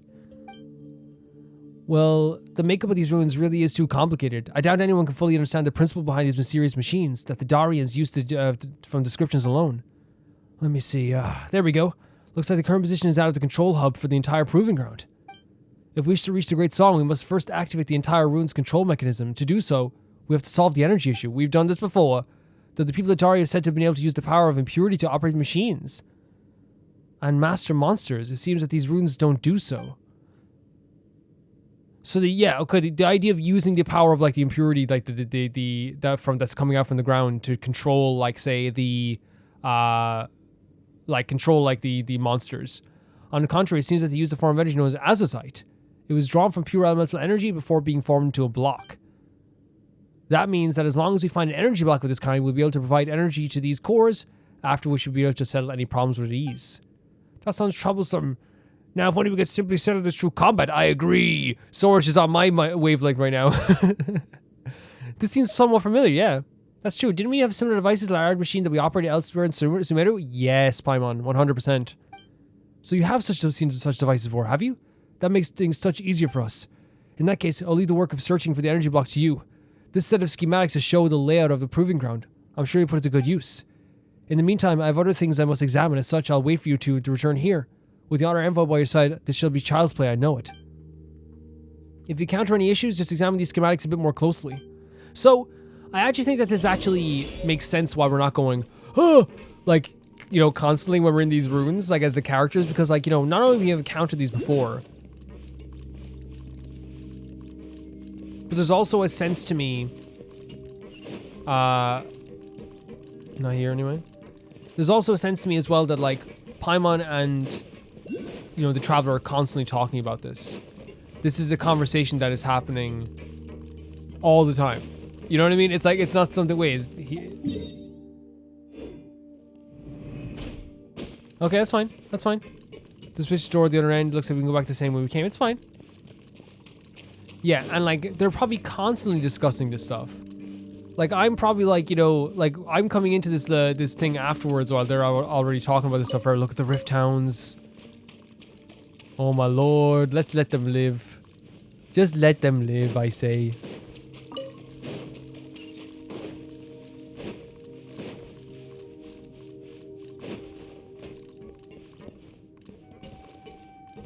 Do we have to activate this with Sorush? Maybe down here? You okay, Sorush? Oh, it's a rock. Sorry, Sorush. Okay. No?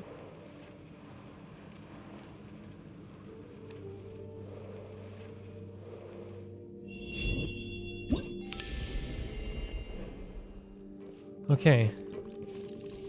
Wait. Maybe to bring something over there?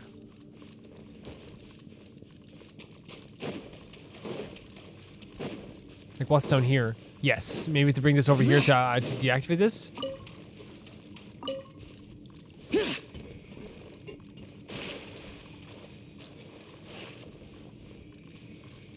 We can try. We can definitely try. You come over here, you come over there, you come over here, you come over there.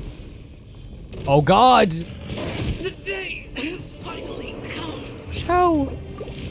That was totally my fault. I didn't expect. I didn't know they were gonna wake up that well. We should have known at this point that they were gonna wake up, I suppose. By royal decree.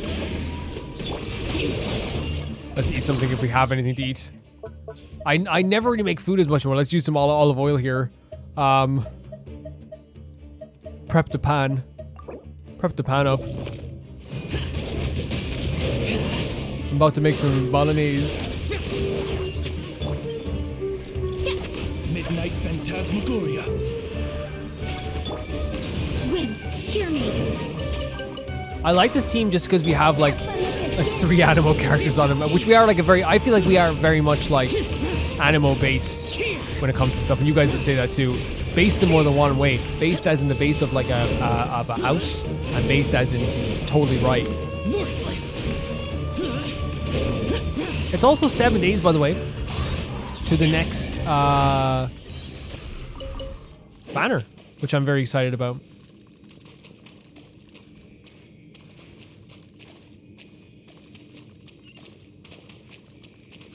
You can do it. I'm just going so slow. I know you are, but it's okay. Look, we're with you. Yeah, but like, it's just, I don't want to bother anyone. No, it's okay. No one's gonna wake up. You're literally making no sound. Yeah, but like, I don't want to be loud. I know, it's okay. You come back to us, Sorush?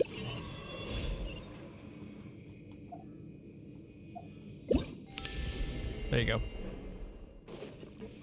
Oh wow, there's a glowing thing over there. Maybe that's the energy block we were looking for. Let's check it out. This is so cool to just be inside another Khvarena like location like this, especially when we're talking about the idea of like the cataclysm and all this stuff as well.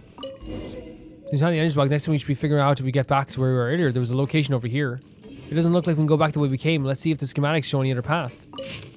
A record left by an unknown person appears to have been hidden here intentionally. It is beyond doubt that the elders of the Order of Skeptics are hiding something. Only while accompanying the investigation team for the rainforest was I finally able to resolve the doubts I have held for many years. The realm does not just belong to those of the blood of Khvarena, but it is the homeland of all human beings. Holding fast to this maxim, my ancestors Hadura couldn't bear to see our people meet such a tragic end, and yet their dedication was rewarded with an unjust punishment, their reputation impugned, and legacy stigmatized. I now understand the meaning of all this. Perhaps it is a notebook says that we can find a power that transcends even that of the abyss, the power of evolution. So the realm does not belong to just belong to those of the blood of Khvarena, but is the homeland of all human beings. Wait.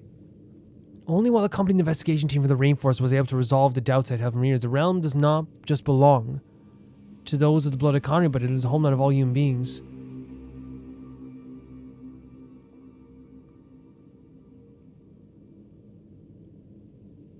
Wait, are they talking about the Khvareans themselves had their legacy destroyed as something that was like that? Because I guess like, you know, they do have like, you know, I suppose a part to play in this, like in terms of like, you know, how they're seen. I suppose I wonder if that's what they're saying, that the legacy is something that has been tarnished,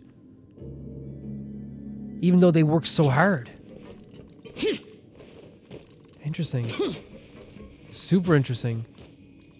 And then they talked about how the Order of Skeptics is lying, which, by the way, we don't disagree. I think there is something to the Order of Skeptics that we're not exactly seeing, that they don't want us to see.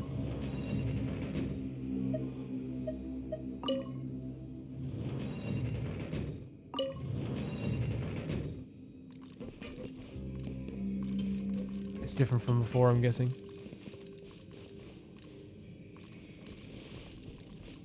We missed the chest. Oh.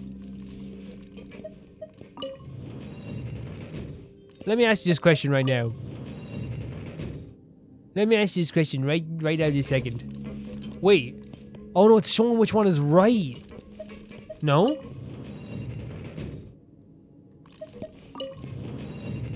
Oh, the middle one's E then. Oh, upside down E. Or as other people would call. Maybe not?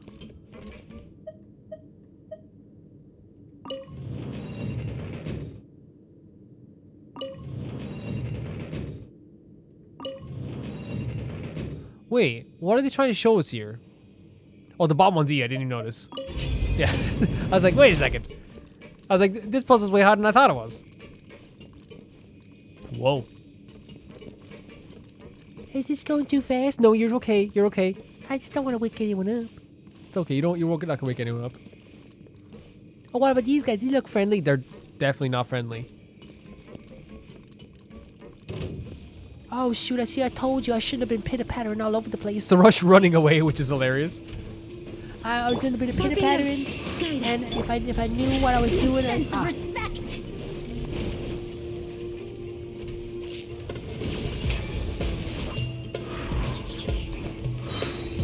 Warriors of the storm. Let's go into. Wait, we should probably like do that Odds reveal. and then do this. Wow, it'd be good to have a shield, I suppose, right? So maybe Layla like as well somewhere. But then again, like I feel like we're about to get destroyed. Shadow Raven, let night fall. Again, like I feel like it's like usually like for these guys, it's you know I think Vaughn is like fantastic with them because like it's like keeping your distance, right? I think that's like one of the major things when it comes to fighting those guys. In my opinion, that's the best. Is always just like keeping your distance. I hope the others find some. Gino was thinking about everyone else. Oh, we're like bringing this thing around us with us everywhere. It's awesome, and we're back here. Thank you so much, by the way. It's no problem. I found the block. It's just no say, huh? You're back already? But judging from your appearance, you must have had the energy block we require. I've examined these energy cores. They are well preserved. Now, all that is needed is to install the energy block into them. And that I shall leave in your hands. Let's go. This is so exciting. This is so exciting. Let's go, energy block time. The energy cores have been filled. Now we should be able to activate the control systems. That wasn't what I was expecting. Is there a problem somewhere? It seems that we'll need to go have a look at the control center where the relays are, which is fine. It's on the way to the proving ground all the same. Well, now it seems the control center is in the direction you previously came from. Since that's the case, let's go together. Let's go together is right. Interesting, and you see all the electricity like flowing through this stuff as well. And we also see the symbols also, which could be like what powers them as well. As I thought, the problem lies with these relays. The energy from the energy cores isn't reaching them. We need to find a way to connect them. And some of the relays in this place have been sealed in a crystal, but since these runes don't use impurities as an energy source, they shouldn't have come to the attention of Khvarena at all. The only explanation for that has to be that this place is intentionally sealed by someone with the ability to use Khvarena. But why would they do that? What are they trying to hide? Maybe they know this isn't a good idea. Well, I suppose it can be discussed later. Our current task is still use the Khvarena's power to remove the great crystals that have formed those seals. There should be a Pharix nearby and contain Khvarena's power. I believe you can sense it too, mighty envoy. Of course. Are you doubting my majestic powers of Bloomguard? Hardly, I would never dare. Please, great eminent envoy, guide us. We just need to find the Pharix and remove the great crystals and use the mixer once again to connect these relays. Let's try our best. These ancient underground zoos up at the colonies rely on a mysterious energy control system to operate. A series of many energy relays provide energy to it, and some parts have ceased operation due to the effect of the great crystals. Rotate the mixer to change the flow of the... Oh, lovely. Yeah. Yep. I love this. I wasn't trying to be yep, like trying to get rid of it. I love this type of puzzle. When the energy is routed to the control device, you can activate and use the card. Yeah, this is awesome. Are you kidding me? Like, come on. Look at that. It's the most fun in the world. Wait, down this path already? So, okay. I guess we did it. But those puzzles are fun. Investigate the door on the left side. Whoa. More of these puzzles, but they're like covered.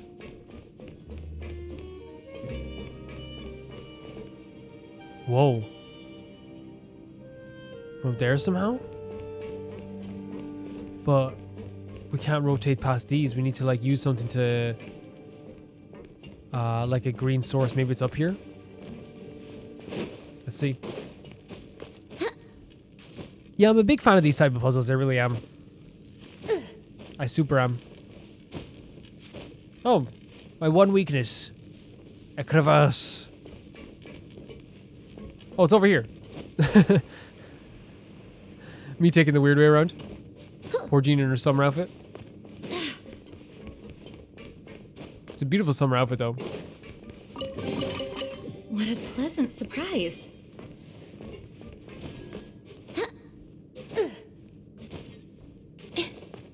There we go. There's something there that can help us out with this, actually. But we need to open up this doorway, I'm guessing, as well. Investigate. Pick up. I guess you just okay. That's fine. So it's connecting all the way down here. I think we were supposed to follow the Sealy all the way up here. Then the electricity comes down through here. So we need to activate that one first, and then rotate it so that it connects to that one there. Then rotate it. Wait, no, we can't. We have to, wait, we can? Yes. Okay. And then... Wait. Hold on a second here. Maybe rotate it this way? And then rotate this way. Go back onto this. That connects to that. This is interesting.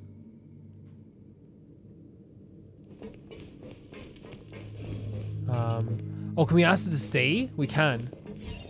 So if you ask that to stay for a second, that flows to there. We're trying to activate all of these pillars, right? That connects to there. That opens that. Which will then in turn... I don't know what this will do. Send electricity out that way? If we pulse it through here? And that sends it down this way. And if we push it this way... I love these puzzles, these are amazing. That activates this, right? We need electricity from all sides. So... if we then...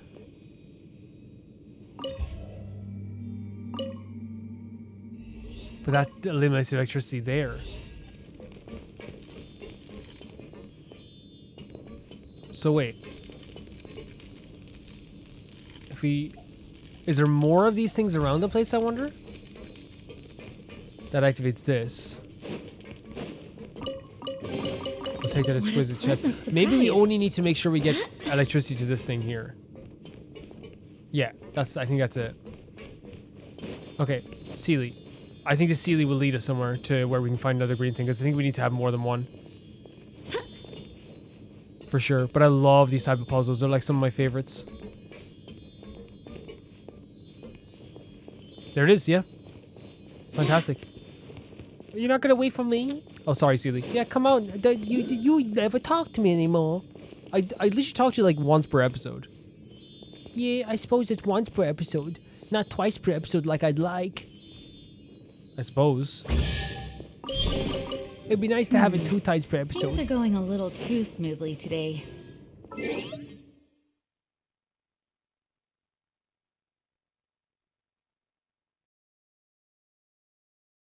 Just a quick note here, guys. What happened with the video here is actually very unfortunate. I was doing multiple recording sessions. I think I recorded this whole video over maybe 6 different recording sessions, maybe 5. 5 might be more accurate. And this recording session, though, like I did like 35 minutes, and then I did another like 20 minutes. So here, I actually think I forgot to press record on part of it. But thank God it wasn't actually the big reveal of like the betrayal. But in the end, it actually was a lot of gameplay with this stuff. But we do talk about all the lore that we found right afterwards. I made sure to do that as well. So it's not like you're missing out on a lot of it here. We do obviously have all the rest of this video as well involved in it too. And I hope you guys enjoy the rest of this video. I kind of cut out, I guess, some of the gameplay aspects because it's like, you know, it's literally just like me doing some gameplay stuff, like, and it's like you've seen that a million times before. So let's just go straight to the cutscene that everyone like is probably like wanting me to watch. Krumaru, we got a mission to do. We forgot about something, or at least we forgot to do something. Let's go all the way back to the desert. Over here. Which one is it? This one here, in the hollow. Let's go. This is like well after I recorded, and like one of the biggest topics was a bunch of comments saying, "Did you see the door?" And then I realized there was a door that I didn't go through for some reason. And luckily, we didn't go through it because I actually lost that part of the recording. So it's actually fairly freaking good that we didn't go through it. You know what I mean? It's actually very good that we didn't see it. There should be an achievement when you actually see the door. Holy hell, such a long drop, isn't it? Whereabouts was it now? Because I remember there was like this door that I didn't go through because I was like, what is that? Who knows what that is, you know? Oh, here it is. It's like right here. I literally did not go through this door. Right? And oh my god, you guys are probably screaming at me. Let's check it out. Oh my god. Wait, there's some enemies down here. Let's change our let's change our party up right now. Yeah, I wasn't expecting this whatsoever because like literally what happened was I was just like, oh, we'll check that in a second, but then of course a lot of stuff happened. So like of course you were gonna be like, oh my god. This enemy's super, super cool. Yeah. So cool. So scary, but so cool, right? Like just one of the coolest designs ever. You dare to gaze upon me? You dare gaze upon me. And it's actually very good because what happened was, like, I have no problem saying this. It was the patrons once again just like saving me. And here's the thing, it was you guys and the patrons together, like there was comments being like, did you see the door? And I was like, what the hell's the door? So I went into my patron chats and I was like, guys, spoiler free, what is the door? And then they started going, just take the elevator back down, you might see something down there. And I'm like, oh my freaking god, that one door I didn't go into. Look at these lit torches. I'm actually so scared. I'm actually so scared.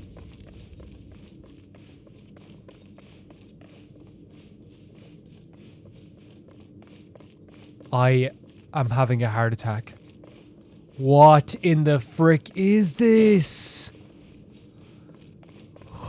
That's the 8. That's the symbol. That's the 8 points. What? What even is this place? And we can't get to it? And the music playing right now is all. I have chills. I have so many freaking chills. Do you think I could get over there as Vaughn? Oh my god, I'm gonna die. Why is that so scary? Like there's like a presence to the door that is like unmistakable. It's actually like, are you able to climb in this stuff? You are. It's this unmistakable presence on this door, right? Ominous.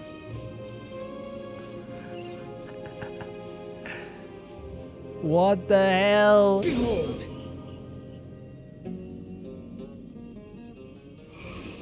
And we can't just go over here. And all the lit torches as well. Man, accompanied with all the stuff that's been happening here when it comes to like the resealing of the unsealing of the abyss, and then this is down here too. Holy hell, even up close I'm getting chills. I'm rather terrified. Oh my god. Oh, and then look at the way it looks like a pit down there. Is there anything else around here? There's other doors. There's another door over there. And there's another star there too. Wait, what does this mean? The fact that it's so close to a facility like this. What if this is like...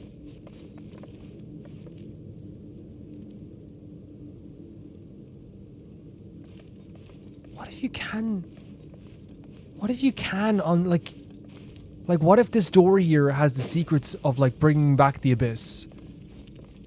What if it's something like that? That is so scary. It's so like eerie, like and like I feel like icky a bit. I feel a bit icky. That's such a weird feeling. That is such a weird feeling. And then this down here looks like it's a pit, right? Like through there looks like a pit. Now, I thought I'd get a PlayStation achievement because someone said you'll know you found the right place if you get an achievement, but I guess it means an in-game achievement. It's so smoky down here, what the hell? Now, this feels like I should not be here. Right? Oh my god, I'm so scared. This feels like I should not be here.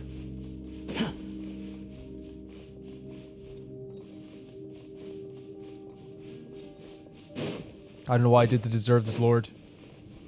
I don't know what I did. Following me. There's always a space in my heart. Back to the video, I suppose. Oh my god. Okay. Nice. And all the great comedy on our hands. Now we just need to take him over to Zurvan and see if flowers and perform the ritual, or whatever we were calling it. Please wait. As I see it, the great song should go to me for... Shush. Shush. They should not at all go to you. Please stop saying this, because... As I mentioned before, I must still examine the great songs more carefully before the rite of Shinvak can begin. And I did not put much effort to find them as well. If we're not present... Stumble blind to distract you. Honestly, we could have done a lot of this, or... Not to be mean, but we could have done a lot of this ourselves. It was a lot of the puzzles we've seen before. I understand that he did help, but like, I really feel like a lot of it we could have done as well. I feel like that is mean, but you've been suspicious this whole time as well, so like, it's not like I'm going to feel too mean about it, because I think that, you know, there is something deeper going on with you. It looked like, yeah? Yes, reasonable, is it not? Come on then, give me the great songs quickly now. That way I can draw up a procedure for the ritual for... Oh, come on. No. No. Yes, that's right. That's my work too, after all. It's so pushy. You know, the more you talk, the more suspicious Paimon's getting. Exactly. Let's have Sorush decide. It's actually the best choice for me. I see no original branch for the path now. You seem to wait to completion of my heroic deed, Narsaraya. Read that very, very wrong, but I love that Sorush is saying this. Silence, you piss me off! He's revealing it. Okay, like worst kept secret, right? You dare. Exactly. Well, I've said it now, haven't I? I've blown my cover. That cover was blown, dude. That was... I knew it. But since it's a liberating feeling, until long I'll have to grovel and knob for this idiot of a Pari. Don't say that. Sorush is going to take that so hard. They're going to take that so freaking hard. Man. Where should we begin? Even I'm not very sure. I'd love to tell you about my plans. Dead people tell no tales. After all, by wager you'd like to hear... Dude, why don't you just have the great songs over? Just that'll save me time. Nope, not happening. We spent so much effort getting them. If we don't have them, our commission's a non-starter. Paimon thinking about the money. Yes, Paimon thinking about the commission. Good. Zurvan also said we'd be idiots to give them to you. Exactly, yes, Paimon. Zurvan did say that. Sideshows, all of that. Compared to my plans, I've been playing house with you imbeciles the entire time just to get the great songs. This is gonna crush Sorush. They call me Vinjapati at the Order, but they can never understand my labors, and so I act in secret. I had to, so the Order doesn't know about it. That Darshan is so you're working separately from the Darshan. In order to get in contact with the Khvarena constructs, I came up with the idea of using the Rite of Shinvat to extinguish the sign and lure it in Sorush. You are so mean. Sorush is not going to be able to take this. And that was already been playing in the neck. You've seen it now, how most Pari are just obstinate and cretin. Stop. We're not having that whatsoever. The Pari are amazing. What we met so far has been so amazing from the Pari. We're not having another cruel person like you say this who thinks that they're better than they are. But she was truly useless. Her constant failure to obtain that of the Chaplet had me on the verge of giving up. Oh, he's making me angry now. Dude, you were so caught out so early. It was thanks to you two ultimately that the Chaplet was gained and that we made it all the way here. I'm very grateful. A bit too harsh. I think it's more than harsh, but... Is that even important? Yes! The songs the Skeptics do record that some humans did become companions of the Pari, but were not for the great songs that would never associate with them at all. This is gonna crush Sorush so badly. He's so awful. All that's left now is to use the great songs common to reverse the Rite of Shinvat, which released the seal on the abyss and the wars of old to begin. And why would you want to do that?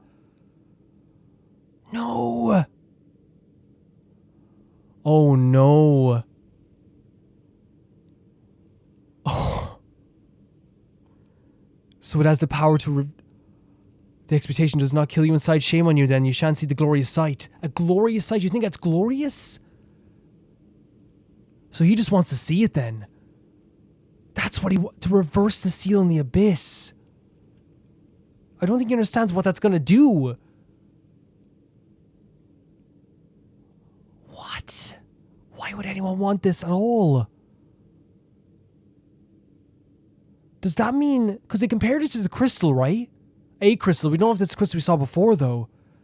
But your order isn't supposed to help us suppress the abyss. Why do you want to unseal it instead? You've turned your back on your duties. But you've not considered other possibilities? Just as you have seen, the Skeptics' documents are pile-raving mad myths, while the Dari records are factual, precise. Jesus, man. As I see it, the history and duty in the Order of Skeptics is all but tales invented from nothing. My discoveries in the ruins only prove my judgment astute. I found great many interesting things there, just so you know. Yeah, you were discovering stuff all the time. Well, I managed to enter this place at times in secret alongside the lecturer who gave me notes. A lecturer? Wait, that's someone from the Abyss, right? Oh no. According to my research, those who resisted the impurities here were heroes of the Dari. They are Skeptics' true ancestors who resisted the impurities. But they were forgotten, their tale untold. They were smeared as sinners. Sinners! As cause behind disasters, with the idea of sinners as well. So people who like... Yeah. According to my research, the resistant impurities were heroes of Dari. They were forgotten as sinners. Oh my god, so people who did not get infected by the Abyss. But they were called sinners. Their deeds were wiped from the records by thrice beat down by the academia and then mistakenly appropriated as a founding myth of skeptics. I suspect this is why the academia never intended to accept us. Sounds like speculation to me, regardless of betrayal is a betrayal. Sounds like speculation. No, this is the truth, which I discovered with my own hands. You've lost it. You've definitely lost it. I did so earlier, did I not? I found some interesting records in the ruins. For example, Dari records on the sign in the sky. They called the sign the truth, believing that it reflected the reality. Is this to do with the sky being a lie? The idea that like beyond the sky is a true reality or something? Because the way they're putting reality in quotations. Or they reflected reality beyond our sky. So the sky is... That sign is a reflection of the reality, is it? That there's something beyond that. That is true reality? I don't even know if that's what we're getting at here. My heart is pounding because, like, who would want to do all this? Like, we know that the Abyss is so dangerous. And he said he was working with a lecturer as well. That is my plan, to bring the truth without mercy to this unjust world. Now then, my great work requires great songs of cavalry, so hand them over. You come quietly, perhaps you might spare us? And what do you do, snatch it? It's going to be pretty tough for you, you know. Exactly, Paimon. Tell him. Well, that's too bad. I come for... My apologies for the wait. Oh, priest of the Dark Hollow. What? What? That's some backup. We're going for you first, though. You're getting beat up first, buddy. That is some back. Wait, so... Hold on a second. If they compared it to the crystal before, does that mean that maybe, like, what they're trying to do with the crystal or, like, the Loom of Fate? Adventure time. Come here for a second. Bam. What if what they're trying to do with the crystal, what they're trying to do with Clothar was trying to do with the crystal? Look at this. So powerful. Is like trying to like reverse the seal maybe with the Loom of Fate? Maybe it's not that same crystal they're comparing it to? He's going to shield. Yeah, the shield. Honestly, like, still, this is so powerful with Farasad and Vaughn. But maybe that's like what they're trying to do. Maybe it's all related.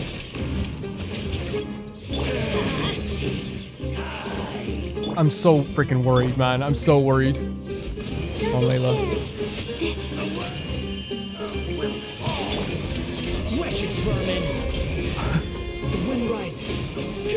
That someone would even think to do this as well is absolutely insane to me. And they talked about the truth and the lies again, right? That not everything is true in the order of the skeptics. But what if that is what they're trying to do with that crystal? Here now. Such cool effects. Okay. Where's Nasejuna gone off to? He's hiding over there a moment ago. He's gone. He's gone. Oh, how could you let him slip off like that? It's okay. Do you think that he gang up with the Abyss Order to take our great Khvarena? And what was that crazy nonsense he was going on about? This is a long time coming. We saw this coming for sure. Well, now that you mention, he was pretty suspicious from the start, and given that Zurvan told us, she must have realized something as well, right? In that case, let's bring the great Khvarena back and get some answers from Zurvan. Sure. As for the Order, didn't Nasejuna say that he was keeping them in the dark too? He did. Well, we shouldn't rule out the possibility that some of them might have been swayed to the Nasuna's side, but Paimon thinks Piero and some others didn't know what was going on. I agree. I definitely agree with Paimon here. If you got the time, we should tell him the truth. Oh no, Sorush is feeling this now. Whatever the case, let's head back to the Sea of Flowers. We gotta make sure that nothing bad happens after all. What we just witnessed here was not only horrible on Sorush, because Sorush is a character who is, we've known now is very self-conscious. And just believe this character was hyping them up so badly. That's so freaking sad. It's so freaking sad. Go to the Oasis, by the way. Sorush is still dancing though. Like, what do we do with that? Don't throw rocks. What are we gonna do at this stage then? Because if someone this lowly, because my thing is then, I think the Abyss like maybe had this planned in a way, right? Where the Abyss like might have, like the Abyss maybe have a different plan possibly, but they were using him to actually carry out that plan. But yeah, we knew that from the start, by the way, guys. We knew that from the start. That's what they were doing. That's what he was doing. We knew he was being suspicious from the start. I was going to say hello, baby gangsters, because this is a different session. I think I've said like throughout this whole video that we've been doing it in different sessions, because obviously like doing it all in a row would be foolish, not only just for like, you know, how you record a video, but also just because it just wouldn't make any sense, and it wouldn't do the actual mission justice. Oh, we can go over and get this key while we're having a little chat here. I said in, or I think right before the last part, that I did in fact forget to record like a portion, a gigantic portion. When I say gigantic, it's like a half an hour, I would say, like half an hour, 35 minutes maybe, of the video, which was like a lot of mechanical stuff. Like a few lore bits here or there, but like I think the big reveal of how we kind of encompass everything came with the actual fight itself. But I'm going to talk about everything we've learned so far. I guess not everything, but like we're going to talk about everything at the end. We'll talk about like a lot of stuff now. I don't know what exactly is missed because the full video is not edited, but we'll check it out and we'll talk about it right now. So we learned that there was a proving ground that the Dari set up, the Khvarena set up, in order to test machines and how they fought well against the abyss creatures, I guess, or monsters, which surprised our character. It surprised... Sorry. I'm trying to climb up here as well. We're going to fall. It surprised... How do we get here? Maybe we should travel from here. It surprised Wana, as I call him, with the J at the end of his name. It surprised him quite a bit. Because a lot of the documentation that we found with the Khvarenans has them taking the blame for a lot of the stuff, it's up here, that has happened oh, I guess we can go like this. Had them taking the blame for a lot of the stuff that happened with the Cataclysm and kind of like encompassed all of them into one group of people, I guess, is what happened. At least that's for my interpretation anyway. They wanted to create a machine that was so eternal, that was so like just moving constantly. And like it took me a second to register that, but like I guess that is the rune guards that move around the place that we've been fighting this whole time, because they were able to move perpetually without having to stop. And while some of them have stopped, but there is like this eternal thing that they don't have to be like powered up, or they don't have to like be near to an electrical source, which is actually a very interesting thing as well.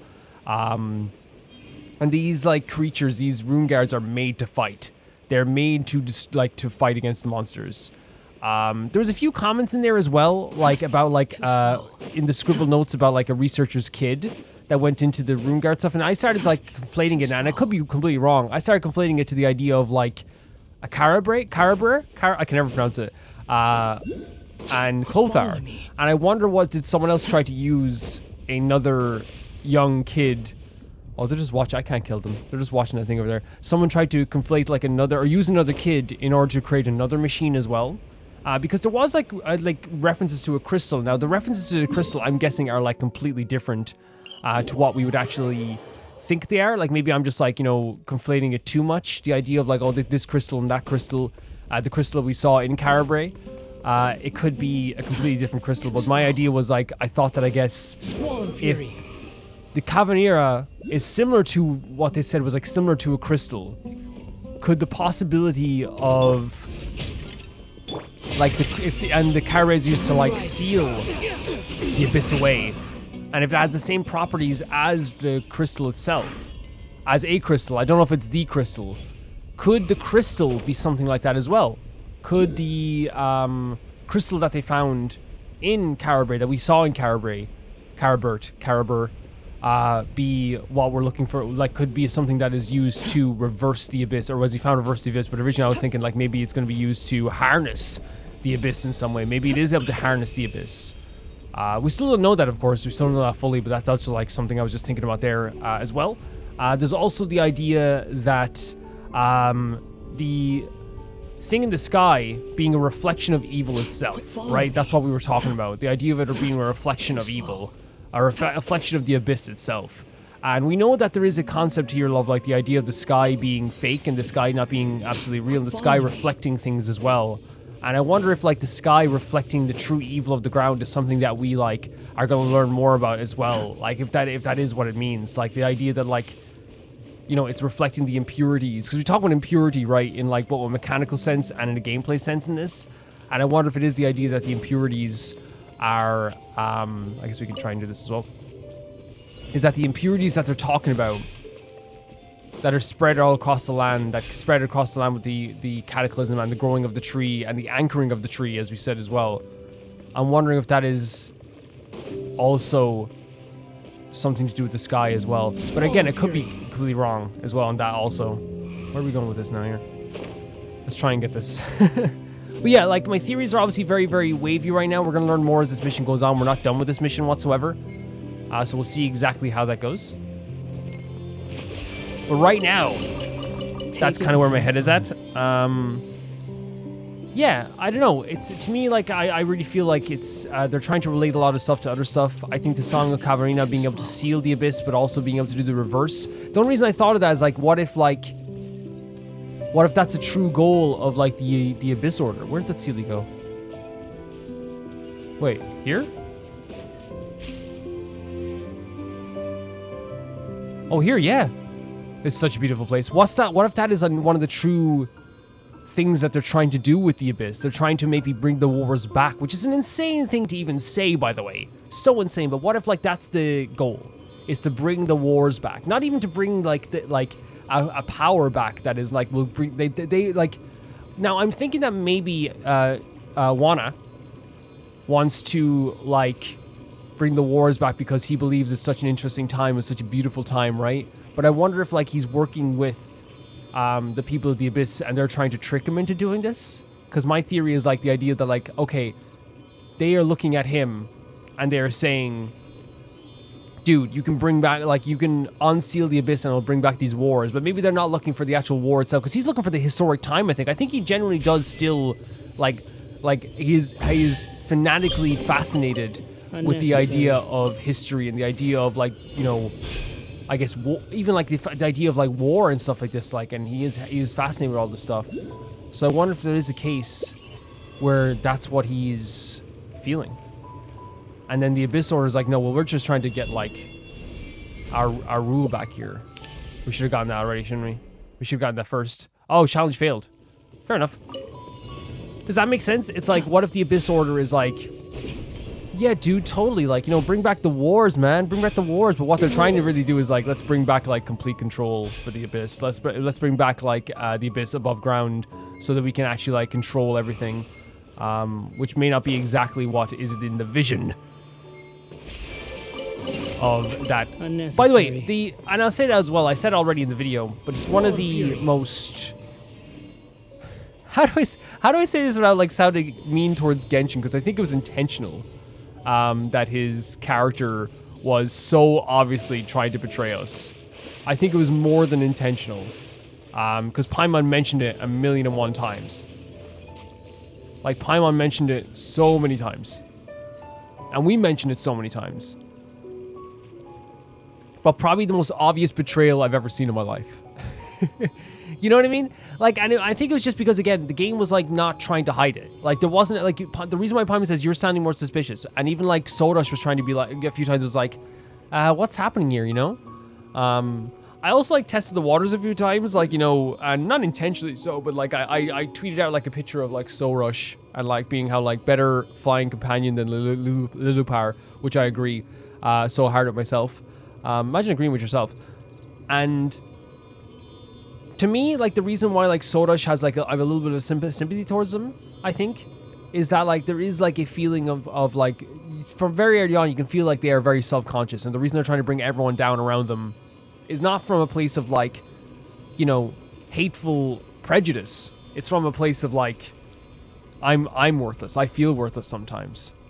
And I think that's such an interesting concept as well to kind of like come to terms with. Okay, I guess that's all I pretty much have to like talk about with that stuff. I'm sure there's stuff I missed. There's definitely letters I missed because a great patron by the name of Emerald, when I talked about like the notes and maybe I want to like put my audio over the notes, they sent like a bunch of the notes that you get in the Rune Golem, and I think I probably like missed like so many of them, which happens a lot. Like, right? It happens a lot to miss notes. But yeah, glad we had that conversation. Sorush has been really quiet since he left the Rune Factory. She used to keep talking on and on, so Paimon's not used to her being silent now. Considering what just happened. Cheers, Sorush. We got still so many things to do. Aw. Oh my god! Are you kidding me? Friends need to perform that I'm right that Paimon can't remember and fix the giant hole. After we're done, we'll treat ourselves some delicious stuff for our hard work. We can have, Paimon doesn't know Pari for food. Pari don't eat, silly floater. To think I fall slow to require a pale floater cover, what a shame. You know for a fact that, like, it is something you need. And that's what I'm saying. I don't appreciate them ever insulting Paimon. You know what I mean? And I've said this a number of times through this whole video. Whenever Paimon gets an insult in, I'm always for it. But it's very clear that this, again, doesn't come from some, like, deep-seated, like, hatred or prejudice. This comes from, like, again, it's like, and someone pointed it out on when I posted a picture of Sorush, you know, by the user, someone named, again, I don't want me to name him out, but, like, you know who we are. I always worry about naming people out. But they posted a picture of, like, the Spider-Man meme, where it's like, pale floater, pale floater. I think it is, like, you know, you attack someone with your own insecurities. And I think it is, like, this thing where it's like, am I just a pale floater? Am I just that? I'd rather be sealed into great crystals right away from find myself in a cavern to slumber undisturbed to eternity till everyone knows I cease to exist. Paimon is Paimon, not a pale floater. But is there actually really such a cavern? Yeah, Paimon is Paimon. Yeah, we always agree. Avoidance can't really solve the problem, I agree. At this point, I'm past caring. How am I supposed to live with sheer embarrassment of being fooled by Nasejuna? Anyway, now that you've collected all the great songs of Khvarena, you can go to me here or Rashdu if you want to solve the anomaly in the sky. Whatever the case, please leave me alone and pretend you never heard the things I said. You did say a lot of weird stuff. Oh my god, my valiant form. My Yasna Pari. Oh, stop, please stop. See, now what's happening as well with Sorush is like there's an embarrassment, right? Where they felt like they trusted this human for a while. And what happened was they got to a point where like this human was gassing them up all the freaking time. Like always making them feel really good about themselves. And it was probably a very good feeling to like, you know, have that relief. And that's probably why they followed them around all the time.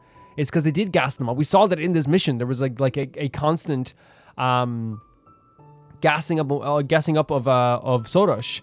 And I think that's one of the reasons why Sorush was so appreciative of them. And now that like all of that seems like a lie, it's like, what else could be a lie? I called you my Yasna Pari. I called you this. Maybe I'm not as important as I thought I was. It's like all coming crashing down. The glass crashes, right? I want to stop teasing her now. She's been traveling with us for so long after all, and Paimon doesn't want to see her quit halfway. Paimon is so sweet. What's more, Sorush does have some good qualities like, I saw you hesitating. Wait, stop patronizing me. You're quick daft. You're going to censor. Yeah, you got a sense of responsibility. Yep, and we haven't been working hard to extinguish the Sign of Apaosha. It's all thanks to you that made it so far. True. How did it go again? Let Paimon think. As long as you keep going, I believe that it will only matter of time before you become a truly great adventurer. Really? Dude, a genuine praise. Oh my god, I'm gonna cry. The genuine praise. That's what they wanted. Yes, as a genuine friend, as a friend could be. I knew I was great. My motivation is back. Okay, good. Now that the motivation Sorush is back, let's go find Zurvan and fix the giant hole and get the reward. Paimon can't wait for a big meal. We've worked so hard. Again, Paimon's just such a glorious soul. And I think Paimon can see that as well. The reason why, you know, it's calling someone just a pale floater. You know, pink, this is a very pale pink that is on Sorush. A very beautiful pale pink. You sometimes attack someone with your own insecurities. It happens quite a bit, doesn't it? You know, if I was going to attack someone for my own insecurities, I'd say, oh, you know, hey, you're too handsome. No, I'd be like me being like, say if I was insecure about my yapping, I yap a lot. Big yapper. Let's say if I was insecure about that, and I went to like someone else who was talking a lot, and I went, "You talk," or not talking that much, and being like, "You talk way too much," and everyone would look at me kind of like, coming from you, coming from you. I remember I said that during the one of the world quests. I was like, I can't talk, Zurvan, we're back. It's Wander, Sorush, and Paimon. By the looks of it, you must have obtained the great songs of Khvarena. Despite some accidents. Whatever the case, the result is desirable. I was right to entrust this mission to you.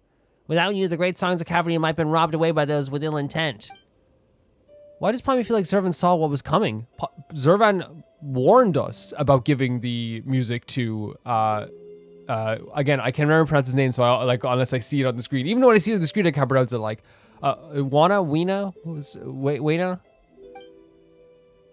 So I was on to something. You didn't run into the followers of Dark Hollow, did you? Okay, they knew a lot. Yes, we did. Why don't you tell me exactly what happened? That is insane. So smart, so wise. So wise of Zurvan. What a wise Pari. The Order's vision of Hadi had sided with the Dark Hollow. That was unexpected. Not that I had any hopes in them to begin with. That's just a step too far. Now, if I'm not mistaken, Nasejuna had been enticed into pursuing the great songs of Khvarena by the servant of the Dark Hollow you fought. That's the one of the old acquaintances of mine. Wait, what? You know that guy from the Abyss Order? He used to be with the Orders of the Skeptics. Several hundred years ago, an investigation team from the forest came to explore the secrets of the Darians. Okay. They insisted on entering the Darian ruins despite the Order's warning, so the Vision of Hades sent the man to go with the team in case something happened. That guy so you were friends with, or I guess knew this person? No one knew what they encountered in the ruins, but by the time they reappeared, he had already embraced the Defilement's blessing, and the investigation was... So he went to he destroyed the investigation team? Then came the followers of Dark Hollow. They were the great songs of Khvarena, and for that purpose...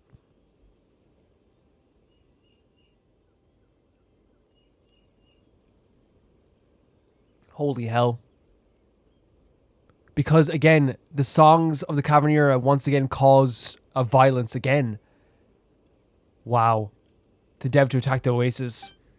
Although we managed to protect our home with the help of many Pari and human warriors, we didn't eradicate the Dark Hollow's followers. To ensure that I left no gaps for them to exploit, I sealed the Oasis and many ruins with the power of the great songs. The Order of Skeptics can never recover from this incident. They lost their ancient archives to fire and gradually became like this. I sensed that the followers of Dark Hollow were making their play since you last mentioned them, but I didn't expect them to have corrupted even the leader of the Skeptics. Anyway, Paimon's still wondering what the Nasejuna said. Do you know anything about the Skeptics' ancestors? You fought alongside them after all. I'm really interested to hear about this. History becomes legend, legend becomes tale. That's how traditions live on. Forgetting is also part of the story. The more you cling to the idea of tradition, the more you only selectively remember the story you desire, and eventually become lost in a maze of tales. This is such an interesting take. And it's such a right take. The idea if you only hold on to like the stuff that like, is beautiful to pass down, the idea of tradition, like the stuff that like is pleasant to pass down, you forget all the other stuff, right? Like there's so many holidays that are based on one thing but actually mean something else, right? Because the tradition becomes more important than the actual story. In a world where things are being forgotten every hour of every day, what we engrave on the ground is far more reliable than what we sing to the wind. So the actual real text is more valuable than the stories that are told sometimes.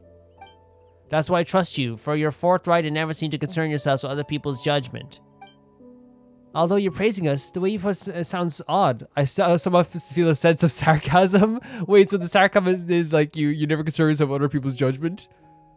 And you're forthright? I pursued Elder Zurvan's words are intended for me. That's what happened 500 years ago. I think you'd want to see it for yourself, then hear my version of the story. And now you have exactly the perfect opportunity. By the way, Sorush, it appears that you've grown more reliable now. With what you've been through, you've awakened from those raving mad myths of humans. There we go. Again, listening too much to those humans. Please, let's just bygones be bygones. I bet Sorush would like that. It seems I made the right decision to trust the issue to Wander and Paimon. In that case, I guess I can also leave the right of Abzor in your capable hands without any reservations. The right of Abzor? I remember hearing Zurvan mention it. Is it for cleansing? Defilement of sorts? The rite of Absor is a ritual performed to cleanse the harvest spoken of defilement. Normally, you need to conduct it on the trees that suppress darkness. However, with the seal weakening and the anomaly re-emerging in the sky, we need more than usual to solve the problem. The anomaly appeared above the harvest spoken as a result of the tree absorbing a great amount of defilement. With that excessive amount of filth building up within it, and the corrosion caused by the anomaly, the harvest spoken can no longer sustain the Khvarena's power. The only thing we can do now is enter the harvest spoken to cleanse it and wake our god. So we can actually enter the harvest spoken?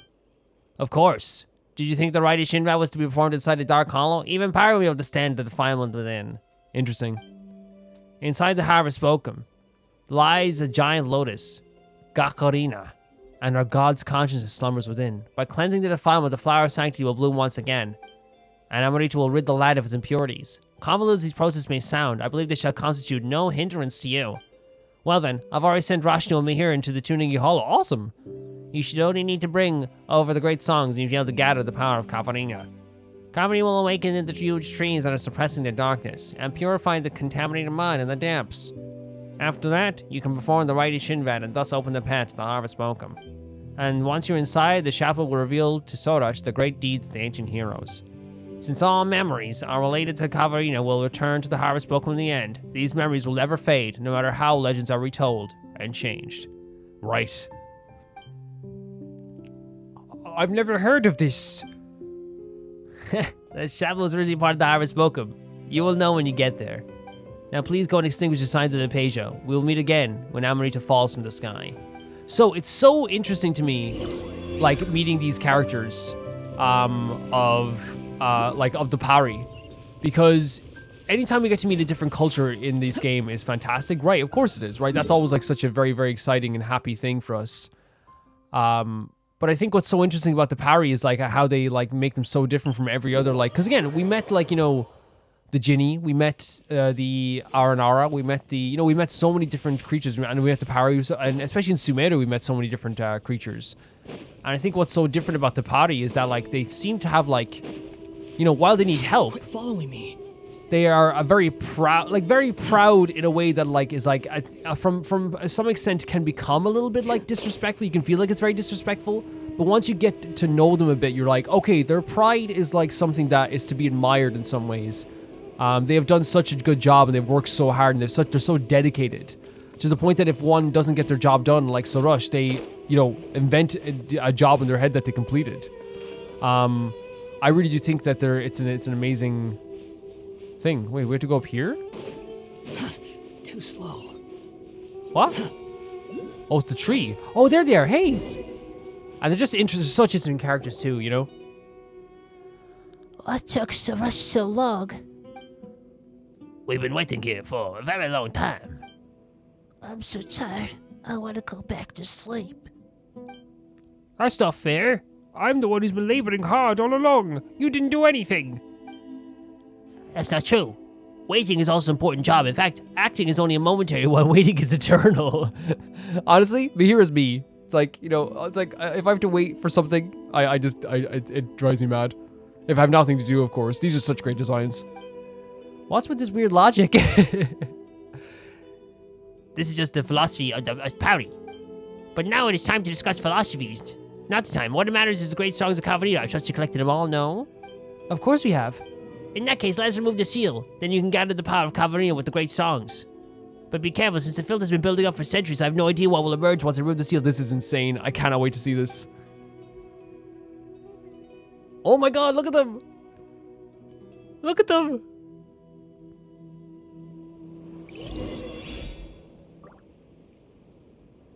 Place the great songs.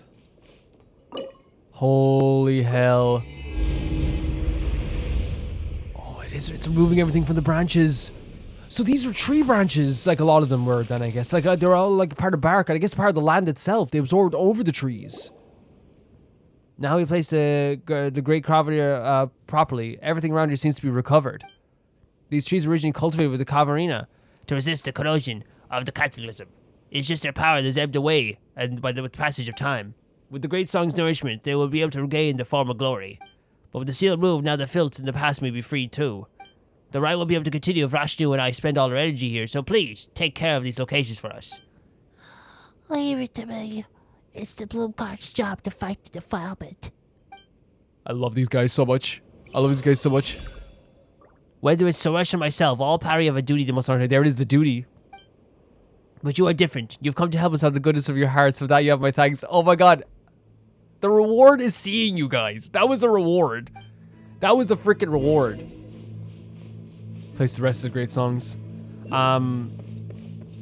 Incredible. Incredible stuff. And to talk about as well, like how Zurvan basically fought alongside a abyssal dude, I guess you'd call him. Like, I always like mess up what they are and who they are, so like I want to just call them abyssal dudes right now. And the idea that like this defilement has infected people so badly, and it can even affect the Pari, that it caused them to embrace the abyssal and power and the defilement, and become violent and like destroy the people that they went into research with. Wait. Oh. Clean off the icky stuff? So we have to do it with Sorush. Okay. What do you think, Sorush?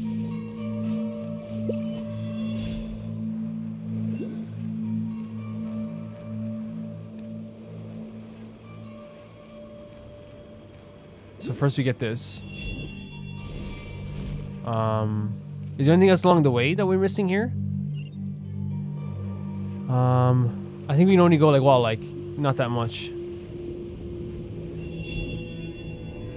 We need to actually destroy it as health. But how do we get up here? I guess go from here over to there. Yes, I can see it now. Perfect. Thank you so much, Fast Rush. I guess we can head up around here. Yeah. Yeah, no, to me that's what it is. Like, it is like a matter of like whenever a character's like, especially in the world quest, whenever they're like, oh my god, like, you know, thanks so much for this. It's like, bro, the reward is this. You know, the reward is seeing what I just saw. And while, yes, I know we haven't done everything, but should we, like, destroy it?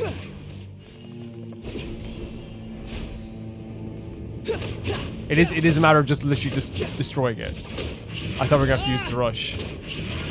Benny, go. You know who would be fantastic for this, actually? Let's take out Eula. I think Eula's going to be the one to destroy the defilement. What you think, guys? Eula's emotional support. Let's go.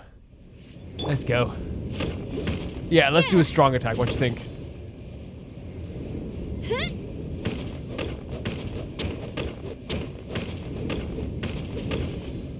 Eye for an eye. Yeah, no, Eula's perfect for this because again, Eula also does these like very direct grounded attacks that are extremely, and Sorush just stands into this.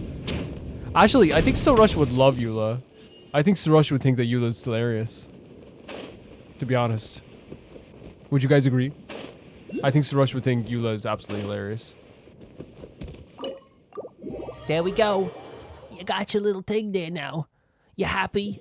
You happy with what's happened? So the next one is over here.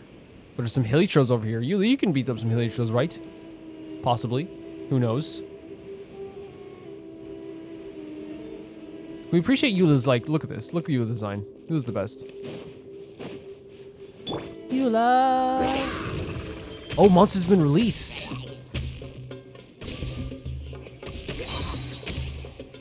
Sorush basically said to Paimon, you've fought these Hilichurls so many times before. Come on. Well, Paimon, like, I think Paimon has the right reaction to monsters all the time. Like, Paimon never, like, how do I say it? Paimon will never, take it for granted, right? You'll never see Paimon be like pretend that something's easy or pretend that, you know what I mean? Like, Paimon's very confident, and Paimon is very confident themselves, like, after the end. Afterwards, she'll pretend that it's easy, but she takes every threat, like, very seriously, and I actually do appreciate that. Holy hell, man. Look at those flowers. Oh my god, Rift Hounds. Body and mind. Let's light it up. How vexing. Off we go. I'm trying to get Eula's, there it is. Teamwork is dreamwork. Know my sword. Odds revealed by Vengeance will be mine. Crush. It's always so weird when you're in, like, a cramped space and you have to, like... Oh, it's not even gonna... Yeah. There we go. Perfect. Eula is so freaking good. Like, Eula is the best. I think she's definitely one. Like she was. I think she was originally my most OP character, right? Before we like got Kazuha and Vaughn and all like that. Like, well, originally I think my most OP characters were like the characters here. I think Xingqiu, Bennett, and Fischl carried me through a large portion of all this game. Would you guys agree? With Nahida as well early on too. Like Nahida was like freaking just blasting away. But I think if you talk, I think like also like you can look at the earlier groups like of like, I think Sayu as well was there also at the early times. Razor, Benny, like Sayu and the Traveler. Remember that group? That was like very early on. Oh, they're not letting us travel up this way? Interesting. Jeez, God forbid a girl have hobbies and want to climb up the abyss. Or the cataclysm.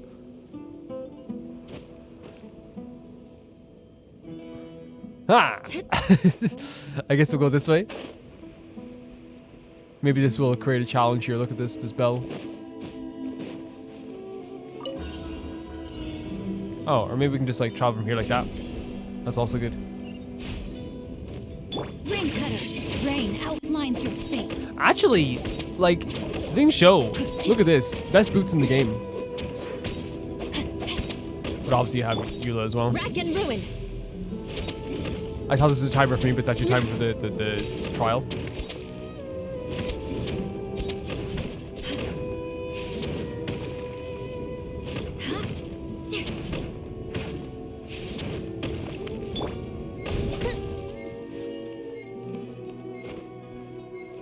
Man, are we actually going to get to enter into the... We're breaking the seal, which is terrifying.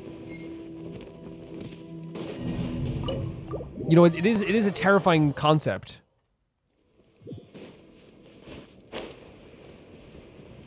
And there they are. Look at them. I love these guys. These two are like my favorites. For sure. Our work is done. It seems that some flowers have grown in the tree, but what do we do next? Don't look at me, I'm as clueless as you. Now that Sorush has already put in the twin horn chaplet, she can connect to the memories of wisdom of the Harbor Spoken using the chaplet. Give it a try, Sorush. I know, but I'm not used to the chaplet. I think I see new shoots sprouting, but the filth hasn't been cleansed yet. We'll still need to purify these flowers. Then the pure power of Kari will thrive again. Khvarena will thrive again. Okay, we'll purify some flowers for sure. Go to the first huge tree. Oh, we're gonna have to protect. No? Okay. Oh my god, we're digging inside. I feel like we're gonna have to protect at some point, I'll be honest with you guys. And Eula's very good for fighting like bosses, I always find. But if I'm ever doing those missions where I have to protect, I always use Kazuha because then you can gather all the little creatures in together so they don't do as much damage. Like that's part of his like crazy ability. Like Eula has been a boss destroyer for me for so long because it's just direct attacks, right? Even on like the ice boss, the Ice Geovish app.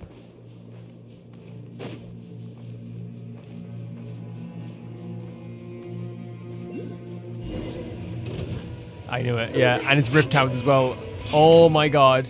Oh my god, wait, no, leave it alone, please, Fallen leaves, adorn my night, one with nature. If we can get rid of these Rift Towns as early as possible, we're swimming along, you know what I mean? Oh god, more Rift Towns. Come, sever night from day. The wind knows me. Clouds high, the birds come. Where are you gone? Over here. By royal decree. Into the wind. Hey! What are you doing over here? Going in. One with nature. As one with wind and cloud. Oh, there's another one. Oh my god, oh my god! There's a lot. Just one flower. Wait, did we kill that abyss one? That's interesting. So the ruler 3 is always like going along with this stuff as well. I'm here. This game like rarely ever like glitches out, right? And I was so worried there for a second. I was like, is it actually going to glitch out? Wouldn't that be horrible right at the end of a quest? It glitches out?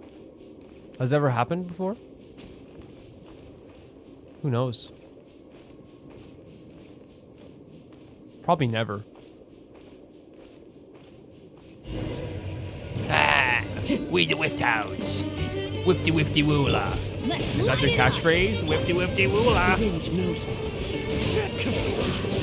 Gears of the storm. Into the wind.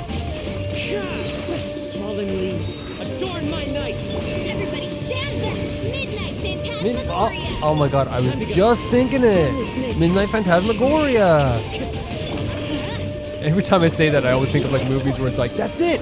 No rest Oh my god, we could put on a play at the town hall and save the rec center. You know those old like 90s movies? It's like, oh my god, we could like totally convince them to not shut down the rec center. Let's put on a play and make a lot of money and save the rec center. Where are you? Where's the one over here? Teamwork is teamwork. Okay. Oh, it's just a timing thing. That's great. It's gotten quiet finally. Now perform the right shit right before the misfiltered stars use out again. Then our job will be done. Happy I can sleep in peace without disturbing me. Come on, Sorush. Sorush, hurry up. It has to be the three of us. This is so incredible. Wait, they're all going to different spaces.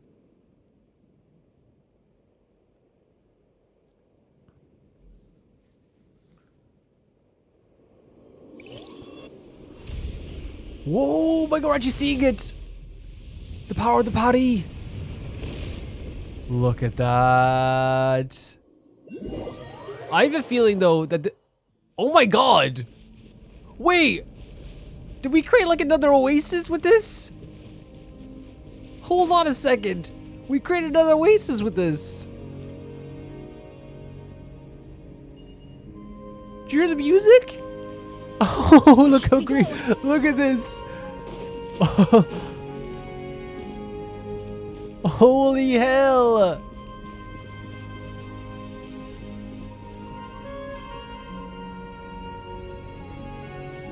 This is like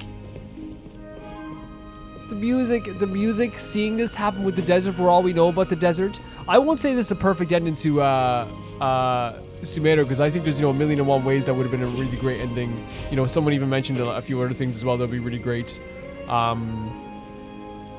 I think that what I really appreciate about this, personally, is that this really feels like it's like, every bad thing that happened to the desert, it's like, it encompasses like all the good things that like the Pari have done for this world as well. It like makes me feel like what I love most about Sumeru, which is like, the history, the visuals, the grass, the music. Such a beautiful moment. Such a beautiful, beautiful moment. Done. The path to the depths is open and our mission is complete. That was quick. You keep talking about the writing stuff, and Paimon thought it'd take a whole bunch of complicated incantations to conduct.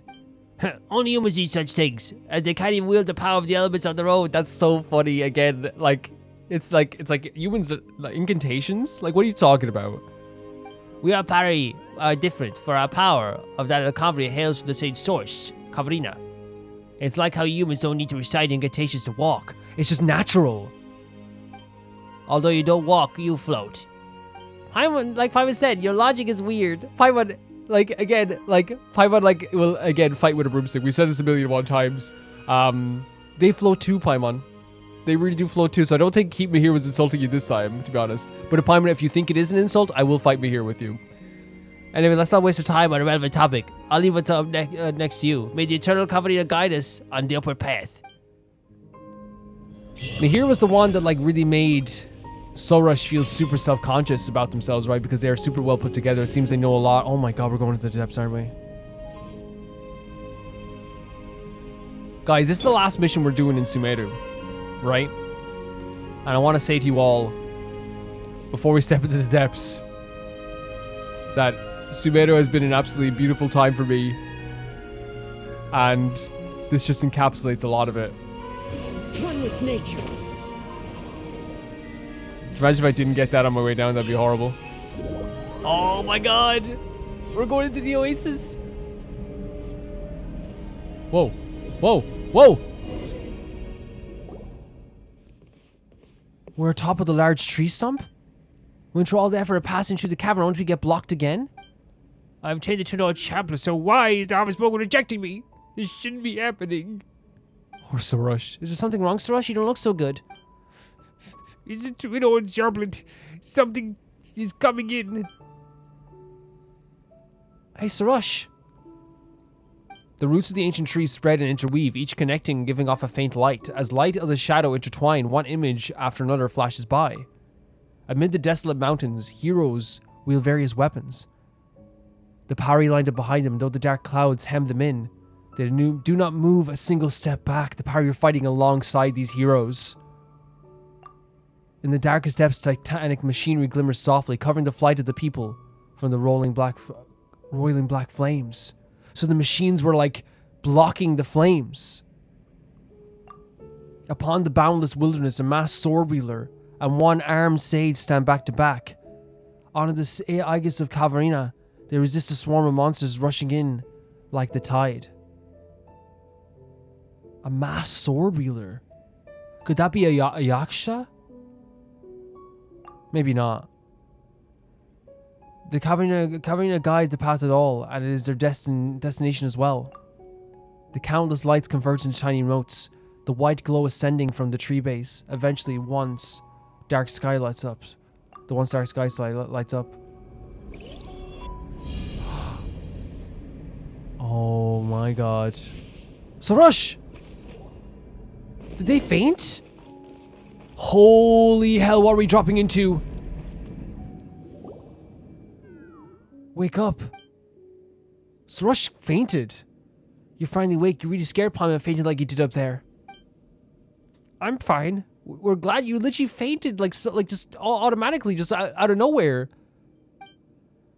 But the tree opened up at that and we followed the path in. This is a giant lotus. Whoa, my god. And like, is there anything more Sumeru than a giant flower, like arena? The Gakuina that Zurvan was talking about, right? What happened to you earlier? Did something go wrong with the chaplet? I saw memories that the earth returned to the Harvest Spoken. Countless Pari, Darian machines, and human warriors sacrificed themselves in the battle against the demons. So it is like the machines, maybe like the rune guards, maybe? This is so cool to see this type of stuff. Darian machines, Katheryne machines, and human warriors, and Pari, they all sacrifice themselves to battle against the abyss. A masked swordsman, a one-armed sage, and our ancient forerunners defeated the monsters that rose from the dead. A masked swordsman and a one-armed sage. Their consciousness then joined the Harvest Spoken together with the Khvarena, turning into rain that descended from the heavens. Looks like we'll have to ask Zurvan. The Darian machines, what did they really go? Did things really go the way Nasejuna? I think Nasejuna could be a bit of a liar.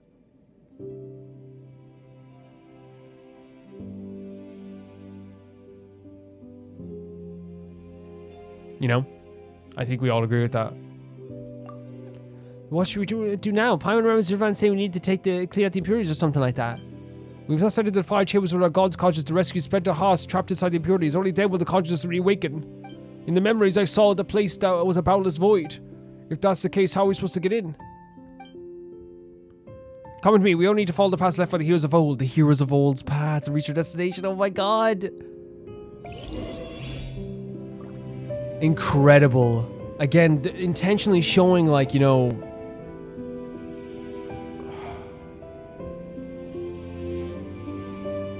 intentionally showing us that a lot of, like, history. Wait, a masked warrior. Wait. A masked warrior? Now, if I'm getting the timelines completely mixed up, please, by the way, just let me know. Wherever in this Dainsleif? world I roam, I carry Could it be memories of Dainsleif? my home. This blade, As the master... it is the last link I have to the land of my birth. Could it be?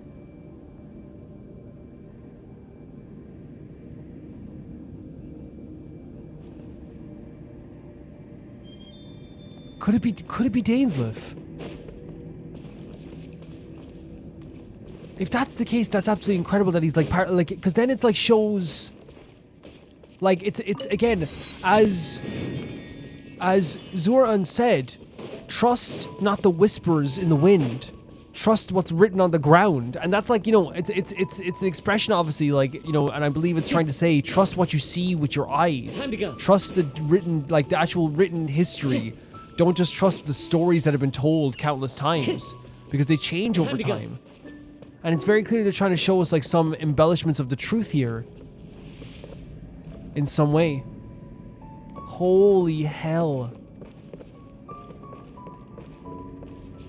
This is so incredible. Is that what, like, again, is it Dainsleif? If it's Dainsleif, that's equal parts amazing, cool, and sad. Right? Because Dainsleif doesn't brag about this stuff. Like, why would you brag about it, I suppose?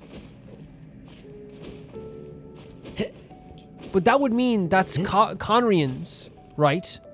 I'm guessing then Khvarenians, Pari, machines, humans, all this stuff fighting.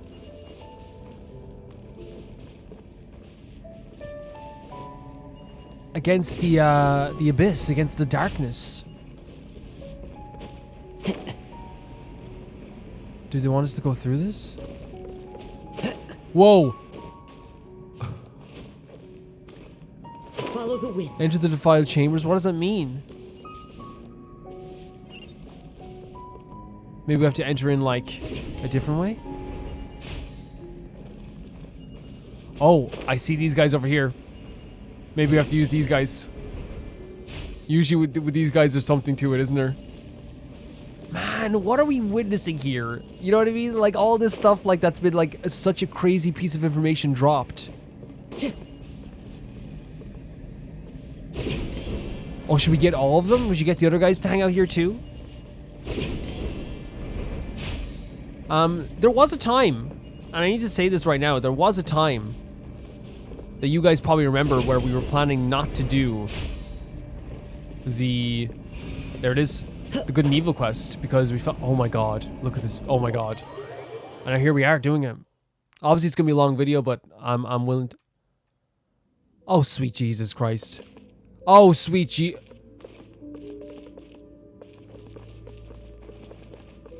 Why?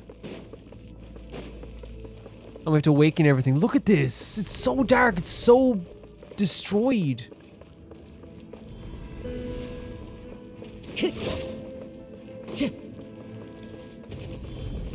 This is insane. The visuals in this world quest are legitimately some of the best in the game. And I don't have to say that to you guys. You guys know. You guys are aware. You guys said, hey, I'm aware. Is this a heart? Time to go. And then you go to the middle and we get the heart. Right? So that's one. How do we get up here? Through here. The music! It's so, like, discovery based, right? It's like, it feels like we're onto something. We're finding something maybe we shouldn't, right? Like we're going to a lost world or something. The way they do this is so incredible. You know what I mean? Again, if there's ever a place that feels like we shouldn't be here. You know what I mean? When you step into it, this is definitely that.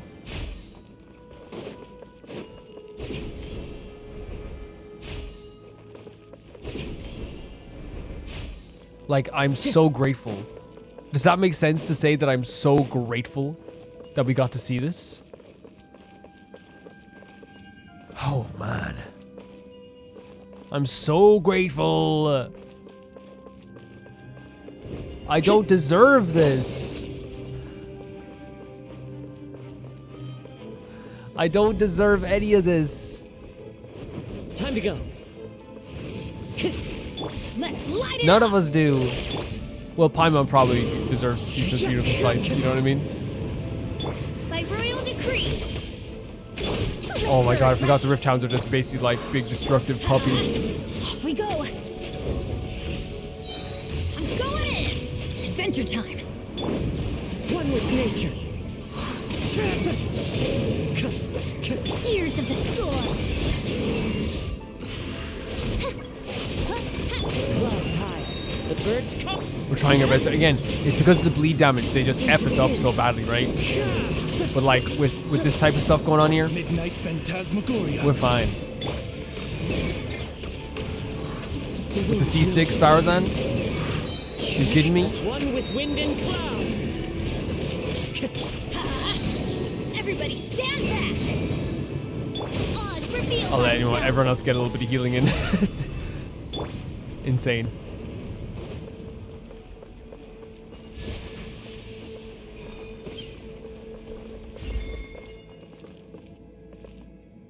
Leave the defiled chamber. Time to go. This is incredible.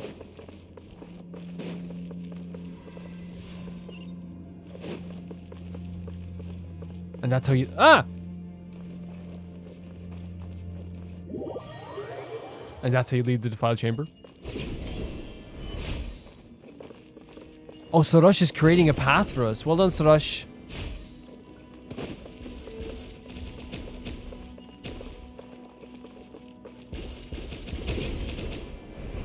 You'll catch on before you know it. Okay. Are you sure? Oh, oh my God, I'll catch up. Way better than us. I was worried for a second. Ah! Help! Help! Help! Sorush, thank you. Okay. One with nature. There we go. Awesome. Awesome stuff. Incredible stuff. A light to call path. These floating paths were once built by Pari to the brave souls who fall alongside them. Sorush can use her power to deploy floating orms that have been closed to pave the way for her companions. Oh. Ah! This whole time is just me going, ah!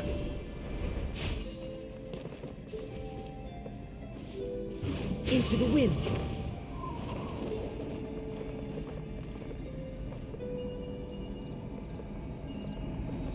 Wait, is it because we entered here so fast we didn't get to see the light call path? That might be it. The wind knows me. It's so dark, right? It's so dark in here.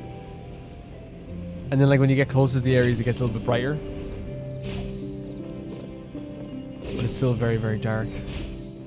You go over there, please. The music's so freaking good. Is that... Oh, that might be the light call path. Where's the other green light? Green light? Other green light? Where does thou sit upon itself?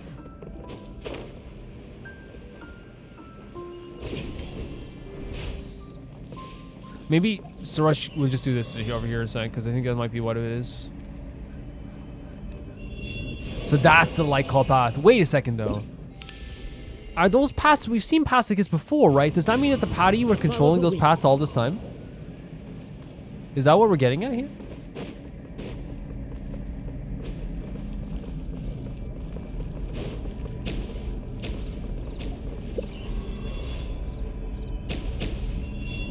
Possibly leave Sorush alone. Possibly, if you could. What's this? A manifestation created by the abyssal energies that have constantly accumulated in this place due to the effect of the defilement. This entity is constantly attacking nearby life. Sorush can use the power of Khvarena to purify it. Okay.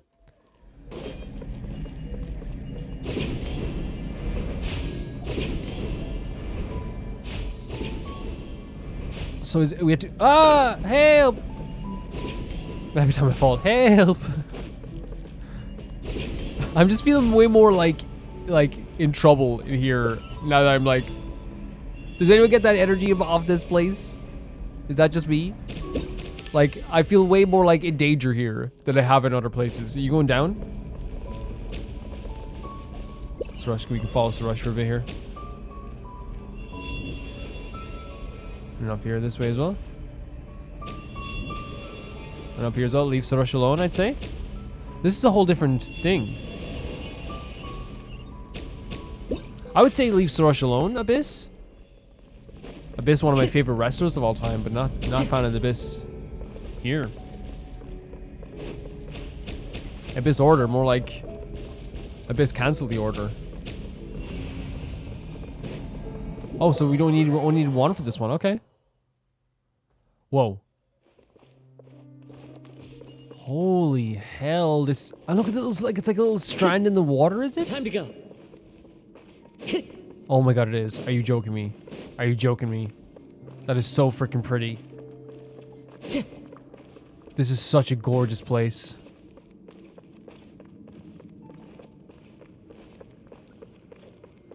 Wait, the water itself isn't deep. We're walking on water again. What?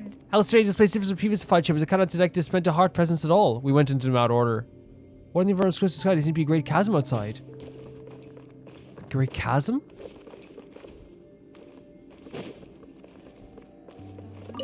Whoa.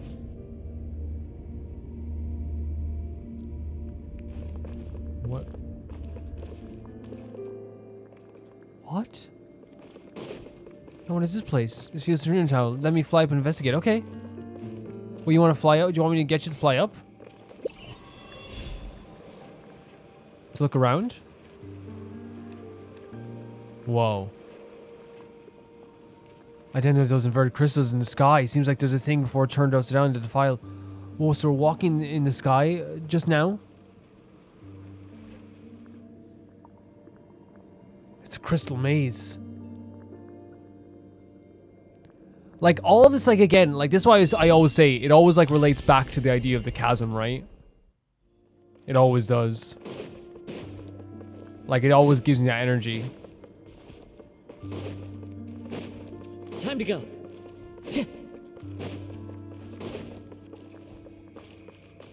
That's one. Time to go. So obviously we, you know, the objective is to use Sorush to be able to go up into the sky and find all the different ones, right? But what if we were stupid and we just went around and just tried our best? What do you think about that, guys? What do you think if we were stupid? What do you think if we're dumb? Goddess of Flowers, King Deseret, Rookie Devouta, and the fourth friend, Dumb Calvin. I want peace for my people. Prosperity. I want all the Sealies to be able to live in peace. Rookie Devouta. Peace sounds nice. Me. Let's do the maze without him.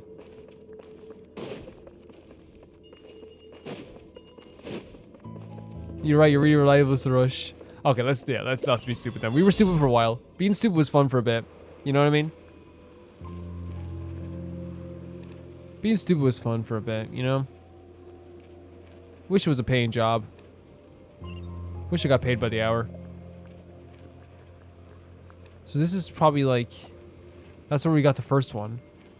There's one here, so I'm guessing we actually have to go here. So maybe if we go back around here this way? What you guys think? Like around this way? No? Because you can't climb the... One with nature. Wait. Hold on. Oh, we can't even leave the cat. Oh, it's a domain. Yeah, they were like, yo, you ain't changing the Vaughn. Time to go. They were like, you ain't Vaughn right now, and you're gonna take it. You hear me? They're like, what if they change the Vaughn? Time to go. Honestly, if I was Vaughn, this would be the easiest thing in the world, right? Oh, it's right there. Let's go. Where are we going? Trying to figure out this maze. Okay, have you been surveying things? No, I've been stupid about it. Okay, it's fair enough. Look, everyone tries to be stupid sometimes, you know? Yeah. Every day is a learning day, as they say. Yeah, you're right. Time to go. See you later. Have a good day. I'll just stay here in this abyss place.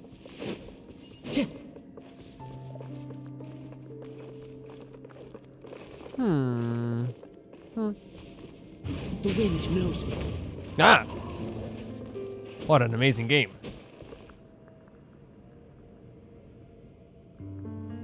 One with nature.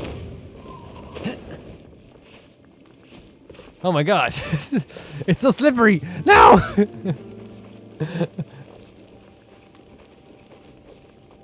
Uh-oh. That's what I get. This is what I get. Ah! Oh god, it won't let me go that way. There's like a barrier. Okay, we'll go. I'll go back. I'll go back. I'll go back, game. I swear. I'll go back. I'll go back. I'll go back. I'm trying to go back. I swear. I swear. I say I'll go back. I'll go back. I swear. I swear. I swear. Oh, no, I'm actually serious. I'll go back. I'll go back, okay? Thank you. So where are we going to the exit here? Thank you so much for this, Sorush. There's the exit, right? So really it's just going back around the same way we came here. That's all it is, like around this way. Wow, this game like is great because they pretty much like saw every trick I was gonna do in the book and said, no, do the maze, Calvin.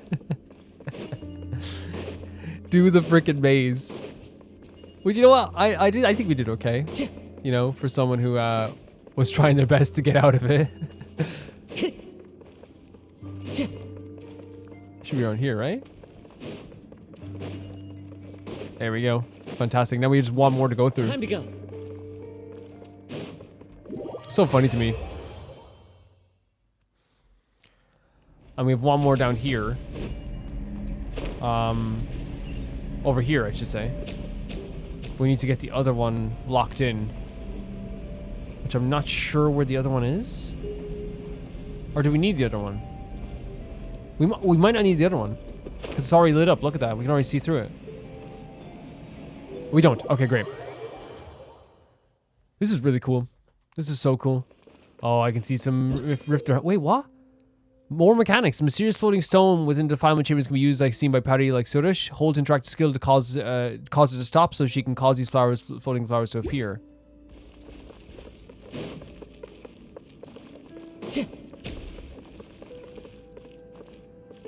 Let's read that again just so we know exactly what we're doing here. The mysterious floating stones within the defilement. Okay. Oh, perfect. Yeah, I get it.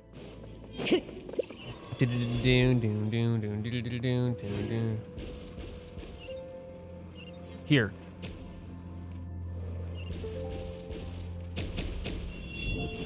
And then we press R1. How do we do the... It's this, isn't it? No.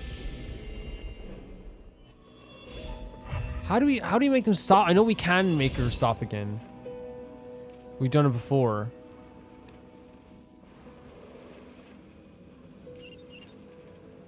Yeah, so here's the platform.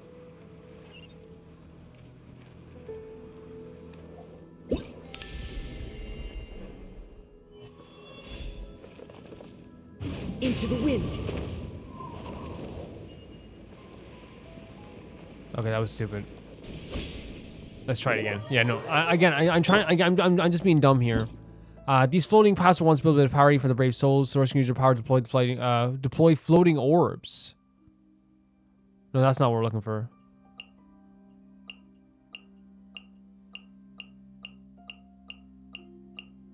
We're looking for the rocks. Here it is. Hold interactor skill. Yes, hold. Okay, that's perfect. Sorry, I'm an idiot. Like I'm so excited about this stuff. I just get very stupid when it comes to stuff. So now we can see it. Perfect. Sorush saves the day again. Look at that. That looks like you.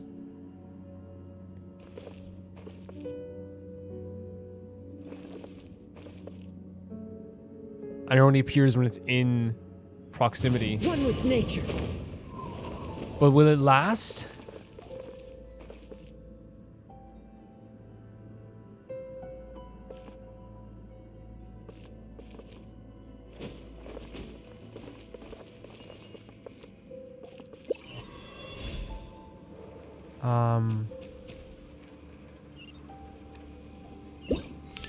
I wonder, do we warp to here first of all?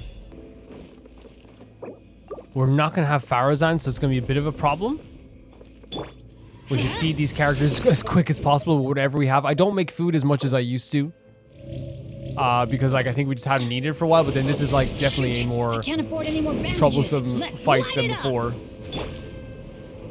For sure.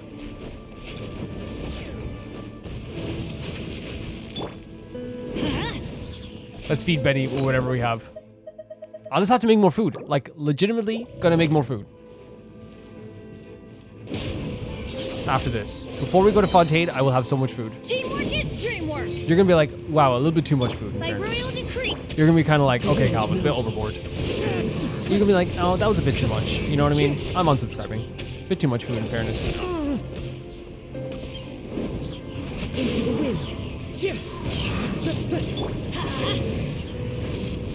You know what? Kind of a bit too much food. Let's light Leaving it up. comments, a review of my channel. You know what? I saw what he said. I agreed, but at the same time, too much food. Clouds high. The birds come. Oz, reveal thyself. One with nature. Going in. No rest for the wicked, as you... Into the wind. So good. Again, just showing off like intensely, even without Farazan. It's a crazy team. It's a crazy, crazy powerful team, even without our girl.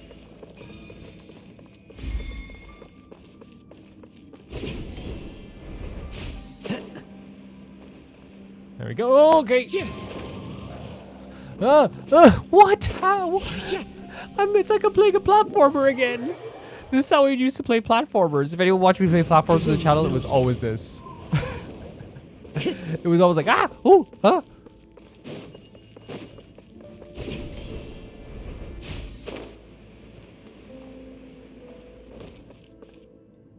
And then we just travel over here as well. Vaughn would have been perfect for traversing this area, by the way. Right? Like, Vaughn would have been perfect. Not that Cosmo's not fantastic too, but you get what I'm saying? There's no hidden path here? Maybe here? Maybe not? Maybe it was just a one-time thing.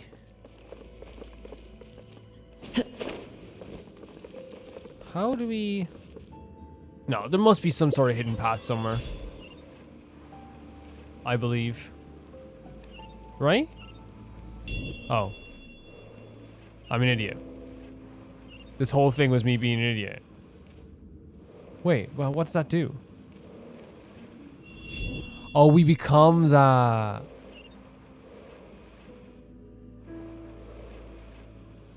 I am so dumb. I'm so dumb. No, I'm supposed to keep you there. Of course.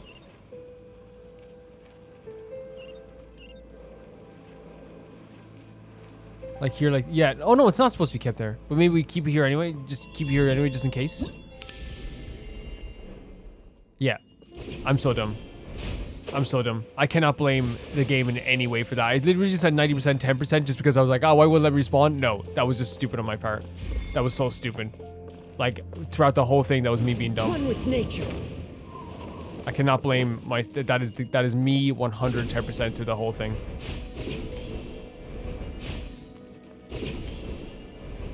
So we did all three. And now we're just going back into the Khvarena. I wonder what's going to happen now. All three of them are here. The spent hearts have all been brought back to the Lotus. According to what you said earlier, Sorush, we should be able to awaken to divine consciousness now. In that case, let's use let the rite of absorb begin. Next, I shall borrow the power of the Khvarena to make the flower of sanctity bloom once again in the Khvarena. But then it'll be unleashing the filth gathered within the sacred lotus, which will transform into monsters. We can do it. We'll beat them. It matters not, for as long as the god's consciousness is awakened, the power of the Amarita will defend us. If the flowers of sanctity grow, it will spread Amarita all over the land and cleanse all its impurities. This, then, in a final battle, worthy of Bloomguard. Let's try our best. Let's try our absolute best. Let's go. Farazan, come back. The wind knows me. We just have to, like, again, I think as well, Cosmo's gonna be good to, like, stop them, I guess, as well, because, like, you can gather them around. Into the wind. Honestly, Shao would have been fantastic for this too, I believe. Let's light it up! Oh, hilly trolls. Cosmo can sort these guys out. Look at The that. wind knows me. These guys are made to be, like, destroyed by Farazan in this case. Have fun with this gift. As one with wind and cloud.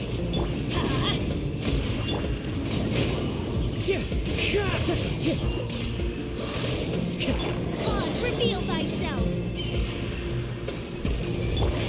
Into the wind. Let's try our best as well, because they can be tough, the wolf boys. Midnight Phantasmagoria. Wolf Boy City. Tears of the storm. One with nature. Why would you go over there? Come over here for a second. Come over here for a second. It's like, it's so right of them to do that, but it's also like something that, like, you know, you ever get that where it's like, yeah, it makes perfect sense why they have the creature move away from you sometimes to make combat more interesting. But at the same time, I'm just like, stay in my field of damage right now. Stay there right this second. Like, it's like, I get it, but it's also like, please just stay here. Truth repeats its course. Like, I think you guys know that's like one of my like pet peeves that like is such a pet peeve that doesn't even matter. You know what I mean? It's like I'm wrong. Like, cause you obviously whenever like an enemy runs away from you, I'm like, oh, they don't want to fight. Okay. Which is such a stupid way of looking at it, you know? Who's left? I heard some yang yang yangs. Wings of darkness. Come, sever night from day. As one with wind and cloud. One with nature.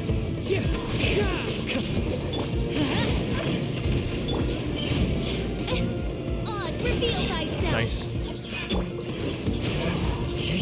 And if Oz is revealing myself, we're sorted. Tears of the storm. Who are you guys? I'm going in. If you want to come and destroy, you have to come into the middle here. If you guys want to destroy this, you got to come here. That's how I get them.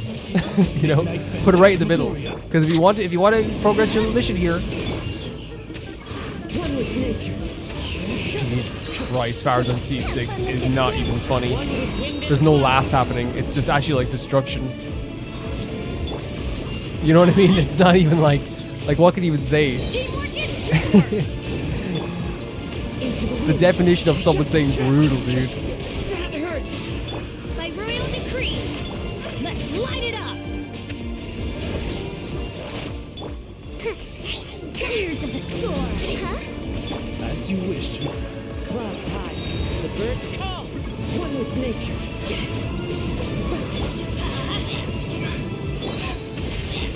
Fanru, Going in. Let's light it up. where are you going? Over here. Oz, reveal thyself. The wind knows. It's actually a really, you know, we love a gauntlet, right? I've always said that. I've always said we love the gauntlet. Summon thee. Into the wind. Where are you?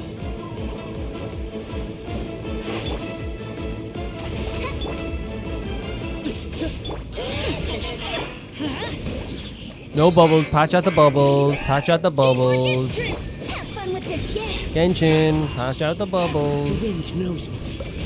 Am I right, guys? High five. On seeing them die as well, the Abyss Mages. Oh, look at the turn.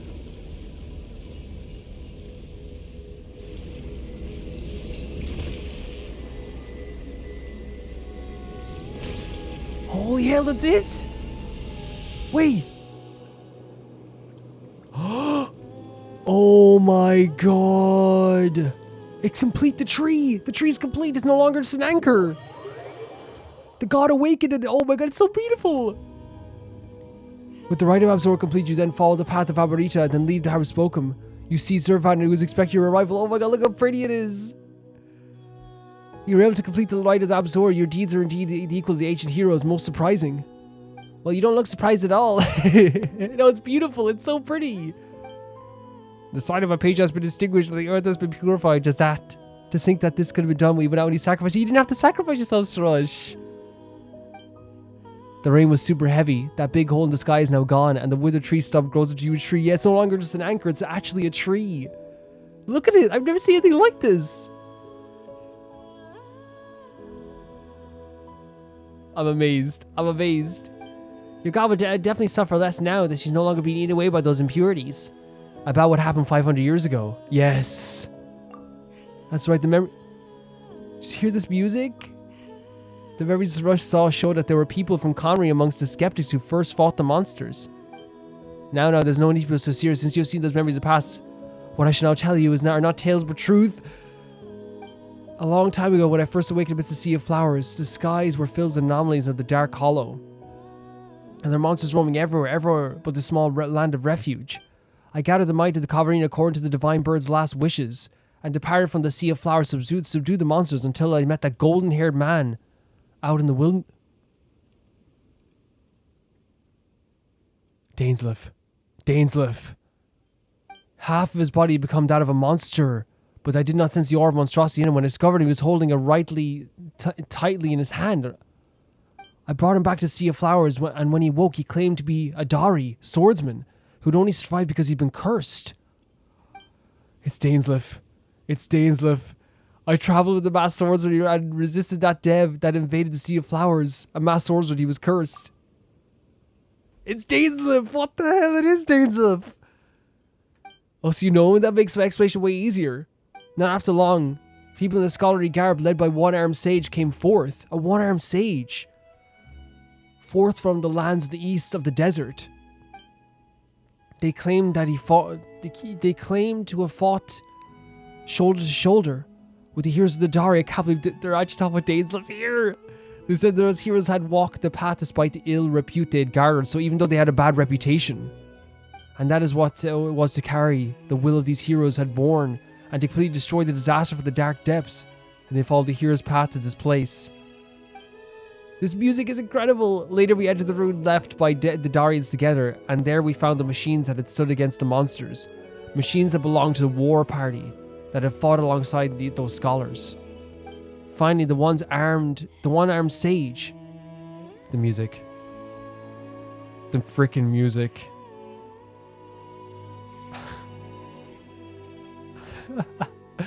This is incredible.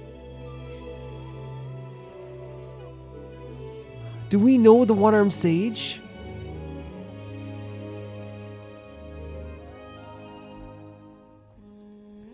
Thus we entered the tree and used the Amory to purify the music. I can't get over this. The final skies of the earth. After that, the Sea of Flowers would constantly birth Pari, and monsters would slowly disappear from the land. Later, the masked swordsman would leave the Sea of Flowers alongside a young woman with golden hair just like yours. And the sage went into the ruins underground and never returned. So they're still underground, maybe? Our sister. Our freaking sister again. The youths maid would forge bonds with the newborn Pari and call themselves the Order of the Skeptics and settled here. And now a golden-haired hero's returned to the Sea of Flowers. And though it is not the who came before, I can feel there's something begun to flow again. It's our sister. It's our freaking sister in Dainsleif. This is also why I chose to ask for your help. With you around, I need not fret about going hither and thither, searching for a valiant soul to fight alongside us, Pari. The task of teaching humans is the most trying one indeed, of course. Our sister at Dainsleif left the Sea of Flowers. That's just because you, Pari, are each lazier than... Okay, bye, Ma. Bro, do not include me in this. Well, since you have finished the rite of Absorber, the impurities will not be able to threaten this place for a time. I can take a time to rest. And as for Sorush, I'll leave her to you. Do go... We have a third party member. This is, after all, also the work of the Yasminapati. Arya over the Yasminapati. I don't intend to be lectured by you, pale floater. Don't be like that. You gotta listen to your teachers, you know. Still, Zurvan, you say it like we won't meet again or something. Well, you don't intend to stay here with me, do you? You humans are like that. You will never stop to settle down. We will meet again. This is incredible. This is incredible. Well, I'm afraid I shan't believe you. This is my first time hearing such words because no one came back. Oh my god. Speaking of which, one of the masked swordsman is now. If you see him, do say hello. We know how he's doing. Oh my god, that hit me so bad. Holy hell. This is incredible. You're both travelers after all. I'm certain your paths will cross. Alright, go out to where you need to be. Don't miss me too much now. The Pari are incredible.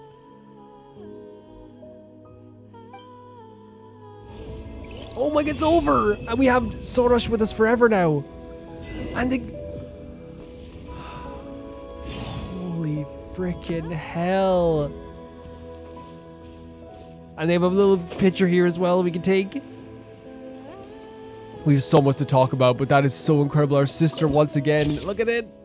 Being in a place that we were before. I am so happy to be leaving Sumeru and have had left this place like the way I found it.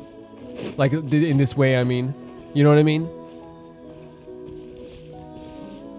Holy hell. Our sister once again, it gives credence to that we walk the same path as our sister. We walk the same path as Dainsleif.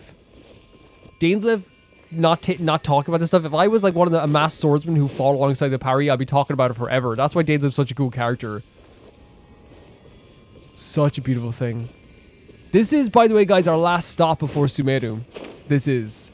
In terms of the jet quest, I've talked about it in probably a video coming up. We will be doing the jet quest. Time to go. All the other jet quests at some point, and I feel like it's one of those things where I want to do them at a point where I can like give them justice, because right now we have to wait in between days. It would take like a bunch of times to do all the jet quests, if that makes sense. I guess like I knew that like it would take a while. Now I think now looking back, if I knew that this, you know, hindsight's 20/20 always. This Khvarena Good and Evil quest, I did over a few days, and I didn't think I would be. I thought I'd be doing it in one go, but I didn't realize how long it would be, if that makes sense. So I guess like we could have done the jet quest as well. And again, it's not me trying to avoid the jet quest. I absolutely adore jet. But it kind of like just turned out that way, right? I don't know what I'm going to be doing before I do it. I don't spoil myself on this stuff.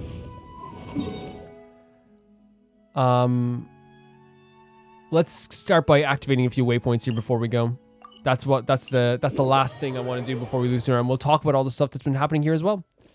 So in this quest, this was a quest pretty much talking again, once again, about the history of not only the Pari, but Tevat and the Abyss, and what the Abyss is planning. I think we learned a lot from this quest. I think what we learned from this quest was that the plans of the Abyss are way more like dangerous than we ever could thought they could be.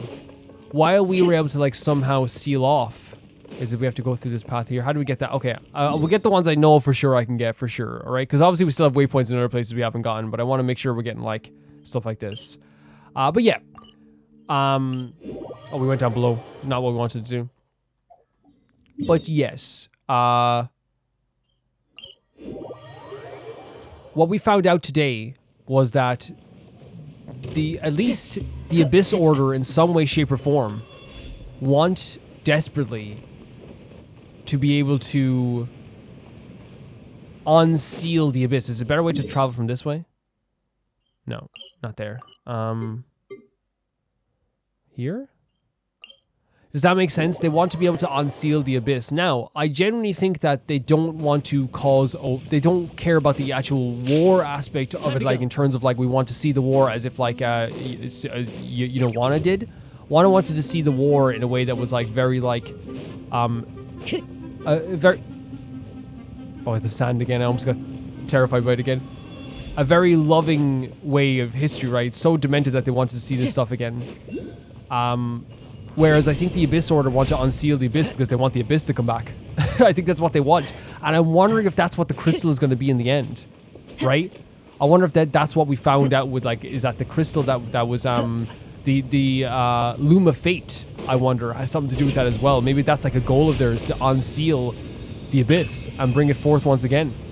That could be the case. Maybe that's one of the plans they have. We don't, obviously I don't know that yet. We talked about like how like they created, it was a beautiful sentiment.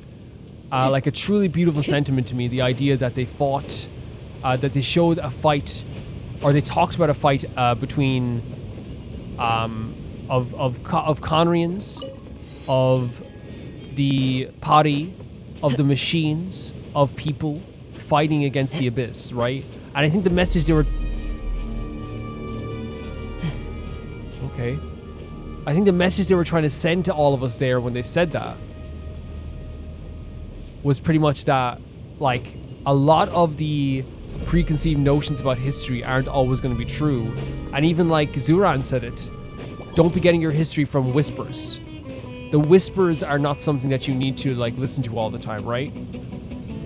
It's about listening to actually like maybe people who were there, people who actually know, like have knowledge, but also like I think there like is a sentiment with Zurvan where like Zurvan's like, don't trust every human and what they think about the past and what they know about Katheryne. And we've learned this in Sumeru. It's a big theme in Sumeru as well. The idea of like not trusting exactly what everyone says about King Dedra, not trusting exactly then when you find out all the nice things about King Dedra, don't trust those either. Then again, it's like well, don't trust what about the goddess of flowers just being this 100% beautiful creature that never did anything wrong. And in the end, we found out once again that our sister was fighting, not fighting, but was here as well, walking the same path we did in the Sea of Flowers with Dainsleif. There was once again another connection to the idea that our sister, is this underground? It's not underground, let's get that as well. That our sister is walking the same path that we are once again. And I feel like that's such like a beautiful sentiment that continues throughout this entire game. They do such a good job with that. I genuinely think that there's something with the curse that is going to be the thing that is able to power, or like maybe a fully formed curse is able to power the Loom of Fate, maybe the curse itself, or maybe to extract the curse from them. Because again, I thought that maybe that Converia was going to be something that was able to like extract the curse, but it actually reverses, it can reverse the seal and also seal the abyss, those songs. So they did a good job of doing that. But one of the most beautiful things about this whole mission was the fact that, again, you can't believe absolutely everything you see. You can't, like, not every single thing that is told to you through like a storybook or like anything like that is going to be complete truth all the time. Is this underground or above ground? We can totally get this as well. This is below ground. So a lot of these are below ground. We won't be getting all the ones below ground, unfortunately. Where's some ones over here? Because I know I missed out on some of them over here in Sumeru. There's one up there.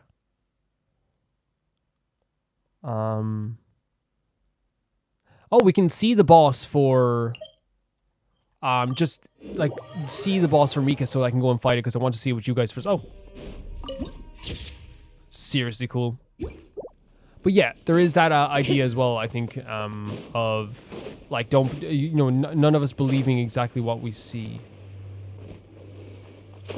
Oh, this is right on the boss. So what does this boss look like? It's a Waynut! Super cool. Super cool. This is what you use for Mika, by the way. Very awesome. I just wanted to see what you guys, so we could actually react to it, you know what I mean? Dunes of Steel. We should get this one as well, right? I guess this might be the best way to get it, right? Yeah. Yeah, and I think that we saw that again, like through this story with the idea of the drums. I think the drums are such a cool part of the story where it's like, well, like, you know, the beating of the drums, and it's like, well, the drums don't like matter. Like it's not as some stuff isn't as a big deal as they thought it was. It's just stories throughout the tale. Like obviously the drums matter, but like the reason they were hidden was actually such a more beautiful sentiment to me, which is just a Pari wanted to sleep because the drums sounded too loud, and because stories travel throughout time. That's what we saw. That's what we heard from, was the idea that like, oh well, the drums must be this magical thing that hide away stuff. But no, it wasn't. It was the idea of like a full-on, I guess, like anger towards noise. That's what it was. I really think that's it's a funny thing, but it's also trying to tell us to not believe absolutely everything we see all the time. Believe what is written, not just the fairy tales that are told, and that's been such a big theme of Sumeru as well. Yeah, so that's pretty much like a lot of what we can talk about here when it comes to this mission. I'm sure I'm going to miss out on some lore and some ideas and stuff, I guess. My overall thoughts on the Katheryne Good and Evil quest is that it was really good. It was a really good quest. I think that, like, watching her dance is such an interesting thing. I think that, like, in the end, I'm very glad I did it. I'm not gonna lie, there was a time, like, when we were doing some of the puzzles where, like, they were introducing so many mechanics into it that I was kind of like, man, like, this is there's a lot of mechanics involved in this, right? There's a lot of mechanics involved in this. And to me, that kind of like, it was like, it's like, it's too much at once I was feeling at the time, and I felt like I was getting a bit overloaded. I think I even said it at one point, I was getting a little bit overloaded. This is so pretty, by the way.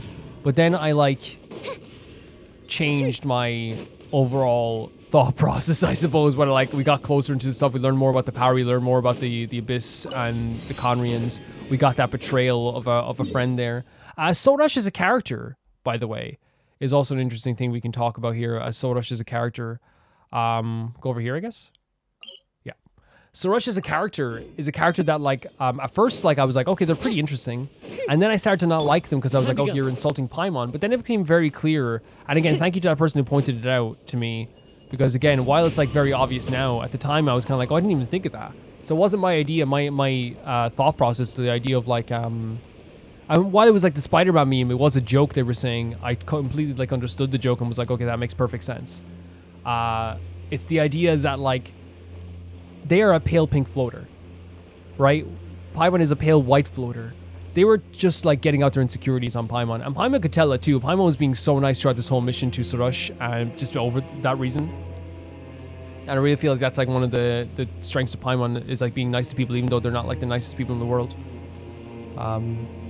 Very, very, very cool stuff there when it comes to Sorush. And I think Sorush's journey was like a journey of someone who was self-conscious about their place in the world, and self-conscious about like who they were. I'm going to keep Sorush out, by the way, because like here's the thing, I think that Sorush is probably going to rub people along the wrong way. If I'm right in saying this, like please correct me if I'm wrong. I genuinely think there's going to be a lot of Sorush haters. Maybe I'm wrong. In the community there might be a lot of people that don't like Sorush, which is understandable. Is that the tree in the distance, or is that clouds? I think it's the tree in the distance, isn't it? Let me see which direction we're standing in. It is the, oh my, you can see it in the distance now. But like personally, like I guess I'm looking past a lot of insecurities here that come from Sorush. A lot of like past stuff and like wanting to feel like, you know, absolutely welcome. Wanting to feel like you're needed is, to me, like one of the most common feelings that you could feel. It's just that with Sorush, that they were around so many people. You saw the way they were desperately, before we even like talked to me here, we're trying to like, oh my god, look at all this. Whoa, what the hell? Follow the wind. Oh my god, it's really beautiful. Before we even met Mahir, they were trying to tell us how Mahir sucked, you know? And that was just like trying to prep us. Which, if you ever had that happen before with like a very insecure friend, where you're about to introduce yourself to like, you know, someone who they might seem as like, look at all this stuff, holy hell. There's like this, Sumu was gigantic. If we could stay here for another like 10 years. We really could. Like, look how pretty this is as well. Like, I love seeing water, like, overflow this area, too, a little bit. I thought they were going to take a picture of this, because this, to me, is the prettiest. Yeah, nature's pretty. But nature's pretty all over Sumu. Sometimes it's nice to look at castle ruins as well. Dave Dubry as well. Some domains also as well here. Is there any here that we kind of missed out on? Probably. Like this here? Is that underground? It is. What boss is this? Did we just not get this boss? Let's see if we can get this in as well. And for the last bit, I guess we'll talk all about Sumeru and what I felt about Sumeru. I'll even put a timestamp on the video so people that just want to hear my thoughts on Sumeru can, you know, skip to that point as well. As that's what I'm thinking anyway, they can skip to that. Sorush dancing, Sorush being a lovely dancer. Where? Oh, we're going this way. Sorry, I was going towards to talk to Katheryne. Yeah. I guess up this way. Let's see if we can find. If we can't find it, it's okay. I'm not gonna stress too much about finding all the waypoints. That's not something we always do.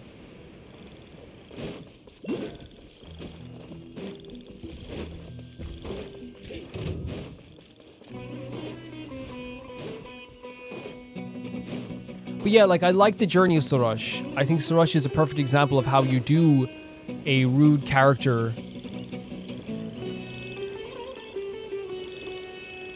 How you do a rude character. How you do a character who's kind of mean. And then you make them, like, so interesting. And, you know, you want to learn about them. You want to learn more about these characters. And I think that's something that, like, we're passing by all the enemies. I know we are here. I know, I just feel like that's such a special thing. the way they did it. Because at the end, like, again, it's not about portraying Sorush as a character. Because Sorush is still such a cool character. It's more about the idea of, like, Sorush is still very self-conscious. Like, we can feel this, how self-conscious Sorush is. Oh, it's just a plant. It's going to be a plant that's electric now. Everybody stand Interesting. back. Clouds high. The birds Okay, call. very cool. Into the Let's wind. activate it just so we can see if there's any differences looking. Then I'll go to, like, my favorite place in Sumeru, and we'll just, like, have a chat for a bit about Sumeru. Very quick chat. Right away. Very, very cool enemy as well. Very cool. So where would I say is my favorite place to look at in Sumeru? So many, like Port Ormos is absolutely beautiful. This place, I think, was the place that shocked me the most when we first got here. Apam Woods. Oh! Cool. You know where we could go? Did we ever go to this harbor? We didn't even go here before. Let's go there as well before we go to our... Because then we're going to go here to the Varuna area. We just never went to this harbor area? Because we probably never needed to?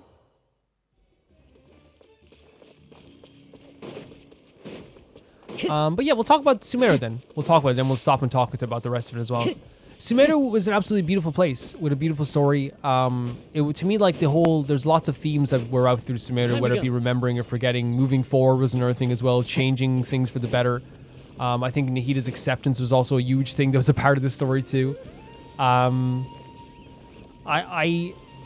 really believe that in terms of, like, narrative, a lot of it, like, was like...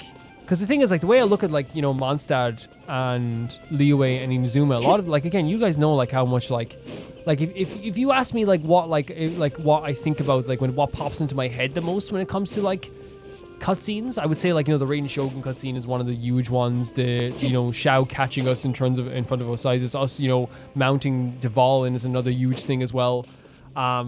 But I think, like, as well, like, when I think of Sumeru and I think of the cutscenes in Sumeru, I think of us talking to Nahida in the Void.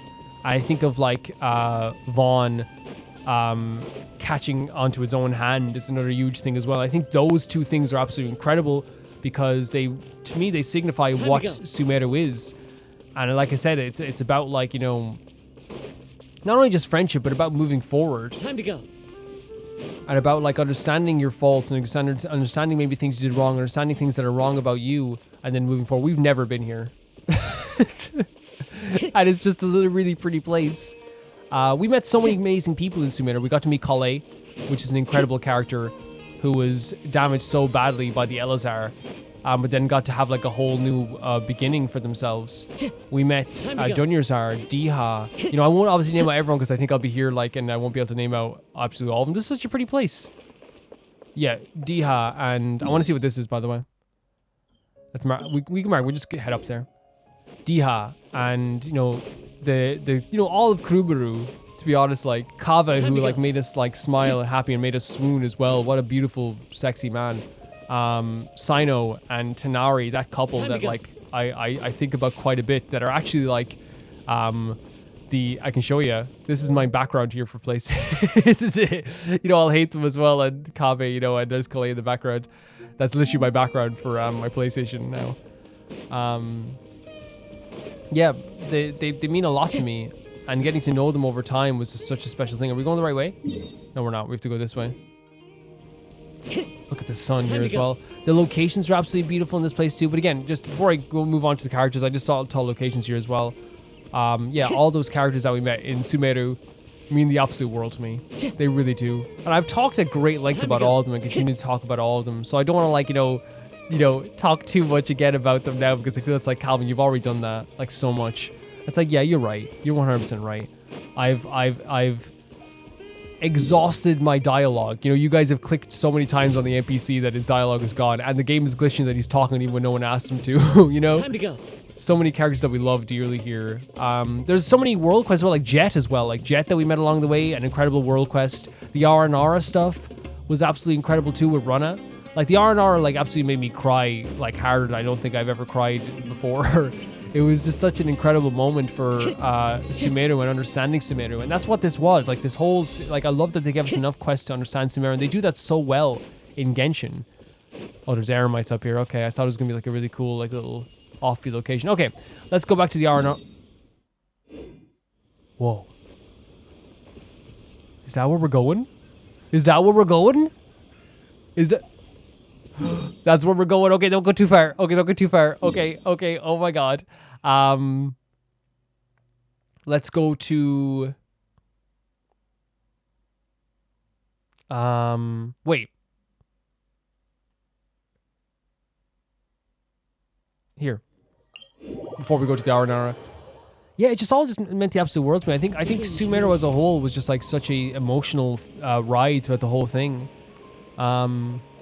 I don't, to me, like, and I know people before have been like, you know, don't like just rank them. I want to hear your rankings. I don't really want to do that like that much. And I think that it's okay to have favorites, right? It's okay to have favorites, but like, you guys know what happens to me whenever I try to do that with anything. It's just like, especially since we haven't finished this entirely. Like whenever I go, oh, Sumeru, this Inazuma, you know what I mean? Like, cause like, the thing is, like, I think on a Tuesday, Inazuma could be my favorite location. On a Wednesday, it's Liyue. When I'm in Liyue is my favorite location. When I'm in Sumeru, it's my favorite location. When I'm in Mondstadt, it's my favorite location. You know what I mean? Like, and it's not that like I'm indecisive. It's more that like these locations mean so much to me that they awaken something in me when I actually come here.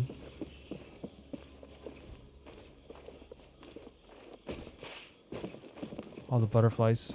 You know what I mean? It's like it changes my viewpoint every single time I enter into a new location like this. I'm so appreciative of these locations. Again, we could travel to everywhere and see everywhere, right? But I think we're going to go to the R&R to end this video and end our time in Sumeru. Such a beautiful place. Time to go. I've appreciated my time here. I think that the Sumeru story really ramped things up in terms of like making things more serious, as well as making things like very like almost like movie-like, and not in a bad way, because usually like that would be an insult to me, because like I'd be like, oh, games don't have to be like movies, but you know what I mean? Like the shots, the cinematics, the writing, all this stuff, it felt like a movie sometimes. And we were infiltrating the place, it felt like we were doing Ocean's 12 or something. I think they did a really good job with that. And I think if you look at it that way, I think like Sumeru is like I talked about it, it's like a childhood movie that I watched as a kid that stuck me forever. Like Liyue was like my place. It was almost like this comfortable place of work. Inazuma felt like it was an old like samurai movie. It was an old black and white samurai movie and rebellion movie that really hit me hard, because you know I care a lot about the rebellions that happen in my own country. And then Mondstadt was like, you know, it's my home, and I really feel that way. Guys, for the last time for now in Sumeru, we're gonna come back and do other stuff. We're gonna be doing Sino's second story quest at some point and all this stuff. For now, I think I can safely say thank you so much to Never Gonna Pay the Baby Gangsters here on Patreon. That being Typharo2, Jamie Bull, look at Sorush, Jana the Banana, The Ghost of Inazuma, Felicius Felix, Ewald, Radish, Anusta, Shibata Malcolm Kunde, Death Trap, and Link's Marking. And I'll say it again since the last time in Sumeru. Typharo2, Jamie Bull, Jana the Banana, The Ghost of Inazuma, Felicius Felix, Ewald, Radish, Anusta, Shibata Malcolm Kunde, Death Trap, and Link's Marking. And guys,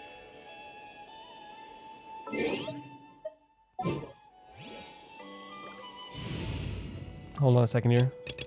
Team standing by for a second. We don't have all the characters right from Sumeru. We don't. So we'll pick 4. I'll take right? care of That this. that in Sumeru we'll pick 4. Because if we had to pick all of them, like we have so many Sumeru characters, right? I think we don't have like a lot of Sumeru characters, right? In terms of, well, I guess like Yao Yao is a Sumeru character. Oh my god, look who's coming up. Finally. Yeah. I think that we can choose these 4 characters though, if we had to choose 4 characters to do this, right? Would you guys agree with that? I think that's fair. Let's go. We're about to do the ultra thing.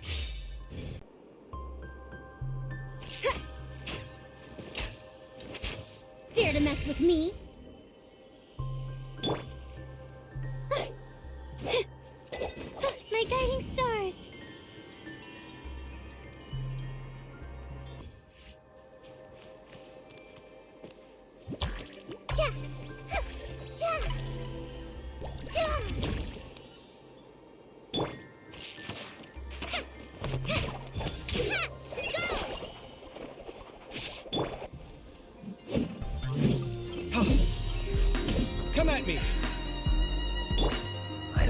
No, you do. Come on.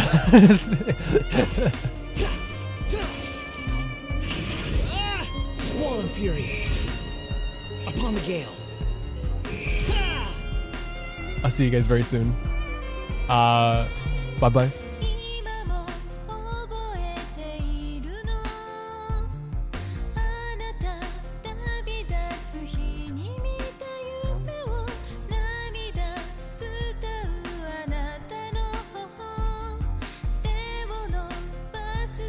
Yeah.